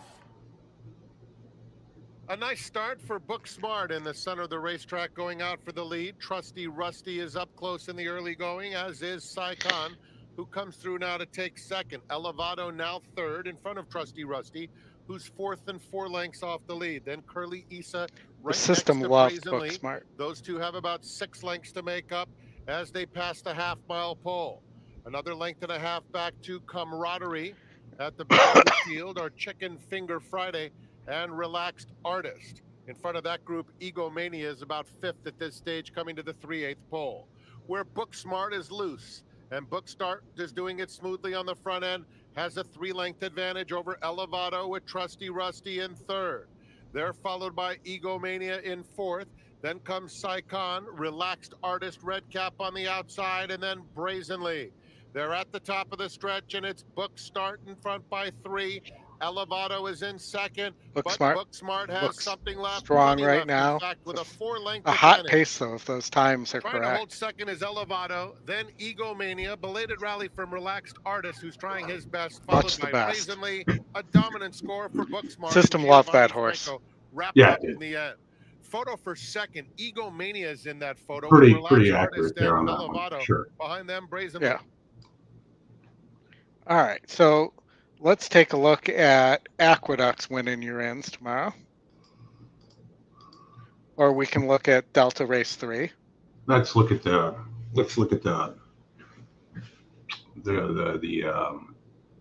all the graded stakes at Aqueduct. I think we get to a real race next, right, at Santa Anita? I'm on Albany. I'm like, why am I not seeing? All right, so Aqueduct, I'm guessing this is not a win in your end. When it's carded for 4 horses. No, we could skip race 3. How about race 5? We could just look this up too instead of. Brad, do you know which ones there are? We'll ask you first. If not, we'll use the old Google machine and figure it out.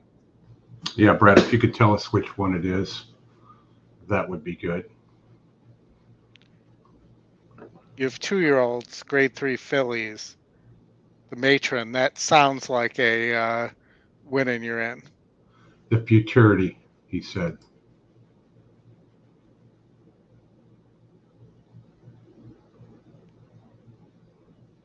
Just the futurity, not the matron.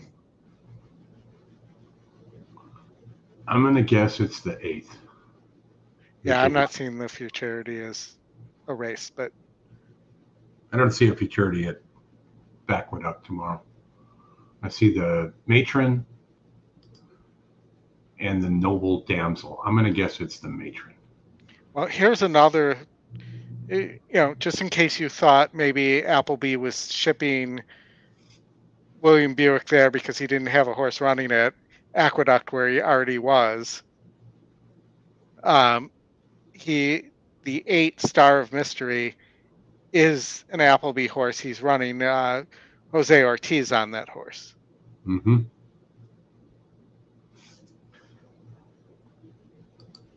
Brad Cox has a horse here. So let's take a quick look around here. So the 8 and 11, the 8 is your top pick, second win percentage. Your top GSR is the 12. Top win percentage is the 11. Top SOR is the 3. 3 poor in the GSR department. First time moving to turf for Bill Mott out of Twirling Candy. You're on race 8, right? Yes. Yeah. Sugar High. The 1, Leslie's Loot, should be the pace. Winner last out, 5.5 furlongs on the mud at Saratoga. Now jumps to the grass. Slight GSR bump, but I probably don't see it here. I mean, 2 turns at 6 furlongs at Belmont is tough. Independence Avenue, the 2 also likely to be part of the pace up there. Devil Midnight too. Along with the 9, Melanie Giddings. Ever So Sweet for Brad Cox, also likely to be up on the pace.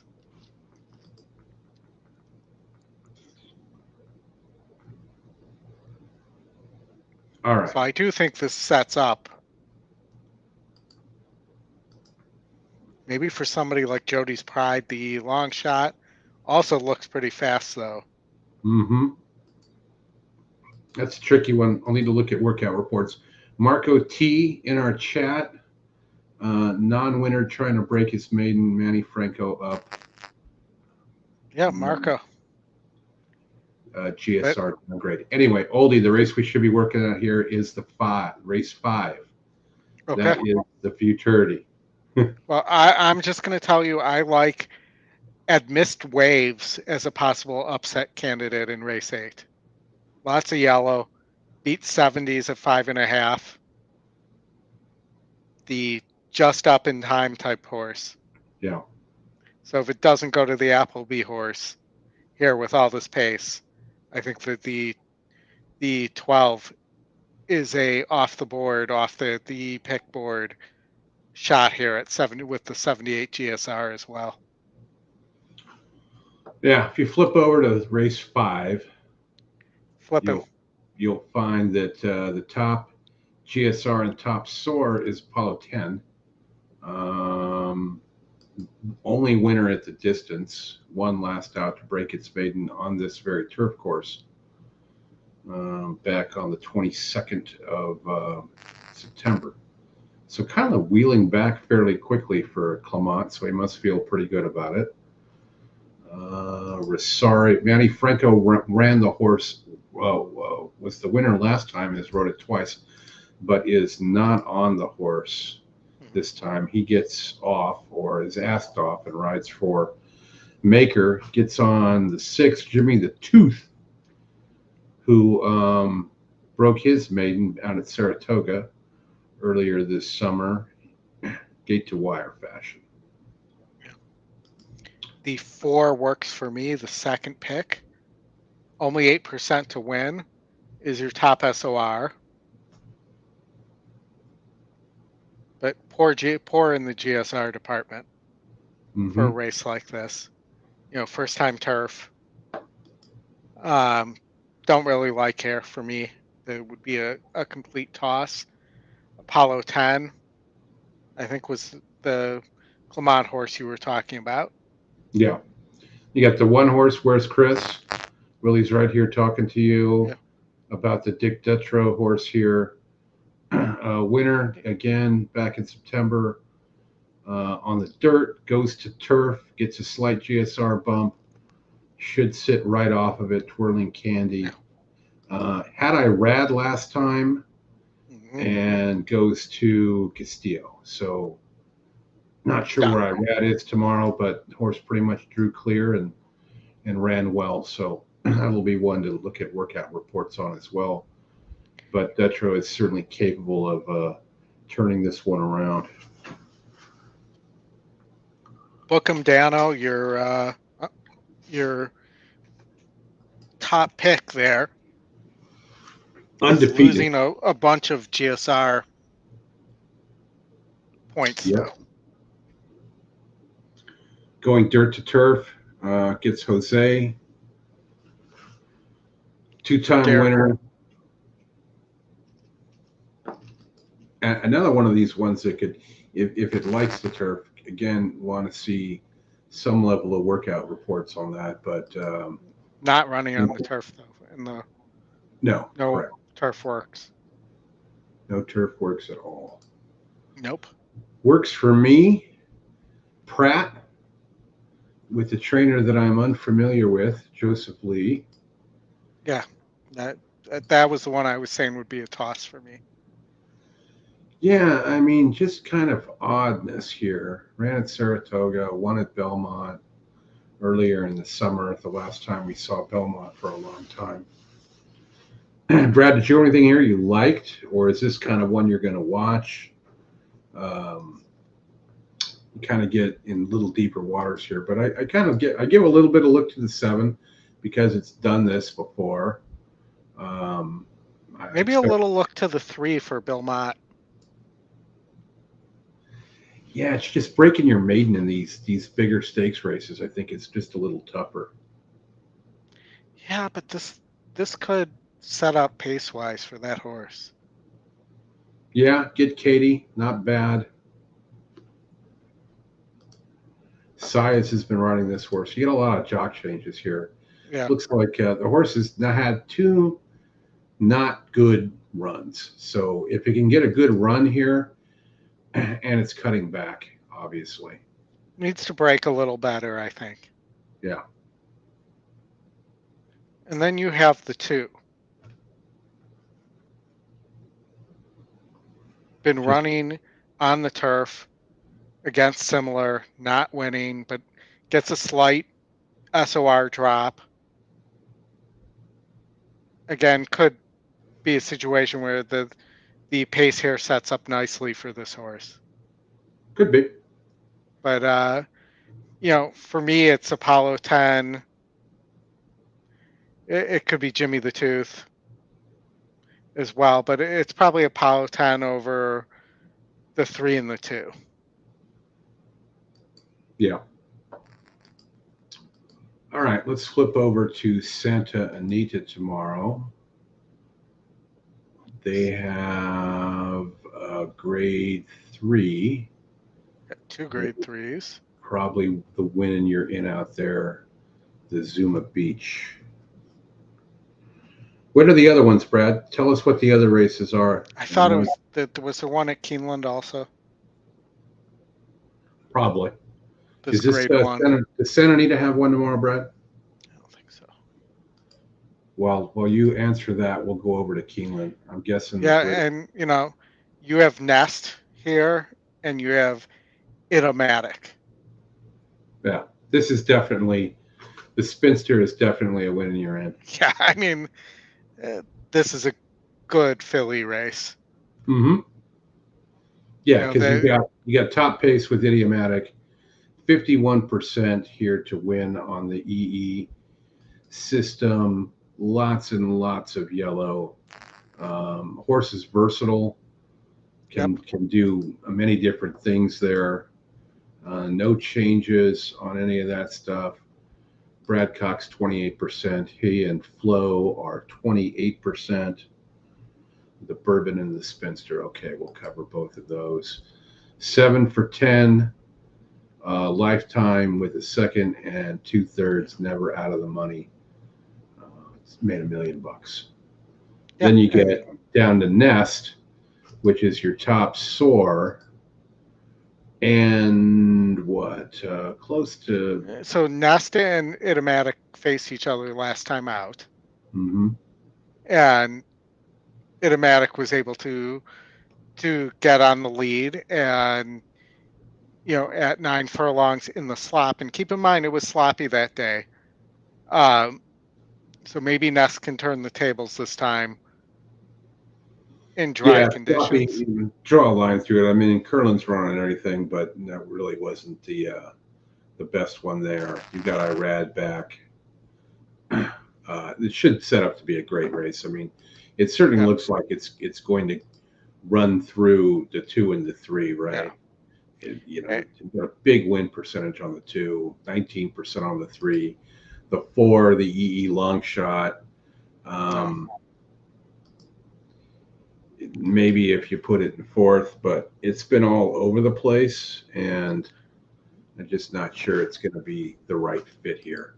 I think the other ones are just really also runs, right? Yeah, and I mean the 1 also, ran in that same personal ensign, has run a bunch of times. Let's see see if they faced each other at all here. No, it hasn't really faced this group other than in the personal ensign, but just hasn't been good enough since that win in the Comley in 2020, November of 2022. That's the other one of note. And you do have a money back here, but this horse doesn't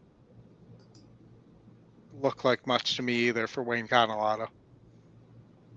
So I agree. It's probably I think that this is probably the race that Nest bounces back, and this is probably the 3 over the 2 here. Yeah, it is, like Brad said, 2-horse race. It's a rematch. Yeah. We'll see what happens there. The 10th race is the other win you're in, the $350K Castle and Key Bourbon Stakes. Fairly big field, so there'll be a few scratches here. Boat no, the 6 and the 12. Top pick with the 12, long shot with the 6 are both top GSR. At 85 over the 9. One's 15% to win, the other one's 1%. Slightly better GSR. I mean, EE morning line on the 6. Bill Morey, 2 winners. Both from a little bit off the pace. It's Corrales. Divisadero, which is a street in Fresno. I'll just mention that was the sire. So there's my Fresno tie-in. Corrales running again. Looks like it kind of went wide, but still won. 6.5, stretching out. GSR goes down a little bit, but supports the distance at 85. Still an excellent GSR. You mentioned the 12. That's your first pick and second win percentage. The win percentages are pretty spread out here. Mm-hmm. Is a second-time starter, moving up in class. Also, loses a little bit of GSR there. The 8-horse for Motion, top win percentage, not in the top picks, but this horse looks tough. Proven at the distance. Yeah. 15-1 on the morning line. Noted the 5, Pletcher horse with Irad for Mike Riopol. Yeah. 1-2 in a row from one far turf, back, one dirt. From close up, running on both the dirt and the turf. So kind of take your pick with this one here. Obviously, this horse will take some money just because of the connections. GSR kind of stays the same, so no real differences there. And if you sort by the morning line, you'll see the 2 has a nice morning line angle as well. Bauer won on the 10 yesterday in one of the stakes races. And, depending on, I'd be interested to see the works, because if this horse is working similar to that horse, this horse could be dangerous here. Gorilla Trek. Take a Likely, look at the rider. Oh, Boat Anchor. Yeah, that's the problem with that one. Yeah. I already got my Julian win like 2 weeks ago, so it might be too close for me. So, TikTok or Talk. Not Talk. confused with TikTok. Talk, I think Brad and I both think is dangerous. Yeah. I don't know how the Colonial form is going to hold up with these. I mean, you got a jock change. Those races are a bit different at Colonial with that turf course than the one we're on today. The GSR is in line. You're good there. You're stepping up a little bit in class here with Talk. Yeah. But Motion is a great trainer. You're no doubt about that, especially on the weeds. Well, and if the 15 gets in, that's a maiden. Pletcher loves putting maidens in these kind of races for 2-year-olds. We saw that earlier today at Santa Anita as well. The 15? The 15 Tireless.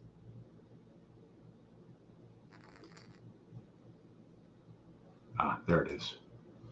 Saez. Yep. Irad gets off.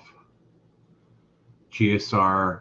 I mean, what a giant step up in class here. But that Kentucky Downs course could have put fitness in this horse. So yeah. That horse was working very forwardly. Yeah. Before that race too. And working. And they must have thought something of it to run it at Kentucky Downs. Mm-hmm. Too. So, I don't have any question. I'm fairly certain the distance isn't going to be a problem, because 8 furlongs at Kentucky Downs is probably at least 8.5 on a flat course. Yeah. But, I think that this probably runs through the 8 and the 12. And, it's going to depend on whether the 6 can get the distance. But if the 6 gets the distance, that the long shot could be dangerous as well. Yeah. And then the 5 noted, of course. Mm-hmm. But no problem. No problem, Brad. Thanks for bringing it up. That was a good idea to go through these. Note that the 5 noted is only 3% on the win line.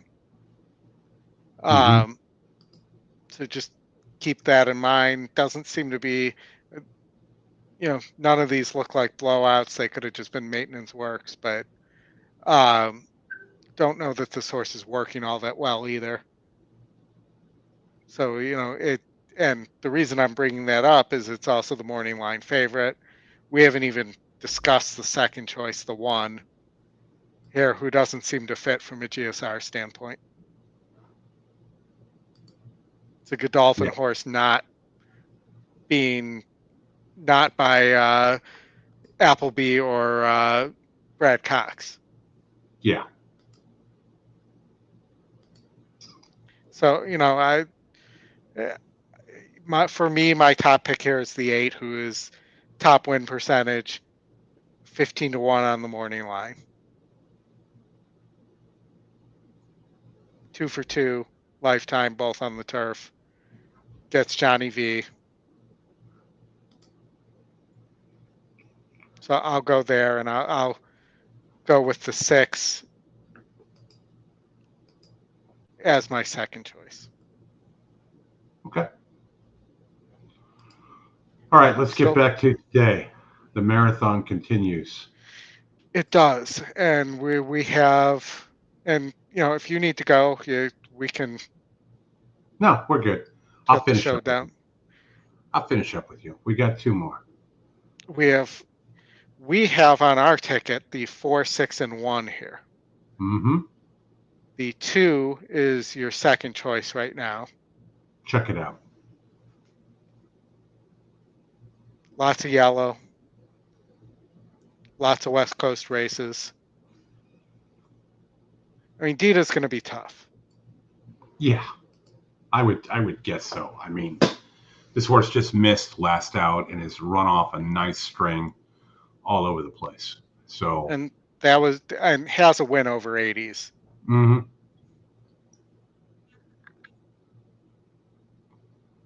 And had that nice win on Oaks Day in the Modesty, which of course, as Brad will tell you, is one of those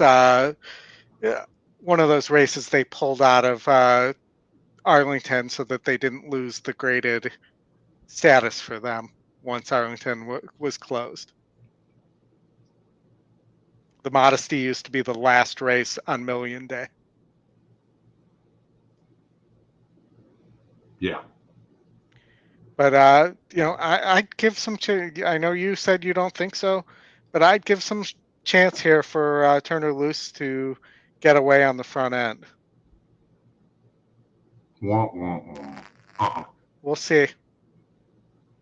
We'll see what happens here. The only thing you got going for you on Turner Loose is you got Frazier, and he's riding very well right now. Well, but also you have to keep in mind, eventually that stay is going to be lifted for all his whipping, and he's going to serve that 30-day suspension. Yeah.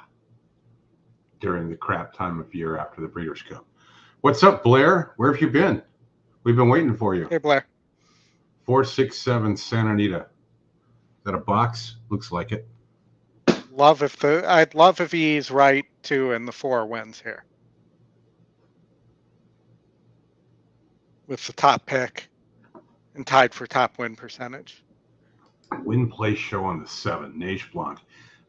Neige Blanc used to love this horse. Missed a bet on it where it won, and I would have got a bunch of cash. But I'm not sure it's in the right form. But win, place, and show on a horse at that price. As soon as I went and looked at the last race it ran in, look, it ran against Turner Loose, and guess who finished second? Turner Loose.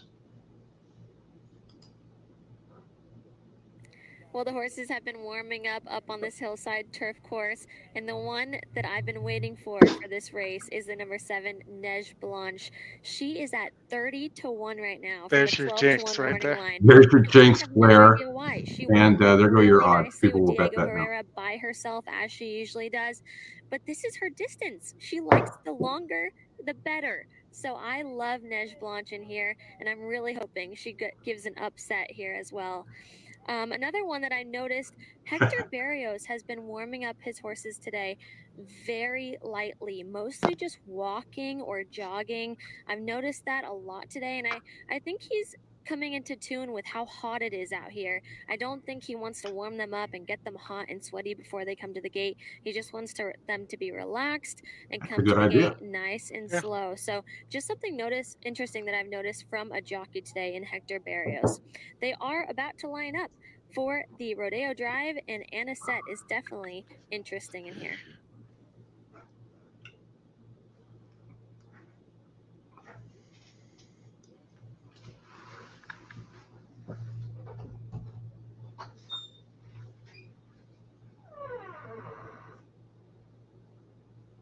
This is a win in you're in too, I believe, isn't it? Brad? They've arrived at the gate for the Grade 2 Rodeo Drive, a Breeders' Cup win and you're in for the Filly and Mare Turf Division. Here we go. We're going in the gate. Turner Loose and Stoic Luna will be the first 2 to come up.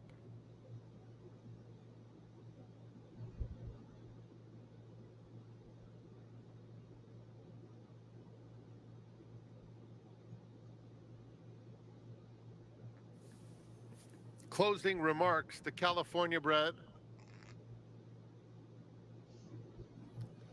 Symphony Perfect.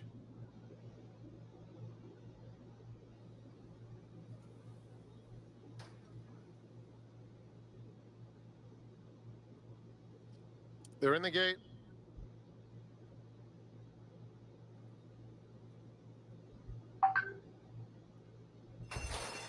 And they're off in the Rodeo Drive. Didia broke out alertly, but it's Turner Loose who now comes very quickly, and Turner Loose will establish the pace, bearing out just a touch crossing the dirt, but nonetheless in charge in the center of the course. Closing Remarks is in a good spot second, and she's followed by Stoic Luna as they pass the stands. Anisette is down at the rail in fourth. Didia is next. Juncture is the gray inside of her. Neige Blanche from the back of the field today. And Symphony Perfect is slow it down a little bit, off Turner front Loose. running Turner Loose, who has opened up a 4-length edge. Closing Remarks racing in second, followed by Stoic Luna in third. Then the two favorites, Anisette and Didia, are right next to one another. Another couple back to Juncture. The two trailers remain Neige Blanche and Symphony Perfect. They move on to the backstretch behind Turner Loose, who has a 3-length advantage. Stoic Luna puts her white blinkers into second, and Closing Remarks is down at the rail in third. Didia inching forward willingly fourth, 3 lengths off the lead. Anisette is under a strong hold down on the inside of Juncture. It's And a part of the Neige race Blanche where joins Turner that Loose pair, just 4 loses. lengths off the lead. 2 more to Symphony Perfect with less than a half mile to go in the Rodeo Drive. And Stoic Four's in a Luna good spot. has now taken the lead from Turner Loose, who's a neck back second. Didia in a good spot, coming after them now third. Then Closing Remarks in fourth. Juncture is next. Neige Blanche right next to Anisette. Anisette moves through along the inside, now finding a spot between rivals. She'll have to chase down Didia as the field turns for home. Didia gets the jump on the outside. Stoic Luna, Closing Remarks along the inside, and Anisette is cut loose between rivals. Juncture on the outside, but Didia has opened up a 2-length lead. Juncture and Anisette are both chasing. Didia, length and a half close to home, powerful throughout. And Let's see, where's Didia Turner wins Loose the finish? Rodeo Drive with Let's look plenty for that left one. in the tank. Last. Anisette fired, but was second best. Then it was Juncture in third, Neige Blanche, and Closing Turner Remarks Loose battled did not back enjoy before. that transition off the No. No. the Just hillside. put a note in there that Turner Loose is one you need to turn loose next time. All right. Well, I don't think this is going to pay much. What, the pick six? Yeah, even though we're alive to the. What was the pool? That is a good question. Let's look.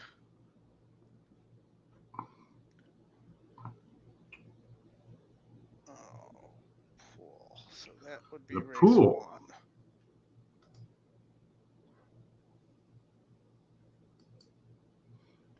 Pool was $226,668. So not pretty bad. Pretty decent. Yeah. And we are alive to our single.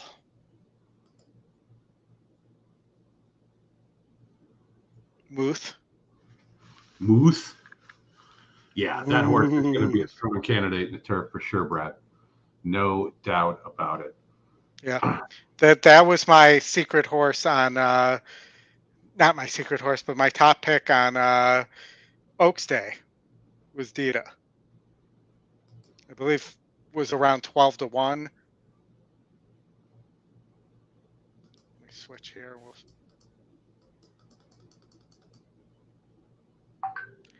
On the morning line, but went off at 3-1.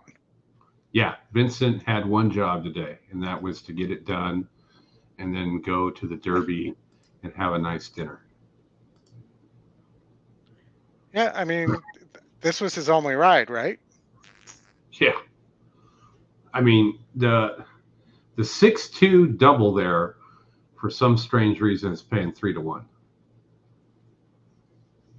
right. I mean,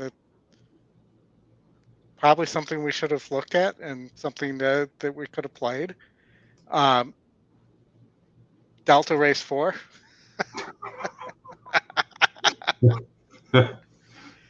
I'd go with the one, the long shot here. Delta Race 4. Okay. Well, we have a stakes race coming up at Fresno. They have stakes racing at Fresno? Yeah. Harris we do. Farm. Is this a win and you're in? It's a win, and you're in the next race next time you race. That's what it's at here. Delta. Well, it appears to be pretty chalky. Just looking at first glance. Larry Legend's not a very good horse. I mean, I'm sure he's a very nice horse, but he's just not very good at racing. That's correct. There's a lot of those. Who did you like here at Delta? Delta, I was saying the one horse. I'm going to go with this one's For Love, which also sounds like a Bryan Adams song. I'm going with the 6. Which, as we heard, is what was it? Canadian treason. Yes, Canadian treason. Sounds like I think the Bryan Adams song was All for Love. It sounds like a punk rock band, Canadian Treason.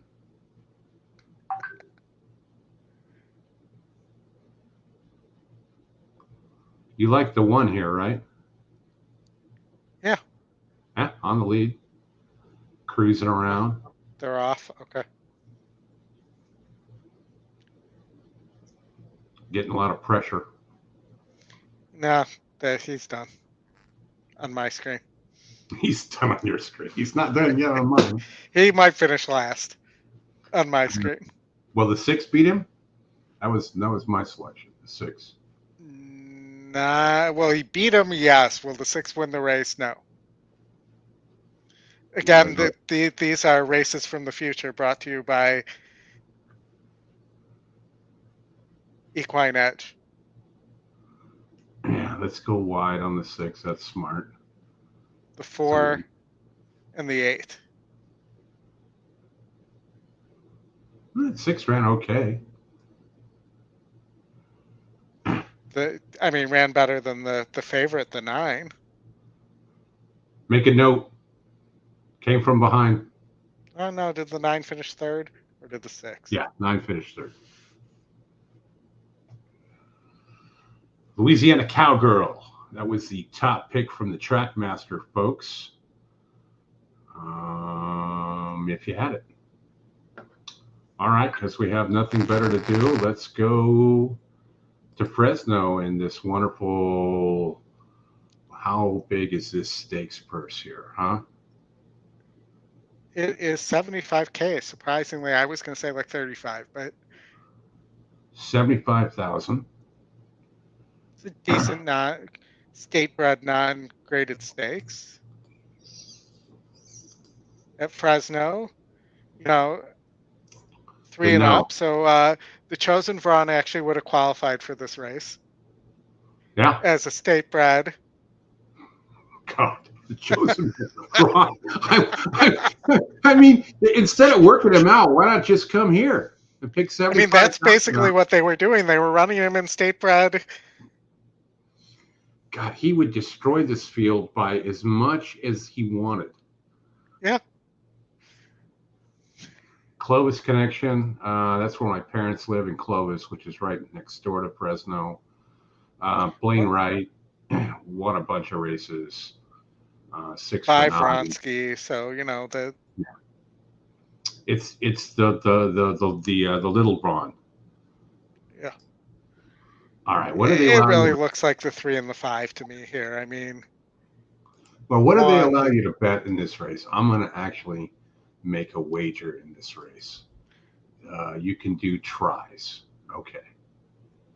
So this is like we're not going to go crazy here. So we'll go what? The 3, the 5, and then who runs 3rd? That's the question. Is it the 1 or maybe the 2?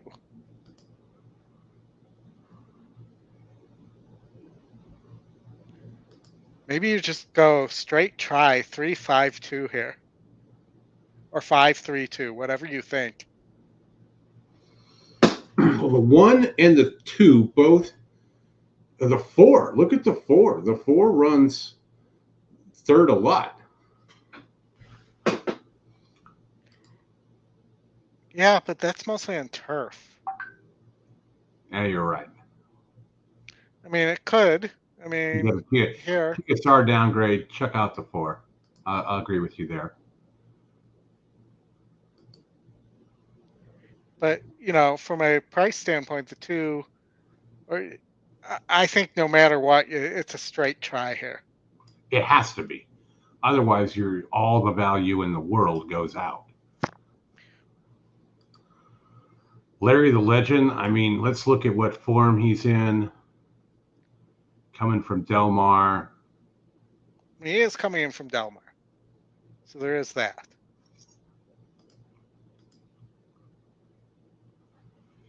I mean, the 1 has to, when you look at the GSR, the 5 and the 3, who we keep talking about, are still behind the 1 and the 2. But you got to also look at who's in form or what. Obviously, there are no workout reports on these or anything. I think I go with what you said, 3-5-2. Just because I think the at least the 3 had or the 2 had a recent third, where the 1, and it's still taken a step up in class here. Yeah. You got to go back a long time to see where this horse finished 3rd. I agree. I mean, the real question for me is 3 or 5 on top. I think I'd go with Blaine Wright. I think the system has it right.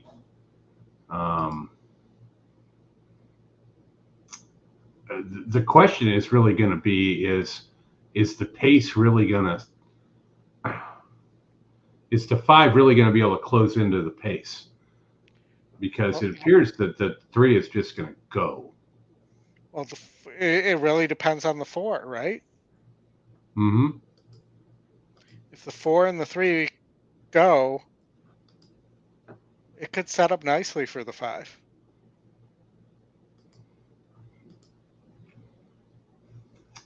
Three, 5, 2. I'm going 5-3-2. Of course you are. That makes it fun. Yeah. I did a Scotty bet. I mean, nobody's getting rich off this, so. I did a Scotty bet on that one, 400 straight try. No, I didn't. I know he did. I was watching him today, just clicking through shit. Yeah, I'm gonna do a try here. $40 base, and boom. Yeah. I've been there in person with him when he's doing that. Mm-hmm.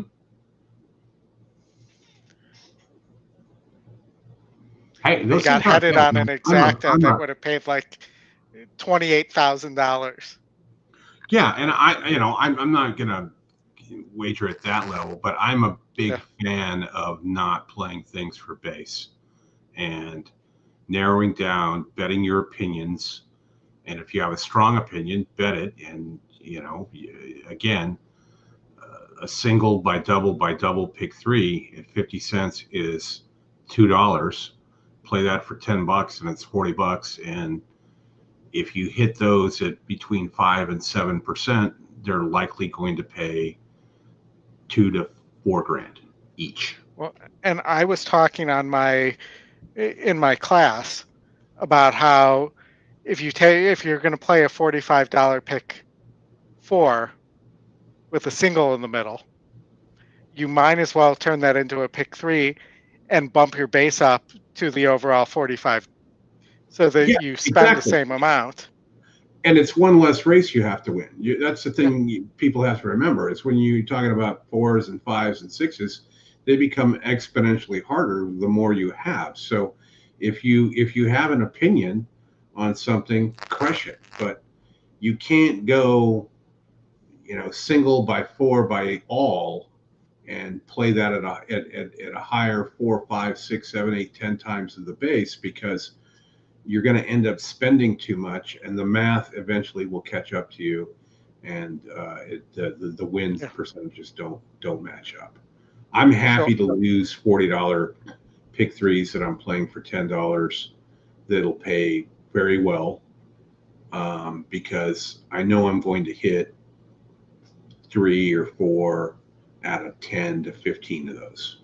But you also got to prepare properly. You can't just, do these things 45 seconds before the race and be successful overall. And quality too. Quality matters. I mean, not going to mess around with things like that at Fresno. I played that try for $5. So if it hits, I think 50 cents is the base. All right. 4 got the lead. In the gate. I haven't taken off yet. That's crazy. They're almost to the turn for me. I'll have a wired connection soon. I don't think it's I don't know. I honestly don't know what it is. Pulling it from. I mean, I have a gig connection. It's not like I've got crappy internet. Right.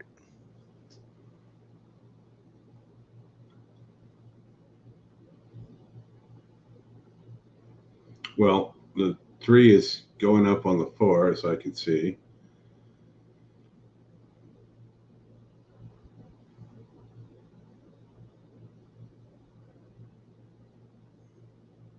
Two swung needlessly wide. It's going to be a matter of whether the 2 gets there or not. And the 5's going to win, but.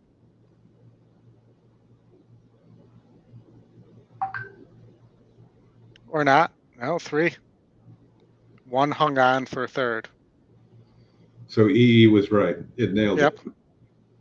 Yeah.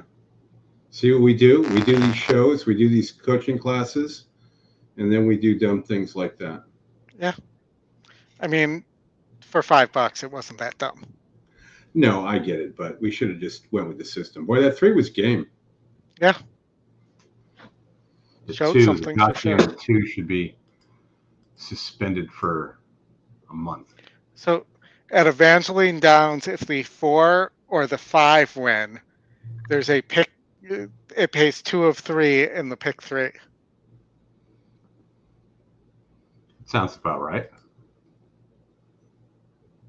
They're both 15 to 1, so not crazy prices. If the 4 and the 8 win, either of those 2, it pays 3 of 4 in the pick 4.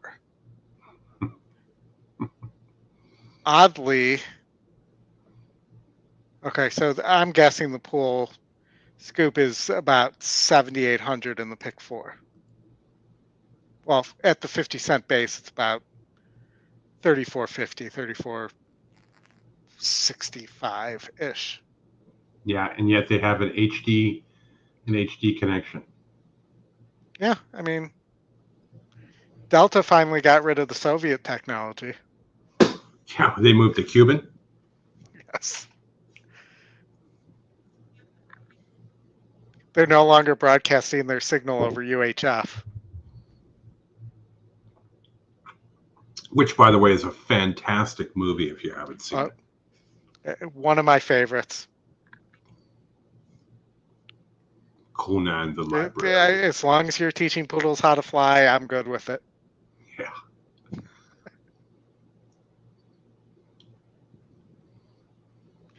All right, at Evangeline. And I'll lock that. Let's see. We may get a carry. No, 3 with the victory there. Bad $90 pick 3. Bad break with the 3 as well. Recovered well. Yeah. Didn't get bumped. Red Sea kind of parted for it because of that. Mm-hmm. All right, we got Lone Star, and not Lone Star from Spaceballs that I would describe as Lone Star. Race 3. Let's see. Race 3. There's nobody giving me the raspberry here. Not seeing any prices, but looks like a pretty slow quarter horse race when top pace in a quarter horse race is 40. What do you think that try paid at Fresno for $1? I just switched it off. I could have looked. I'll tell you. For $1, I'm going to say $2.50. $14.20. Wow. So $5 on that 351 that was at the top of your screen is a nice return.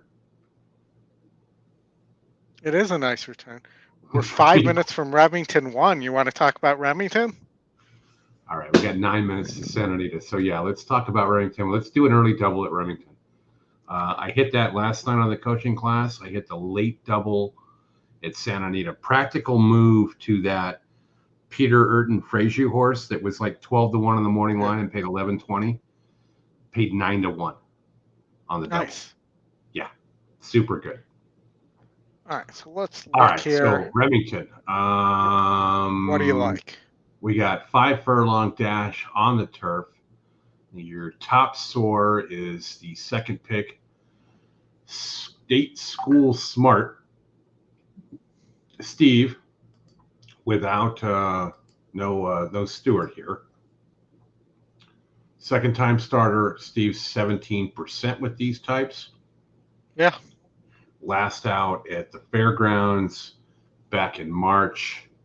I don't have the workout reports up to know if this horse has been doing anything special, but probably a contender there. When you look at doesn't GSR, appear to want that move to turf, but does appear to be working forwardly, at least looking at the workout times here. The 2, which is top GSR, gets a 10-point bump, comes off of a third place finish at a 20 win percentage with a 40 soar, moving up 10 points going from dirt to turf. So likely a contender. We'll look at the 9, which is the long shot, which is run 7 times, getting close to, if you were going to bet it, this would be the race to do it because it's second off. No real stats on the trainer second off. You do get Harry Hernandez, which is a capable rider. Prather, 0 for 9. Travis, first time starter. Mindy Willis, Lindy Wade. Mindy is 8%. First time starters, 53 GSR.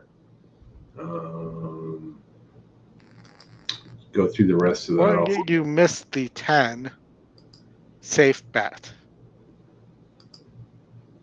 in there. 1% trainer. Second time starter. He's 20% with second time starters. So With my one guess win. is his 1 win came with the second time starter. Yeah. Just missed on the dirt. Gains 4 points at GSR. No work since the September 22nd effort. Gelding. Let's look at the changes. Doesn't look like anybody's. Well, the 8's taking blinkers off, but that's it.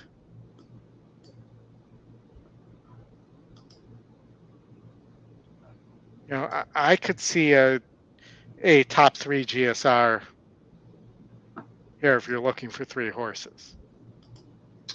I'm not looking for 3, but I could be looking for just 2. And I think those 2 are going to be, the 9's going to be one of them. I'm going to take a chance with the 9 off the layoff here. And because I already know what I'm doing in the next. The other Gustafsson, or the other Gustafsson horse, it's that GSR bump. So I'm going to go 9-2, and I think this 3 horse is just going to freaking roll in the next. I think this is very possible. 5-timer. I mean, he just needs to get out and go. There isn't a lot there. I mean, the Broberg horse looks like he needs the lead. Mm-hmm. It's 25%. Yeah, I don't think much of that horse. What about the 6 Trap Valley? That horse at one time was running against some pretty good horses. Yeah, dropping it in here, coming off a 10, no kicked, claim off of Asmussen. I mean, may just not be the same horse at 9 years old. Exactly. Wow, big winner at Lone Star in race 3. Zep Lucky Sells 2740. Again, that was the paceless quarter horse race. Yeah. All right, we're 0 minutes from Remington. So you were 3. No, you were 2-9 over 9-2 3. to the 3. Yeah.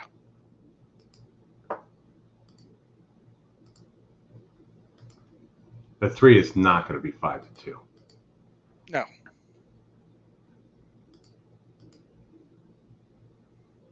Unless you have some sentimental people for Trap Valley. Yeah. What is I mean, it's in the probables, is the 3 the favorite? I don't know. I got to log into something else right now when I screen. Well, I mean, let's see. 2-3 pays $78 for a $2 double. And that's what you're looking for. And that's what you get with the $2 base. You got to divide that and do some math. Yeah, no, I know, but still, I'm looking. Mm-hmm. The 6 is your. Let's see now. So 2, 3. So let's see. The 3. I'm looking the wrong way. Hold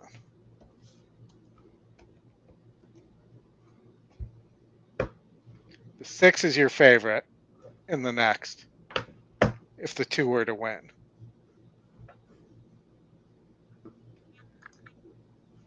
But the 3 is your favorite if the 9 were to win.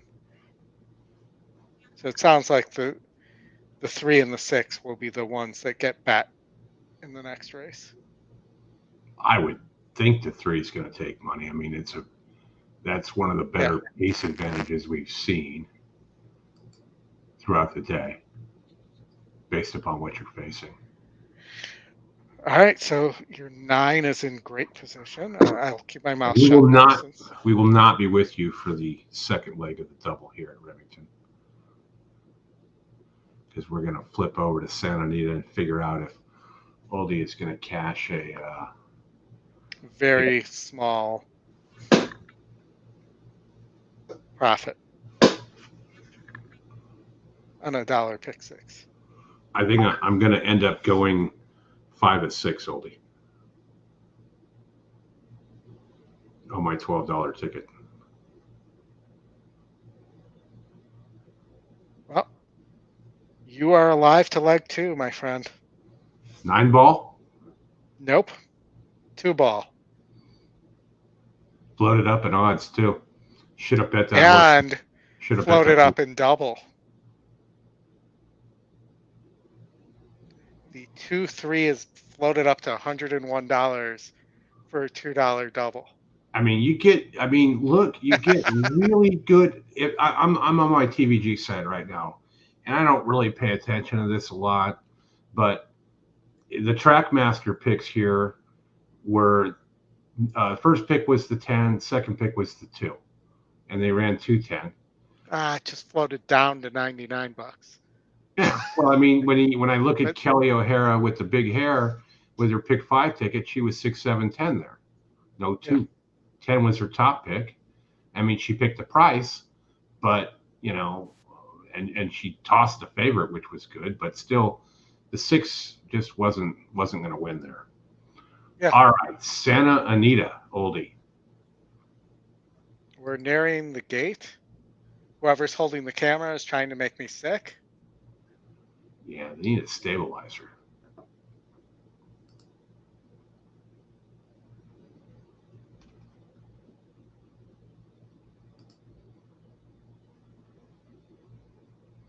$456.11 to the 2.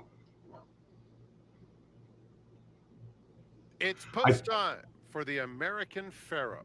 That's why I only spent $12 on this, because I really never thought I was going to pay a lot. It handled decently. Yeah. Well, we're going to see. I thought there were the 9. I think it was locked was the one that I thought we would beat that we didn't beat. Raging Torrent is Yeah, I was in. singled to the 9. That was one of my singles. Muth, BU, Next Level in the green. I think you need to start looking at pyramids when you do some of these. You know, Schemes? Wind Me Up will be start next. looking at everything from the 12 to the price you played at. So Indispensable. if you do hit it, BU you end both up in. hitting it Here's El 3 Magnifico or to 4 the times. outside. If this scenario Not on happens. a dollar pick 6. They're in the game. Nah, dollar Too one. hard to. They're too hard to hit. And And they're off the for the 3 goes to American his Pharoah, knees. and Next Level had a bad Brad stumble does that out of all the the gate in time his with lap. the $3 pick. Okay, Wind Me Up I is don't very quick and understand takes command not at once. going to the Raging lead with Torrent Muth. has speed, and Muth is Neither down at do the I. rail in third. El Magnifico in the red colors on the outside, fourth, followed by BU. Down on the inside, Rothschild's a little bit eager, but 4 lengths You off broke the first, speed. so it Next was not Level a. and Indispensable are at the back of the field together. And so it's Wind Me Up with 6 furlongs to go, leading by 3/4 of a length. El Magnifico, a joint second outside Raging Torrent, and Muth has settled kindly in fourth, 2 lengths off his stablemate. Well, clearly they're as they trying to head set past this the horse up 5/8 for the pole. next race, It's another 3 which is lengths always No, a out. the danger 4 is when the you other get Baffert. So Outside there must have Rothschild, been a decision Indispensable, made to and let Next the Level. 4 They have have a the half lead mile left to between go. the 2 Bafferts. And it's Wind Me Up. Well, they're trying to controlling train the speed, 2 into 3/4 not of a having to length go to gate to Raging wire all Torrent the in time. second. El Magnifico dropping right out of it. These are things that Muth we is down forget at the when we rail in handicap third, and 2 lengths bet off the these lead, races coming to on the the 3/8 scenarios pole. that I put out. BU is now called on in fourth, 3 lengths back to Rothschild, Next Level, and Indispensable. Wind Me Up comes to the quarter pole. Two's Muth still going to get on the it. inside. BU is running a good race. Outside of the BU looks and dangerous. Raging Torrent, they're 1/4 of a mile from home, and Muth is coming on the outside of Wind Me Up. Wind Me Up and Muth square off at the 8th pole. They're head and head. Muth puts You're his good. head in front. Wind Me Up Muth is trying supposed to hard. be We're what back to I would call BU it this in year's third. Cave Rock, A 16th and to Baffert go. doesn't want His to name repeat is the same mistake. Muth. Yeah. And he's coming to the Breeders' Cup Juvenile in fine style. Well, let's hope he Rolling comes home away by healthy 4 over Wind Me Up. before we jump the gun and BU say was he's coming third, to the Breeders' Cup Raging Juvenile. Torrent finished fourth. Too Well, often, especially with those young horses. yeah. I mean, regardless, I mean, he's going to take more money now because of what he just showed that he can do. When Yeah. the whole world thought he was just going to run around gate to wire, and that's that. And so he passed the test. Clearly, that's what they wanted to do. Yes, Put the 4 in the absolutely. front, track it with the 2, and then try and push everybody else away. So he did it. All right, folks. 8:15 in the East here. Thanks for sticking around with us. Hit the like button. Winner, chicken dinner. Log out. Hit it One again. about enough to afford a chicken dinner. That's about right. McDonald's for a family of 9. All right, everybody. Thank you for sticking with us. See you next Appreciate Saturday. you all. If you're paying attention, hit the like on the way out, and we will. Well, I will not see you next week, but Chris and Justin or something may happen next week. Oh yes, we need to have somebody. You guys won't be able to take me for 3 hours for sure. 3 hours. I mean, that'll be way too much. We did our own Red Zone channel today, so. Yeah, we did. We went a while. Thank you, everybody. Again, it was a lot of fun. Hope you guys cash some tickets and have a great night. Yeah, watch that Remington race next. See if we can get that 2-horse home. How much did you pay on your base there? How much did I do on a base on that? Yeah. $10. So Okay. $20. Nice payout if we can get that for you. Yeah, that would be nice. We would love that. So we'll see. I'm prepared to lose. Everybody else, thank you. Hit the like button. Thank you, everybody. See ya. See ya.